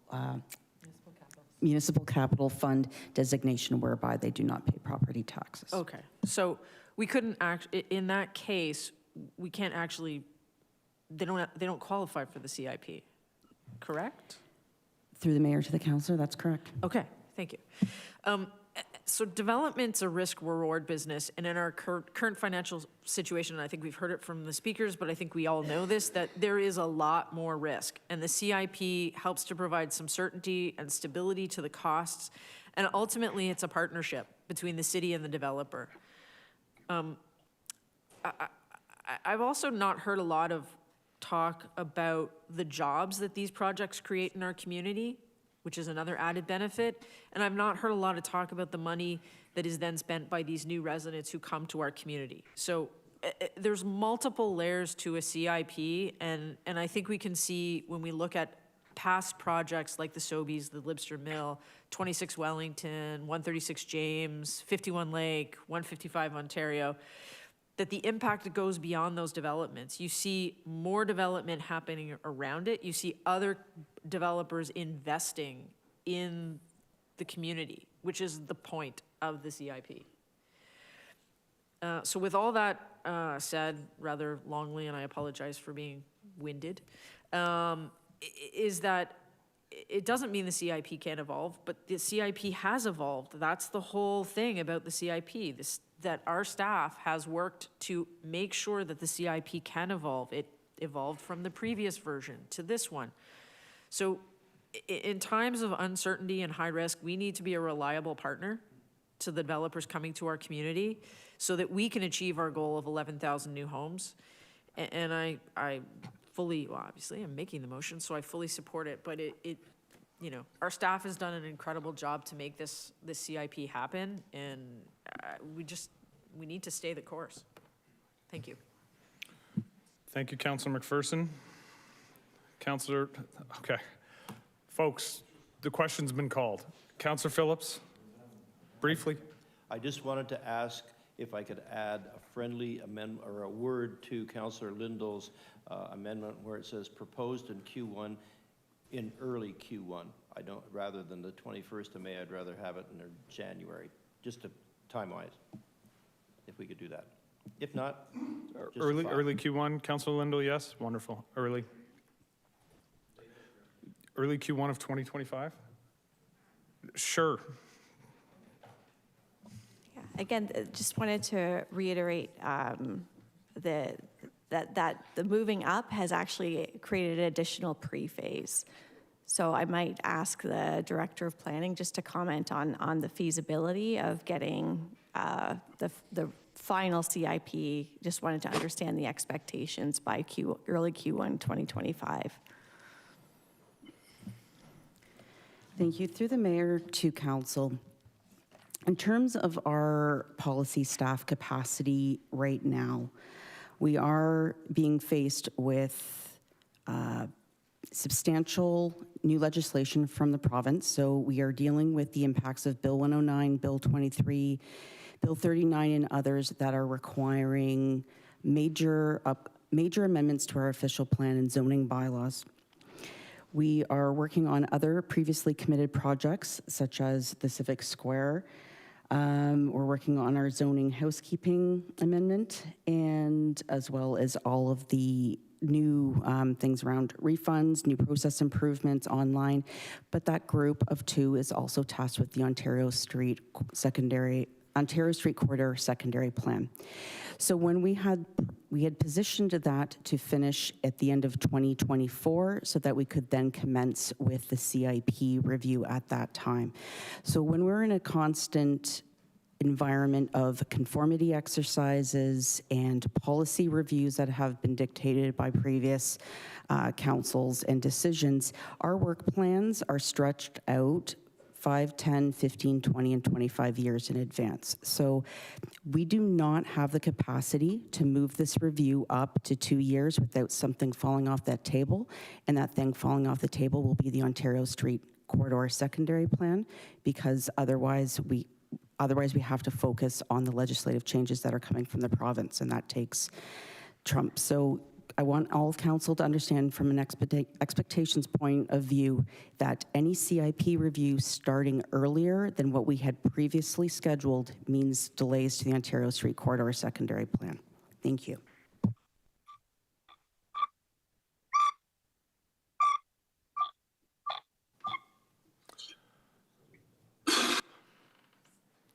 Can we turn on council? You know what? I'm going to clear the queue. I'm going to go to voting mode. Councillor Lindahl. I just want to clarify some of the language that has been added here and there, because it's not up there. And to no offense, Ms. Kate, but Deputy Director Ohaski had suggested that we can actually start next week because we have a training session next week. So can that be put up there? Can I ask what the purpose is of adding the fact that we have a council meeting scheduled for April 24th into the motion? Not in the motion, but that we are going to start the pre-phase, which I think is okay with Director Cathay, next week, which is the training part of it and the discussion, and just to have that there. Through the mayor to the councillor, that's in the report currently. It's a pre-phase. It involves all members of council, so that's previously scheduled. We don't need that direction. And in terms of the pre-phase starting in Q3 2023, again, that's something that wasn't contemplated in the initial review to allow for further discussion, which I understand was the intent of the motion. It's now the start date or the end date to the review does require that policy technical expertise, which is what Director Cathay has mentioned, that in order to do the full-scale analysis and planning work around the working group's recommendations, that's going to take some policy resources to undertake. Okay, I understood that. Pretty good. But I just wanted to make sure that all of the language, like Councillor Kushner's amendment and that, we're all up there and it's good to go. Are there any more comments? All right, seeing none. In a moment, we're going to call the roll. I'm going to speak very briefly to this. Oh, I don't care, Councillor Harris. A couple of points were mentioned this evening, and I'm going to get to them briefly. The first one that was discussed, we heard a lot about taxpayer impact. So I'm going to repeat something that I have said a few times, and I don't know if it's necessarily been realized by everybody. The CIP on the average household is a net gain of $27, okay? So that means that the average taxpayer in this community pays $27 less on their property taxes because of the CIP and the near $400 million in increased assessed value that this community has because of the CIP. So when we talk about taxpayer impact, that's a return on investment of 228%. Now, I'm just a physics teacher. I'm not an economist. I'm not a business guy, but a 228% return on investment is pretty good. That's pretty good. I feel pretty good about that. We heard a lot of talk about the Meriton redevelopment tonight, and something that I think needs to be realized. The Meriton redevelopment happened under the 2004 CIP. So that CIP was started in 2004. The Meriton redevelopment happened between 2009 and 2012. I'm looking to Mr. Richardson because I don't see Mr. Donatelli, but am I right? It took many years to get it to the point where the redevelopment could actually take place. So when we talk about, well, we haven't seen any impact from the new CIP that was passed in late 2020, it's only been given 2.5 years. After 2.5 years of the CIP, there had only been one major project really passed. I believe it was 583 Welland. The rest of it was all minor. It was facade improvement grants. It was small items. It wasn't the big projects because those projects take time. And I think Ms. Wing did a good job of demonstrating that and speaking to that this evening. Those projects take time. So I don't think we can judge the merits of the 2020 CIP based on what's happened to this point. I think after listening to the conversation and listening to our planning staff and Ms. Ohaski, I think we do have to give it the additional few years. And we start the process, and I appreciate Councillor Lindell, and I 100% think it's important for us to start the pre-phase early, and I'm glad we have the presentation coming next week. And at this exact moment, I wish it had happened 3 months ago, but I understand. But I think it's important that we get into it and we start discussing it. I've had long conversations with Councillor Kushner, and he and I discussed this. We've discussed it many times. And initially, I will admit that I felt that if council was going to move in the direction of minor tweaks, that was something we needed to do. But it doesn't sound like anything that is being suggested is minor, and it also sounds like many people around this table think that we should be sticking with the program. I will say, this was an election issue.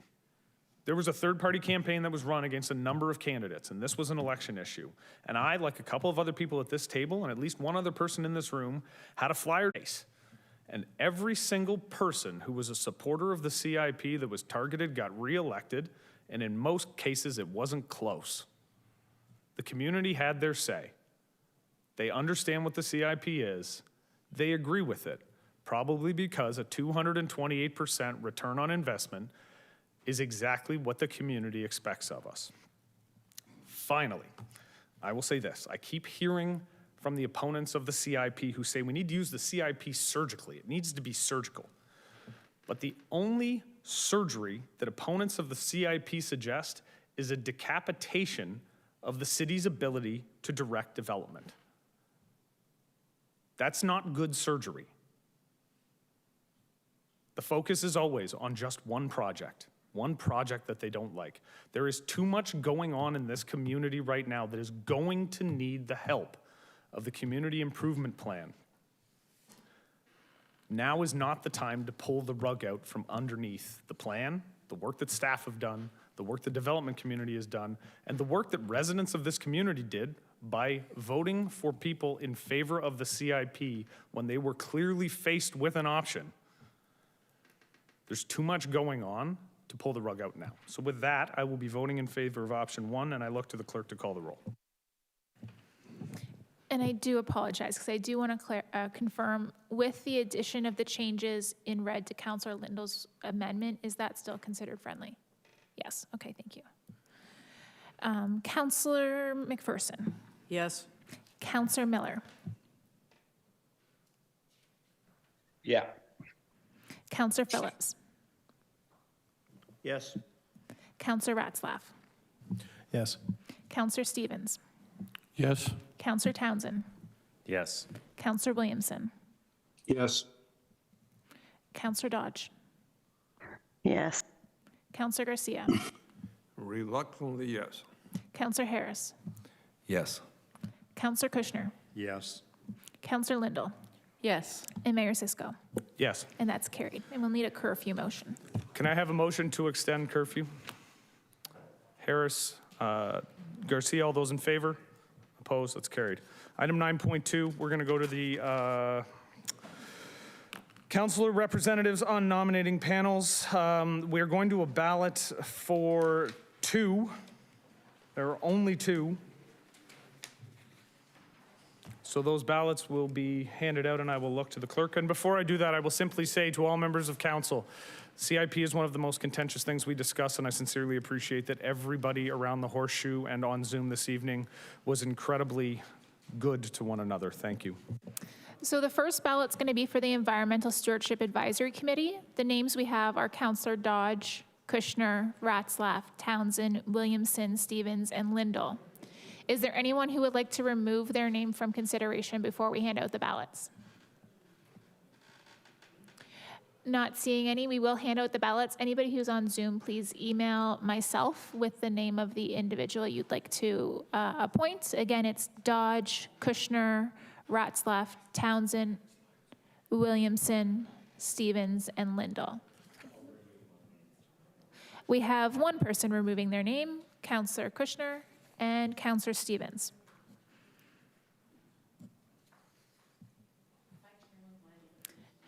We also have Councillor Lindell removing her name. So it's Dodge, Ratzlaff, Townsend, Williamson. Thank you.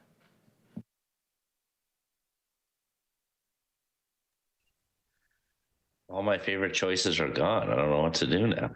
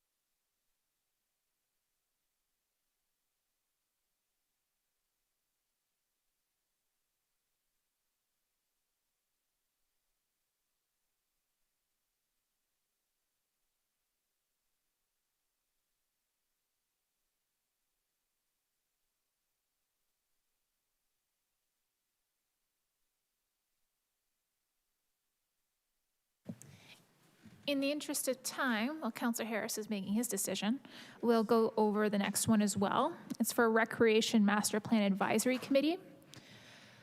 For that one, we have Councillor Harris, Councillor Lindell, Councillor Phillips, Councillor Stevens, Councillor Kushner, and Councillor Ratzlaff. So I will ask again, is there anyone who wants to remove their name? I am seeing that Councillor Kushner and Councillor Harris are both removing their name.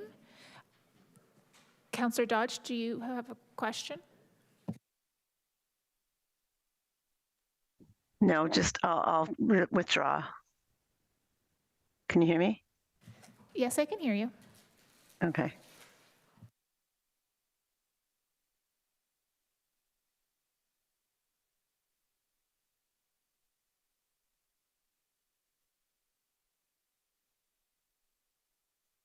So again, the names for consideration are Councillor Lindell, Phillips, Stevens, and Ratzlaff.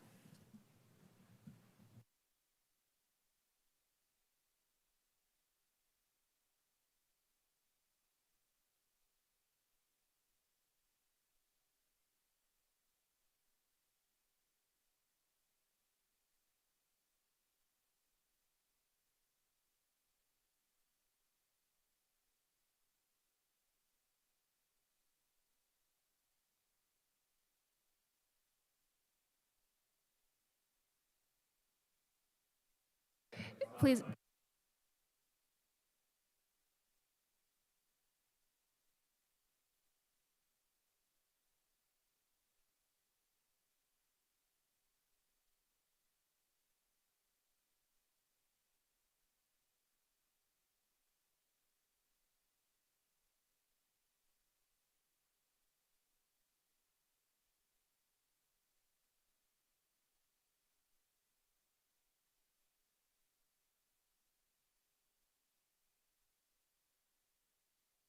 Okay, to clarify, the names are Councillor Lindell, Phillips, Stevens, and Ratzlaff. If you would like to vote for one of those people and their name is not on the ballot, please add it and check mark beside that.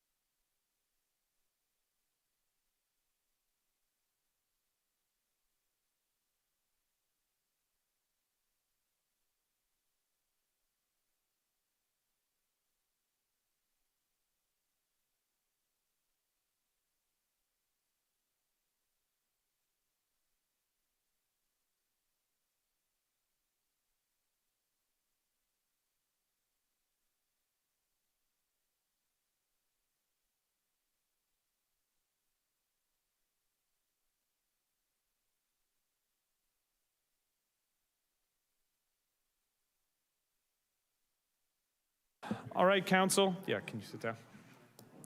So we have the results from the vote. Councillor Williamson will be Environmental Stewardship Advisory Committee. Councillor Phillips will be Recreation Master Plan Advisory Committee for the selection of the committees. So at this time, can I have a councillor to move the recommendation? Councillor McPherson, seconded Councillor Kushner.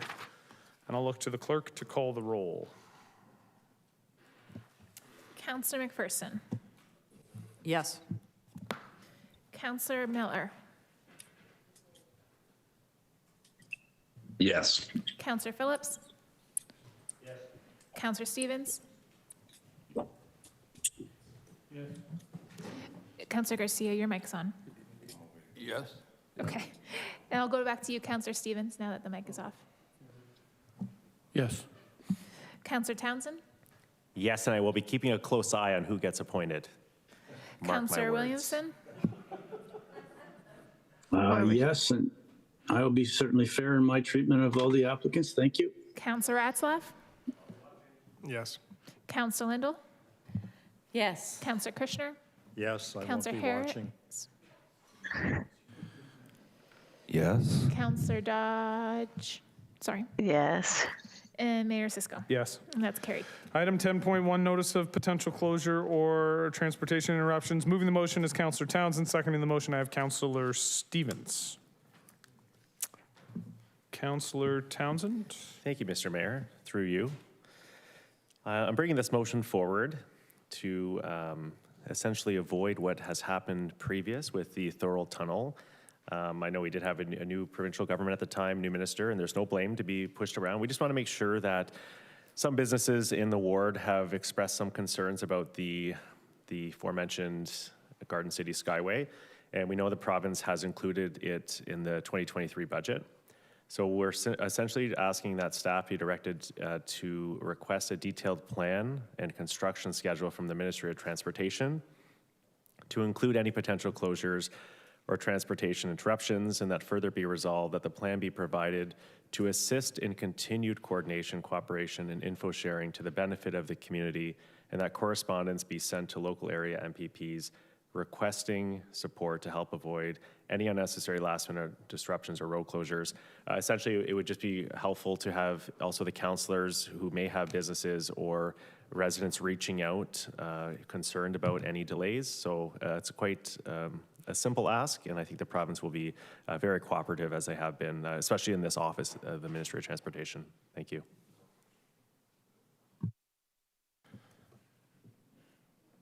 All right, are there any speakers to the motion? Seeing none, I will look to the clerk to call the roll. Councillor Townsend. Yes. Councillor Stevens. Yes. Councillor Ratzlaff. Yes. Councillor Phillips. Yes. Councillor Miller. Yeah. Councillor McPherson. Yes. Councillor Lindell. Yes. Councillor Garcia. Yes. Councillor Kushner. Yes. Councillor Harris. Yes. Councillor Dodge. Yes. Councillor Williamson. Yes. And Mayor Cisco. Yes. And that's carried. Item 10.2, reimbursement of building permit fees, Silver Spire United Church fees. Moving the motion, I have Councillor McPherson. Seconding the motion, I have Councillor Ratzlaff. Councillor McPherson, would you like to speak to the motion? Sure. I just, would you like me to read the motion? Because I think it's kind No of need, if you would just like to speak to it, or? You know, Silver Spire does an amazing community partner, and it would be very helpful as they undergo renovations to do what we can to support them. Thank you. Any other speakers to the motion? Seeing none, I will look to the clerk to call the roll. Councillor McPherson. Yes. Councillor Miller. Yes. Councillor Garcia. Yes. Councillor Phillips. Yes. Councillor Ratzlaff. Yes. Councillor Stevens. Yes. Councillor Townsend. Yes. Councillor Williamson. Yes. Councillor Lindell. Yeah. Councillor Kushner. Yes. Councillor Harris. Yes. I think Councillor Dodge has needed to leave. And Mayor Cisco. Yes. And that's carried. All right, item 10.3 is my motion. I'm just going to look to council To speed things up, does anybody object to me staying in the chair but making my motion? No? Okay. So, there's a motion moved by myself. Can I have a seconder for the motion? Councillor McPherson. The motion is in front of you. I'm not going to read the entire thing, but it revolves around conversations I've been having over the last several months with members of our community who have expressed concern that many people in our community do not feel welcome. They don't feel that the city has said the things that they need to hear to feel welcome and embraced by the community.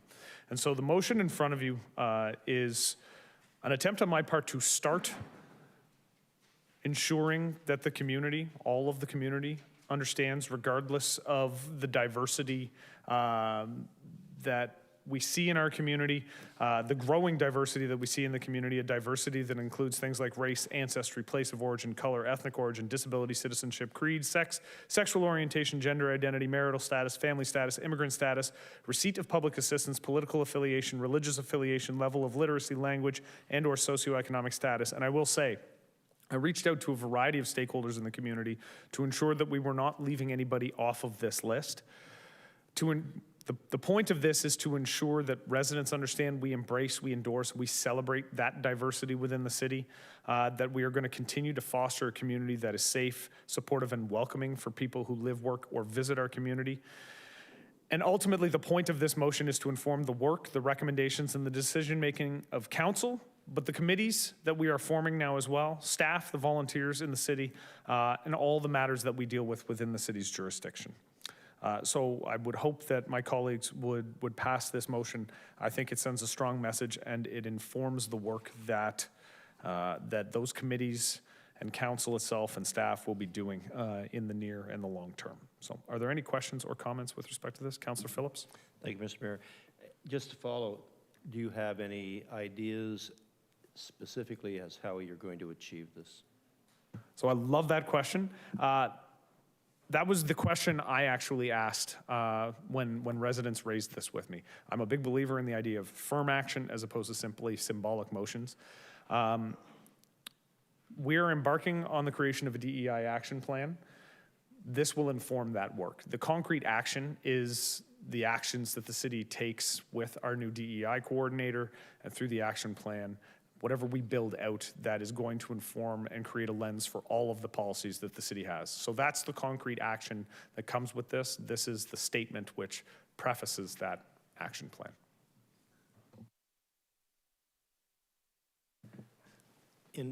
In whatever way we do it, we have to make sure it gets on the website and it gets out to the public, because it's a great motion.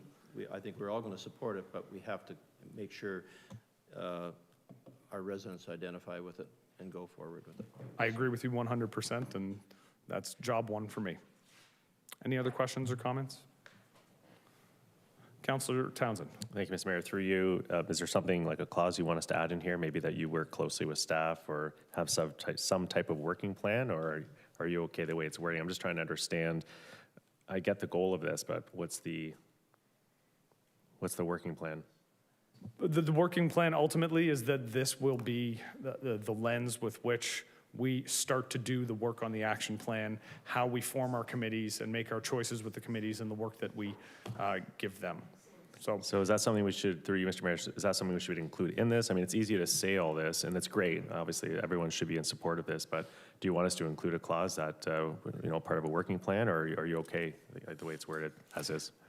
If you wanted to include a clause that be it further resolved that council referred back to this plan as a part of building out the DEI action plan, that would make sense. I think that's great, and I think I'll add that as well, if that's okay. It's friendly to me. Thank you. Friendly to Councillor McPherson. Thank you. So be it further resolved, the council refer back to this motion to inform the DEI action plan. To inform the DEI action plan.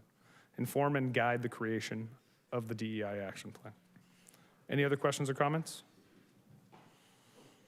Seeing none, I'll look to the clerk to call the roll. DEI. Sorry, I have my hand up. I don't know. Sorry, Councillor Miller. Just Obviously, last term we formed the equity committees, anti-racism, LGBTQS, and the equity committee itself. And obviously, the last 2 terms have been focused on compassion in the city. Where do the committees fit in? It's no secret. We sort of ended up having a bit of a fraught relationship when we had people with lived experience with discrimination and marginalization make suggestions to us. We didn't always accept that. So where do we see in this new plan, where are the committees fitting in? So the committees were actually a part of the thought process. We're going to be in the process of picking our committees. And while there is a place on the equity-seeking committees, the expectation is that this motion would also inform our selections across all committees within the city. And so, again, when I say using this as the lens with which we inform our work, that's one area where it informs our work, to ensure that we have a growing and diverse community that is represented on all committees, not just the very specific equity-seeking committees. With respect to the equity-seeking committees, though, that was a piece of the conversation that came up, and I think the terms of reference have been tightened up significantly to give those equity-seeking committees very clear purpose and direction specific to the DEI action plan. So I hope that answers the question, Councillor. Yeah, I think so. And I know some of us, I think we're doing that, like library board, this was already a pretty significant consideration when choosing who's going to be on the library board. So if we formalize it some way, I think that's great. I just think we have these existing bodies that want to provide advice. And I think part of the action plan has to be kind of resetting or improving that relationship a bit, but certainly, it should inform everything we do. So appreciate that, and we'll look forward to see what those specific committees can do going forward to assist us with this. Agreed. Okay. All right. With that, I'll look to the clerk. Mayor Sisko? Yes. Councillor McPherson? Yes. Councillor Garcia? Yes. Councillor Harris? Yes. Councillor Kushner? Yes. Councillor Lindell? Yes. Yes. Councillor Miller? Yes. Councillor Phillips? Yes. Councillor Ratzlaff? Yes. Councillor Stevens? Yes. Councillor Townsend? Yes. Councillor Williamson? Yes. And that's carried. Excellent.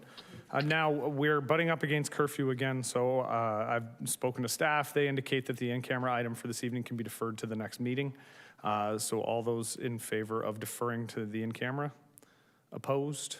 So that's carried. Notices, motions, there are none.